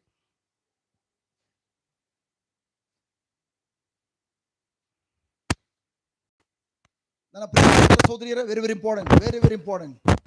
ಪ್ರೈಸ್ ಕೇಳಿಸ್ಕೊಳ್ಳಿ. ಗೊತ್ತಾದ್ರೂ ವಾಕ್ಯನ ಬಾಯ್ತಿ ಹೇಳ್ತಿದೆ, ಅದಕ್ಕೆ ಅದ್ಭುತಕಾರಿ ಆಗಿಲ್ಲ. ಈಗ ವಾಕ್ಯನೇ ಆಲ್ರೆಡಿ ನಿಮ್ಗೆ ಗೊತ್ತಿದೆ. ಯಾರಿಗೆ ಶರೀರದಲ್ಲಿ ನೋವಿದೆಯೋ, ಸೊಂಟ ನೋವು, ಕೈ ನೋವು ಅಥವಾ ಯಾವುದೋ ರೋಗ ಇರಲಿ, ತೊಂದರೆ ಇಲ್ಲ, ನಿಮಗೂ ವಾಕ್ಯ ಗೊತ್ತಿದೆ. ಈಗ ಏನ್ ಮಾಡ್ಬೇಕು? Next step imagination. ಯೇಸುವಿನ ಗಾಯಗಳಿಂದ ಈಗಾಗಲೇ ಗುಣ ಆಗಿದ್ದೇನೆ. ನೆನ್ನೆ ಕಾರವಾರದಲ್ಲಿ ಟೀಚ್ ಮಾಡುವಾಗ ಸಹೋದರಿ 2 ಸಲ ಪ್ರಾರ್ಥನೆ ಕೂಡ ಬಂದಿರುವಂಥದ್ದು. ನಾನು ಯೂಟ್ಯೂಬಲ್ಲಿ ಸಾಧ್ಯ ಅಪ್ಲೋಡ್ ಮಾಡ್ತೇನೆ, ಅವರು ಅನುಮತಿ ಕೊಟ್ಟರೆ ಅವಾಗ ನಿಮ್ಗೆ ತಿಳಿಯಪಡಿಸ್ತಾನೆ. ವಿಡಿಯೋ ರೆಕಾರ್ಡ್ ಆಗಿದೆ. ಅಮ್ಮನಿಗೆ ಎಷ್ಟೋ ತಿಂಗಳುಗಳಿಂದ ಈ ಬೆರಳು ಮತ್ತು ಹೆಬ್ಬೆರಳು ಪ್ರೆಸ್ ಬಿಡ್ಸೋಕ್ಕಾಗ್ತಲ್ಲ, ಎಲ್ಲ ಟ್ರೀಟ್ಮೆಂಟ್ ತೆಗೆದುಕೊಂಡಿದ್ದಾರೆ, ಆಗ್ತಾಯಿಲ್ಲ. 2 ಬೆರಳು ಮತ್ತೆ ಕಾಲಲ್ಲಿ ಪಾದ ಉರಿ, ಮಂಡಿ ಮಡ್ಸೋಕ್ಕಾಗಲ್ಲ, ಪಾದ ಉರಿ, ಎಲ್ಲೆಲ್ಲೋ ಸುತ್ತಾಡಿದ 2 ತಿಂಗಳಿಂದಲ್ಲ, ಸುಮಾರು 1.5 ವರ್ಷದಿಂದ. ಬಟ್ 2 ತಿಂಗಳು ಮಾತ್ರ ಅಲ್ಲಿ ಕ್ಲಾಸ್ ಹೋದ ತಿಂಗಳು ಬಂದಿದ್ರು, ನೆನೆ ಬಂದಿದ್ದಾರೆ. ವಾಕ್ಯ ಕಂಟಿನ್ಯೂಸ್ ಆಗಿ ಹೇಳ್ತಾ ಇದಾರೆ. ಏನು ಅದ್ಭುತಕರ ಆಗಿಲ್ಲ, ಸ್ವಲ್ಪನೂ ಕಡಿಮೆ ಆಗಿಲ್ಲ. ನೆನ್ನೆ ಜಸ್ಟ್ ಅಮ್ಮ ನೀವು ವಾಕ್ಯ ಹೇಳಿದ ಮಾತ್ರ ಕಣ್ಮುಚ್ಚಿ ಜಸ್ಟ್ ನಾನು ಹೇಳಿದ ಕಲ್ಪ್ ಮಾಡ್ಕೊಳ್ಳಿ, ಇನ್ನೂ ವಾಕ್ಯ ಹೇಳಕ್ಕೆ ಸ್ಟಾರ್ಟ್ ಆಗಿಲ್ಲ. ಅಮ್ಮ ಆ ಚಿತ್ರ ನೆನೆಸ್ಕೊಂಡು ಅವರ ಶರೀರದಲ್ಲಿ ಅವರ ಮುಖಭಾವದಲ್ಲಿ ಬದಲಾವಣೆ ಆಗ್ತಿರುವಂಥದ್ದು. ಅದಾದ್ಮೇಲೆ ಬಾಯ್ತು ವಾಕ್ಯ ಹೇಳಿ ಅಂತ ಹೇಳುವಾಗ ದೇವರ ವಾಕ್ಯ ಶಕ್ತಿ ಅವ್ರನ್ನ ಆವರಿಸ್ಕೊಳ್ತು. ಕೆರಡ ಬಿದ್ದು ಎದ್ದು ನೋಡುವಾಗ ಅವ್ರು ನಿಂತ್ಕೊಂಡಿರುವಾಗಲೇ ಅವ್ರು ಚೆಕ್ ಮಾಡ್ತಾ ಇದಾರೆ ಬೆರಳುಗಳನ್ನ. ಬೆರಳ ಆರ ಮೊದಲು ಹಿಂಗನ್ನೋರು ಮುಟ್ಟಿದ್ರೆ ನೋಡಿದ್ರೆ ಕೈ ಬೆರಳುಗಳೆಲ್ಲ ಪ್ರೆಸ್ ಮಾಡ್ತಾರೆ, ಯಾವ ನೋವು ಇಲ್ಲ, ಫುಲ್ ಕ್ಲಿಯರ್. ಇಮ್ಯಾಜಿನೇಷನ್ ಅಂತ ಪವರ್ ಇದೆ. 1 ನಿಮಿಷ ಕಣ್ಮುಚ್ಚಿ. ಶರೀರದಲ್ಲಿ ಯಾರಿಗೆಲ್ಲ ನೋವಿದೆಯೋ, ನೀವು ಮಾತ್ರ ಅಲ್ಲ, ಶರೀರದಲ್ಲಿ ನೋವಿಲ್ದೇನಿರೋ ಕೂಡ ನಿಮ್ಗೆ ಒಂದು ಅವಶ್ಯಕತೆಗಳಿವೆ. ನನ್ನ ಗಂಡ ಬಂದಿಲ್ಲ, ಕಲ್ಪ ಮಾಡ್ಕೊಳ್ಳಿ. ನಿನ್ನ ಗಂಡ ಆಲ್ರೆಡಿ ಬಂದಿದ್ದಾರೆ, ಪತಿ ಪತ್ನಿರು ಒಂದೇ ಶರೀರ ಅಂತ ಹೇಳಿದ್ಮೇಲೆ ನಾವಿಬ್ರು ಇಲ್ಲೇ ಇದ್ದೇವೆ. ನನ್ನ ಪತ್ನಿ ಬಂದಿಲ್ಲ, ಕಲ್ಪ ಮಾಡ್ಕೊಳ್ಳಿ. ಜಸ್ಟ್ ಆದ್ರೆ ಎಲ್ಲರೂ ಕೂಡ ಒಂದಲ್ಲ ಒಂದು ವಿಷಯದಲ್ಲಿ ಅವಶ್ಯಕತೆಗಳು ಹೊತ್ಕೊಂಡು ಬಂದಿದ್ದೇವೆ. ಆ ಅವಶ್ಯಕತೆಗಳನ್ನು ಮಿಗಿಲಾಗಿ ಒಂದು ನಿರ್ಧಾರ ತೆಗೆದುಕೊಂಡ, ನಾನು ಕ್ರಿಸ್ತನಿಗಾಗಿ ಜೀವಿಸಬೇಕು. ಕಾಲೇಜಲ್ಲಿ ಆಗಿರ್ಬೋದು, ಹಾಸ್ಪಿಟಲ್ ಆಗಿರ್ಬೋದು, ಅಥವಾ ನನ್ನ ಕಂಪನಿ ಗಾರ್ಮೆಂಟ್ಸ್ ಫ್ಯಾಕ್ಟ್ರಿ ಆಗಿರ್ಬೋದು, ನಾನು ಏನು ಆಲೋಚನೆ ಮಾಡ್ತಾ ಇದ್ದೀನೋ ಅದ್ರ ಪ್ರಕಾರ ಕಲ್ಪನೆ ನಾನೇನು ಬಯಸ್ತಾ ಇದ್ದೀನೋ ಅದ್ರ ಪ್ರಕಾರ ಕಲ್ಪನೆ ಮಾಡ್ಕೊಳ್ತೇನೆ. ಈಗ ತನ್ನ ವಾಕ್ಯ ಕೇಳಿಸ್ಕೊಂಡಿದ್ದೀರಿ.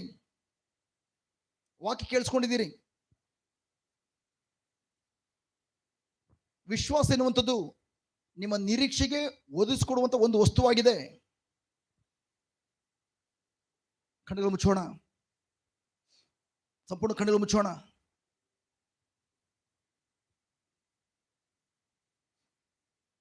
ಯಾವ ಅಗತ್ಯಗಳಿಗಾಗಿ ಬಂದಿದ್ದೀರಿ? ದೇವರ ವಾಕ್ಯವನ್ನು ಆಲ್ರೆಡಿ ನಿಮ್ಗೆ ಕಂಡುಕೊಂಡಿದ್ದೀರಿ. ಆ ವಾಕ್ಯದ ಕಲ್ಪನೆ ಮಾಡ್ಕೊಳ್ಳಿ. ಶರೀರದಲ್ಲಿ ನೋವಿರುವಂಥವ್ರು, ರೋಗ ಇರುವಂಥವ್ರು, ಯೇಸುವಿನ ಗಾಯಗಳನ್ನು ಗುಣ ಹೊಂದಿದ್ದೇನೆ. ಹಣಕಾಸಿನ ಕೊರತೆ ಇರುವಂಥವ್ರು ಆಲೋಚನೆ ಮಾಡಿ, ಆ ಬಡತನದ ಶಾಪದಿಂದ ಹೊರಡ ಬಂದು ನೀವು ಶ್ರೀಮಂತರಾಗಿರೋದು ಮಾತ್ರವಲ್ಲ, ನಿಮ್ಮ ಕೈಗಳು ಮತ್ತೊಬ್ಬರಿಗೆ ದಾನಧರ್ಮ ಮಾಡುವಂಥ ಕೈಗಳಾಗಿದೆ. ನಿಮ್ಮ ಕೈಗಳು ಮತ್ತೊಬ್ಬರಿಗೆ ದಾನಧರ್ಮ ಮಾಡ್ತದೆ. ಕಲ್ಪನೆ ಮಾಡ್ಕೊಳ್ಳಿ. ಕ್ರಿಸ್ತ ಯೇಸುವಿನ ಸಾಮ್ರಾಜ್ಯದಲ್ಲಿ ಪ್ರಾಮಾಣಿಕತೆಯಿಂದ ನಾನು ಸೇವೆ ಮಾಡ್ತಾ ಇದ್ದಾನೆ. ಕಲ್ಪನೆ ಮಾಡ್ಕೊಳ್ಳಿ. ಏನಾದರೂ ಒಂದು ಕೆಲಸವನ್ನ ಲಾರ್ಡ್ ಇವತ್ತಿನ ಆರಂಭಿಸಬೇಕು. ಬರೀ ವಾಕ್ಯ ಹೇಳೋದು ಮಾತ್ರವಲ್ಲ, ನಾನು ಹೇಗೆ ಏನು ಕಲ್ಪನೆ ಮಾಡ್ಕೊಳ್ತೇನೋ ಕಲ್ಪನೆ ತಕ್ಕಂತೆ ನಾಳೆಯಿಂದ ನಾನು ಅದನ್ನ ಕಾರ್ಯದಲ್ಲಿ ನಾನು ನೆರವೇರಿಸಬೇಕು. ದೇವರು ಇಲ್ಲಿ ಬಂದಿರುವಂತಹ ಪ್ರತಿ ಒಬ್ಬೊಬ್ಬರ ಬಗ್ಗೆ ಕೂಡ ಯೋಜನೆ ಹಾಕೊಂಡಿದ್ದಾರೆ ಪ್ರಿಯರೇ. ಇದುವರೆಗೂ ಸಾಕು. ಮನೆಯಿಂದ ಚರ್ಚ್ಗೆ, ಚರ್ಚಿಂದ ಬರೀ ಧ್ಯಾನ ಕೂಟಕ್ಕೆ ಸುತ್ತಾಡಿದ ಸಾಕು. ಅಷ್ಟಕ್ಕೆ ನಾವು ಪಯಣ ನಿಲ್ಸೋದು ಬೇಡ. ಮನೆಯಿಂದ ಚರ್ಚ್ ಧ್ಯಾನ ಕೂಟದಿಂದ ನೆಕ್ಸ್ಟ್ ನಾವು ಜಸ್ಟ್ ನಮಗೇನು ದೇವ್ರು ಕಲ್ಸ್ಕೊಟ್ಟಿದ್ದಾರೋ ಅದನ್ನು ಹೋಗಿ ಮತ್ತೆ ಪಡಿಸ್ಬೇಕು. ವಿಶ್ವಾಸ ಬಲಗೊಳ್ಳುವಂಥದ್ದು ಅನುದಿನವೂ ಕೂಡ ನಮ್ಮ ಒಳಗಡೆ ವಿಶ್ವಾಸವನ್ನ, ಪ್ರಬಲವಾದ ವಿಶ್ವಾಸ ಉಪಯೋಗಿಸ್ಕೊಳ್ತಾ ಮುನ್ನಡೆಯೋದ್ರಿಂದ ನಮ್ಮ ವಿಶ್ವಾಸ ಬಲಗೊಳ್ತದೆ, ಬಳಸುವುದರಿಂದ ಬಲಗೊಳ್ತದೆ. ಒಂದು ನಿರ್ಧಾರ ತೆಗೆದುಕೊಳ್ಳಿ, ಇವತ್ತಿಂದ ನಾನು ವಿಶ್ವಾಸ ಬಳಸ್ತೇನೆ. ಪ್ರತಿ ನೇರದಲ್ಲೂ ಕೂಡ ಏನೇ ಸಮಸ್ಯೆ ಬರಲಿ, ಪ್ರತಿಯೊಂದು ಸಮಸ್ಯೆ ಮಧ್ಯಲ್ಲೂ ಕೂಡ ನನ್ನ ವಿಶ್ವಾಸದಲ್ಲಿ ನಾನು ಬಲಗೊಳ್ಳಿಕ್ಕಾಗಿ ನಾನು ನಿರ್ಧರಿಸ್ತಾನೆ.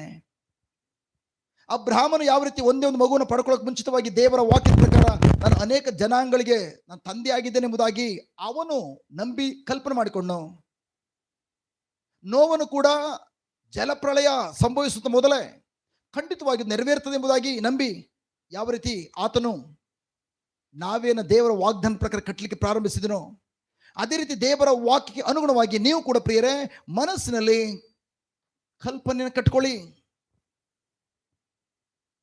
ನಿಮ್ಮ ಒಳಗಡೆ ಅನೇಕ ಮಕ್ಕಳ ಭವಿಷ್ಯವನ್ನು ದೇವರು ಲಾಕ್ ಮಾಡಿ ಇಟ್ಟಿದ್ದಾರೆ. ನಿಮ್ಮ ಒಬ್ಬರಿಂದಾಗಿ ಲಕ್ಷಾಂತರ ಮಕ್ಕಳ ಭವಿಷ್ಯ ಚೇಂಜ್ ಆಗಬೇಕು. ಓ ಥ್ಯಾಂಕ್ ಯು ಜೀಸಸ್. ಕಲ್ಪ್ ಮಾಡ್ಕೊಳ್ಳಿ. ನಿಮ್ಮ ನೀವು ನೋಡ್ಕೊಳ್ಳಿ. ಎಲ್ಲ ಏರಿದ್ರು ಕೂಡ ಜಯಶಾಲಿಗಳಾಗಿದ್ದೀರಿ. ನೀವು ಯಾವ ಏರಿದ್ರು ಕೂಡ ಸೋಲನ್ನು ಕಾಣಲಿಕ್ಕೆ ಸಾಧ್ಯ ಇಲ್ಲ. ಜಯಶಾಲಿಗಳಾಗಿದ್ದೀರಿ. ಈಗಾಗಲೇ ದೇವರ ಶಕ್ತಿ ನಮ್ಮ ಒಬ್ಬರು ಚಲಿಸ್ತದೆ ಪ್ರಿಯರೇ. ನೀವು ಕ್ರಿಸ್ತನ ಈಗಲೂ ಜಯಶಾಲಿಗಳಾಗಿದ್ದೀರಿ. ರೋಗದಲ್ಲಿ ಜಯಶಾಲಿಗಳಾಗಿದ್ದೀರಿ. ಹಣಕಾಸು ವಿಷಯದಲ್ಲಿ ಕೂಡ ಜಯಶಾಲಿಗಳಾಗಿದ್ದೀರಿ. ದೇವರ ಸೇವಾ ಕಾರ್ಯದಲ್ಲಿ ಕೂಡ ಜಯಶಾಲಿಗಳಾಗಿದ್ದೀರಿ.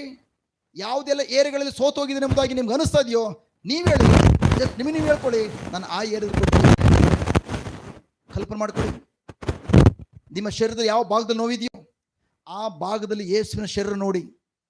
ನಿಮ್ಮ ಬೆನ್ನಲ್ಲಿ ನೋವಿದ್ರೆ ಯೇಸುವಿನ ಬೆನ್ನು ನೋಡಿ. ಅವ್ರ ಬೆನ್ನಿಗೆ ಕೊರಡೆಗಳಿಂದ ಒಡಿಸ್ಕೊಂಡಿದ್ದಾರೆ, ಈಟಿಂದ ತೀವಿಸ್ಕೊಂಡಿದ್ದಾರೆ. ನಿಮ್ಮ ತಲೆಯಲ್ಲಿ ನೋವಿದ್ರೆ ಯೇಸುವಿನ ತಲೆ ನೋಡಿ. ಮುಳ್ಳುಗಳಿಂದ ಜಡಿಸ್ಕೊಂಡಿದ್ದಾರೆ, ರಕ್ತ ಸುರಿತಾದೆ. ನಿಮ್ಮ ಶರೀರದಲ್ಲಿ ಯಾವುದೇ ಭಾಗದಲ್ಲಿ ನೋವಿದ್ರು, ರೋಗ ಇದ್ರೂ ಕೂಡ ಯೇಸುವಿನ ಶರೀರ ನೋಡಿ. ನಿಮ್ಮ ನರಗಳಲ್ಲಿ ವೀಕ್ನೆಸ್ ಇದ್ರೆ ಆ ಯೇಸು ನರಗಳು ಕೂಡ ಈಟಿಂದ ಚುಚ್ಚಿಕೊಳ್ಳುವಾಗ ಆ ನರಗಳೆಲ್ಲೂ ಕೂಡ ಕಟ್ಟಾಗಿ, ನರಗಳೆಲ್ಲವೂ ಕೂಡ ಚಿತ್ರಹಿಂಸೆಗೊಳಗಾಗಿದೆ, ಗಾಯಕ್ಕೊಳಗಾಗಿದೆ. ನಂಬಿರಿ. ನಾನು ಹೇಳೋದು ಮಾತ್ರ ಕಲ್ಪ್ ಮಾಡ್ಕೊಳ್ಳಿ. ನಿಮ್ಗೇನಾದ್ರೂ ಹಣಕಾಸಿನ ಕೊರತೆ ಇದ್ರೆ, ಬಡತನ ಇದ್ರೆ, ಪ್ರಭು ಯೇಸು ನಮ್ಮ ಬಡತನದ ಶಾಪವನ್ನು ಅವರು ಹೊತ್ಕೊಂಡು ಈಗಾಗಲೇ ಆ ಶಾಪವನ್ನು ಕೂಡ ಅನುಭವಿಸ್ತಾ ಇದ್ದಾರೆ. ಕಲ್ಪ್ ಮಾಡ್ಕೊಳ್ಳಿ. ಈ ಕಲ್ಪನೆ ಮಾಡ್ಕೊಳ್ಳೋ ಈಗ ನಿಮ್ಮನ್ನು ಕಲ್ಪನೆ ಮಾಡ್ಕೊಳ್ಳಿ.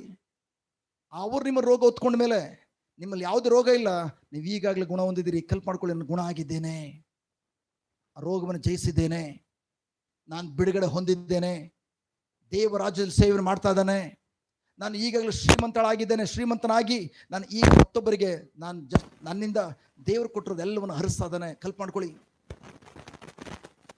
ನಿಮ್ಮ ಕಲ್ಪನೆಗೆ ದೊಡ್ಡ ಶಕ್ತಿ ಇದೆ ಪ್ರಿಯರೇ. ಅಲೌಕಿಕವಾದಂತಹ ಶಕ್ತಿ ಇರುವಂತ ನಿಮ್ಮ ಕಲ್ಪನೆಗೆ. ನೀವು ಒಂದೊಂದು ಏರಿಯಾದಲ್ಲಿ ಕೂಡ ಯಾವುದೆಲ್ಲ ಕಲ್ಪನೆ ಮಾಡ್ಕೊಂಡಿದ್ದೀರಿ. ರೋಗದ ಮೇಲೆ ಆರೋಗ್ಯ ಜಯವನ್ನು ದೇವರು ಕೊಟ್ಟಿದ್ದಾರೆ, ಬಡತನದ ಮೇಲೆ ಶ್ರೀಮಂತಿಕೆ ಜಯ ಕೊಟ್ಟಿದ್ದಾರೆ, ಸ್ವಾರ್ಥತೆ ಮೇಲೆ ನೀವು ಇತರರಿಗೆ ಸೇವೆ ಮಾಡುವಂತಹ ನಿಸ್ವಾರ್ಥತೆಯನ್ನು ಆ ಜಯವನ್ನು ಕೊಟ್ಟಿದ್ದಾರೆ, ಬಂಧನದ ಮೇಲೆ ಬಿಡುಗಡೆಯನ್ನು ಕೊಟ್ಟಿದ್ದಾರೆ, ಬಿಡುಗಡೆ ಎಂಬ ಜಯವನ್ನು ಕೊಟ್ಟಿದ್ದಾರೆ. ಯಾವ ಏರಿಯಾದಲ್ಲಿ ನೀವು ಇನ್ನು ಮುಂದೆ ಸೋಲನ್ನು ಕಾಣಲಿಕ್ಕೆ ಸಾಧ್ಯ ಇಲ್ಲ. ನೀವು ಈಗಾಗಲೇ ಕ್ರಿಸ್ತನಲ್ಲಿ ಜಯಶಾಲಿಗಳಾಗಿದ್ದೀರಿ, ನಂಬಿರಿ. Oh thank you Jesus, thank you Jesus. ಯಾವ ಏರಿಯಾದಲ್ಲಿ ನಿಮ್ಮ ಮನಸ್ಸಲ್ಲಿ ಪದೇ ಪದೇ ಸೋಲನ್ನು ಕಾಣ್ತಾ ಇದ್ದಾನೆ, ಮಕ್ಕಳ ವಿಷಯದಲ್ಲಾಗಿರ್ಬೋದು, ಚಿಕ್ಕ ಮಕ್ಕಳೇ, ವಿದ್ಯಾರ್ಥಿಗಳೇ, ನೀವು ಕೂಡ ಯಾವುದೋ ಸಬ್ಜೆಕ್ಟಲ್ಲಿ ಸೋಲ್ತಾ ಇರ್ಬೋದು. ಬಟ್ ಆ ಏರಿಯಾದಲ್ಲಿ ದೇವರ ಜ್ಞಾನದಿಗೆ ನಾನು ಜಯಶಾಲಿ ಆಗಿದ್ದೇನೆ ಕಲ್ಪನೆ ಮಾಡ್ಕೊಳ್ಳಿ. ಆ ಏರಿಯಾದಲ್ಲಿ ಅತ್ಯುನ್ನತ ಅಂಕಗಳನ್ನು ಪಡಿತಾ ಇದ್ದೀರಿ. ನಿಮ್ಮ ಕೋರ್ಟಿನ ಕೇಸಲ್ಲೂ ಕೂಡ ಯಾವ ಏರಿಯಾದಲ್ಲಿ ಸೋಲ್ ರೀತಿಯಲ್ಲಿ ಕಾಣಿಸ್ತಾ ಇದೆಯೋ, ನಿಮ್ಮ ಪರವಾಗಿ ಯಾವುದು ಸಾಕ್ಷಿ ಇಲ್ಲದಿರಬಹುದು, ದೇವರೇ ನಿಮ್ಮ ಸಾಕ್ಷಿಯಾಗಿದ್ದಾರೆ. ವಿಶ್ವಾಸ ಉಪಯೋಗಿಸಿ ಆ ಏರಿಯಾದಲ್ಲಿ ಜಯವನ್ನು ಪ್ರಭು ಯೇಸು ನಿಮಗೆ ಕೊಟ್ಟಿದ್ದಾರೆ. ನೀವು ಈಗಾಗಲೇ ಅದರಲ್ಲಿ ಜಯವನ್ನು ಹೊಂದಿದ್ದೀರಿ ಎಂಬುದಾಗಿ ಕನಸನ್ನು ಕಾಣಿ, ಕಲ್ಪನೆ ಮಾಡ್ಕೊಳ್ಳಿ. ಓ ಥ್ಯಾಂಕ್ ಯು ಜೀಸಸ್. ಒಂದೊಂದು ಏರಿಯಾದಲ್ಲೂ ಕೂಡ ಜಯಶಾಲಿಗಳಾಗಿದ್ದೀರಿ. ಈ ಕಲ್ಪನೆ ಮಾಡಿಕೊಂಡು ಯಾವ ಪರಿಸ್ಥಿತಿಯಲ್ಲೂ ಕೂಡ ಅದೆಲ್ಲವನ್ನು ಜಯಿಸಿರುವಂಥ ಜಯಶಾಲಿಗಳಾಗಿ ನಿಮ್ಮನ್ನು ನೋಡಿಕೊಂಡು ಈಗ ಬಾಯಿ ತಿಂದು ನುಡಿಯಕ್ಕೆ ಸ್ಟಾರ್ಟ್ ಮಾಡಿ. ಯೇಸುವೇ, ನಾನು ನಿಮ್ಮಲ್ಲಿ ಇರುವುದರಿಂದ ನಾನು ಲೋಕವನ್ನು ಜಯಿಸಿದ ಶಕ್ತಿಯಾಗಿರುವ ವಿಶ್ವಾಸವನ್ನು ಹೊಂದಿದ್ದೇನೆ. ಆ ವಿಶ್ವಾಸವು ನನ್ನನ್ನು ಸದಾಕಾಲ ಜಯದ ಹಾದಿಯಲ್ಲಿ ಮುನ್ನಡೆಸುವ ಶಕ್ತಿಯಾಗಿದೆ. ಯೇಸುವೇ, ನನಗೆ ಎಲ್ಲದರ ಮೇಲೂ ಜಯವನ್ನು ಕೊಟ್ಟು ಜಯಶಾಲಿಯಾಗಿ ನೀವು ಮಾಡಿದ್ದೀರಿ.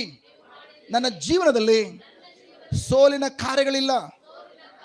ನಾನು ಗೆಲ್ಲುವುದಕ್ಕೋಸ್ಕರವೇ ತಿರುಗಿ ಹುಟ್ಟಿದವನಾಗಿದ್ದೇನೆ. ಸೋಲು ನನ್ನ DNA ಯಲ್ಲಿ ಇಲ್ಲ. ನನ್ನ DNA ಯಲ್ಲಿ ಗೆಲುವು ಮಾತ್ರ ಇರುವಂಥದ್ದು. ನಾನು ಕ್ರಿಸ್ತ ಯೇಸುವಿನಲ್ಲಿ ಜಯವನ್ನು ಹೊಂದಿರೋದ್ರಿಂದ ನಾನು ಜಯಶಾಲಿಯಾಗಿದ್ದೇನೆ ಎಂಬುದಾಗಿ ನಂಬಿ ನುಡಿಯುತ್ತಿದ್ದೇನೆ. ಯೇಸುವೇ, ನನಗೆ ಜಯವನ್ನು ಕೊಟ್ಟಿದ್ದಕ್ಕಾಗಿ ಸ್ತೋತ್ರ.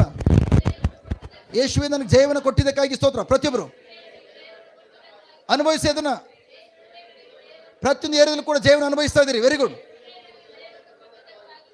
Oh thank you Jesus. ಕಲ್ಪನೆ ಮಾಡ್ಕೊಳ್ಳಿ. ಯಾವ ಏರಿಯಾದಲ್ಲಿ ಜಯ ಬೇಕು ಕಲ್ಪನೆ ಮಾಡ್ಕೊಳ್ಳಿ. ಅನುಭವಿಸಿ ಜಯವನ್ನು. ರೋಗದ ಮೇಲೆ ಆರೋಗ್ಯ ಜಯವನ್ನು ಅನುಭವಿಸಿ. ಬಡತನದ ಮೇಲೆ ಸಮೃದ್ಧಿಯಾದಂತಹ ಶ್ರೀಮಂತಿಕೆ ಜಯವನ್ನು ಅನುಭವಿಸಿ. ಓ ಬಾಯಿ ತೆಗಿರಿ, ನಿಲ್ಲಿಸಬೇಡಿ. ಬಾಯಿ ಮುಚ್ಚಿದ್ರೆ ಏನು ಪ್ರಯೋಜನ ಇಲ್ಲ. ಬಾಯಿ ತೆಗಿರಿ.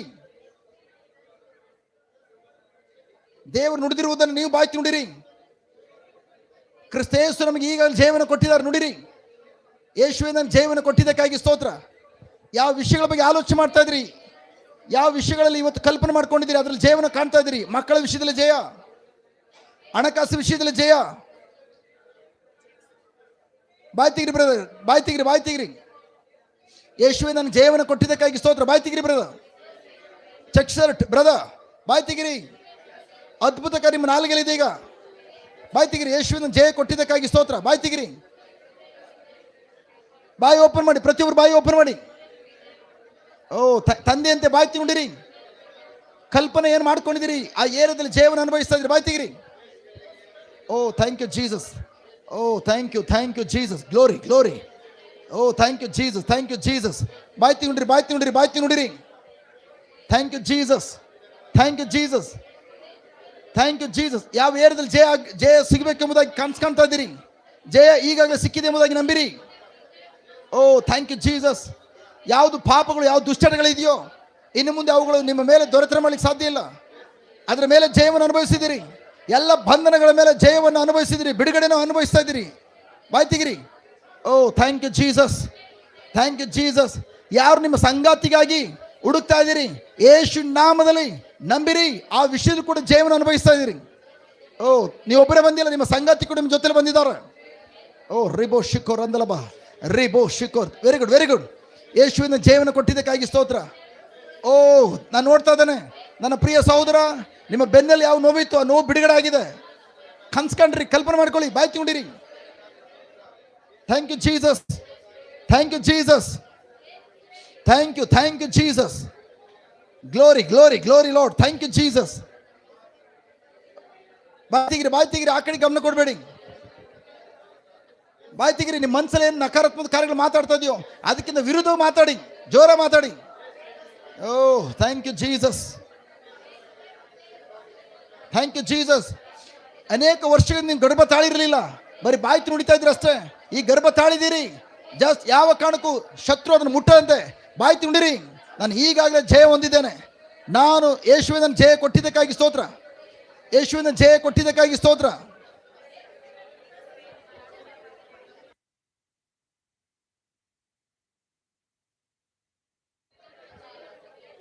Oh thank you Jesus. Very good, very good, very good, very good. ಓ ರಿಬೋ ಶಿಖೋ ರಂದಲಬ. Yes yes yes Lord, thank you Jesus. Yes Lord, thank you Jesus. Praise praise praise Jesus. ಯಾವ ಬಿಸ್ನೆಸ್ ಅಲ್ಲಿ ಕುಂಠಿತಗೊಳ್ತಾ ಇದ್ದೀರಿ, ಯಾವ ಏರಿಯಾದಲ್ಲಿ ನಿಮ್ಮ ಆಫೀಸಲ್ಲಿ ಸ್ಟ್ರಗಲ್ ಮಾಡ್ತಾ ಇದ್ದೀರಿ, ಯೇಸು ನಾಮದಲ್ಲಿ ಒಂದೊಂದು ಏರಿಯಾದಲ್ಲಿ ಕೂಡ ಜೀವನ ಅನುಭವಿಸ್ತಾ ಇದ್ದೀರಿ. Oh thank you Jesus. Yes Lord, yes Lord. ಈ ಮಕ್ಕಳಿಗೆ ಸಂಪೂರ್ಣದ ಒಂದು ಜೀವನ ಕೊಟ್ಟಿದ್ದಕ್ಕಾಗಿ ಸ್ತೋತ್ರ, ಜಯವನ್ನು ಕೊಟ್ಟಿದ್ದಕ್ಕಾಗಿ ಸ್ತೋತ್ರ. ಸೋಲು ಇನ್ನು ಮುಂದೆ ನಿಮ್ಮ ಜೀವನದಲ್ಲಿ ಯಾವುದೇ ಏರಿಯಾದಲ್ಲಿ ಕೂಡ ನೀವು ಅನುಭವಿಸಬಾರ್ದು, ನಂಬಿರಿ. Thank you Jesus. Glory glory glory glory glory. Thank you Jesus, thank you Jesus. Thank you and praise the Father in Jesus' name. Amen, amen, amen. ಚಪ್ಪಲಿ ತಟ್ಟುತ್ತಾ ಪ್ರಭು ಯೇಸುವನ್ನು ಪಡಿಸೋಣ. Praise God.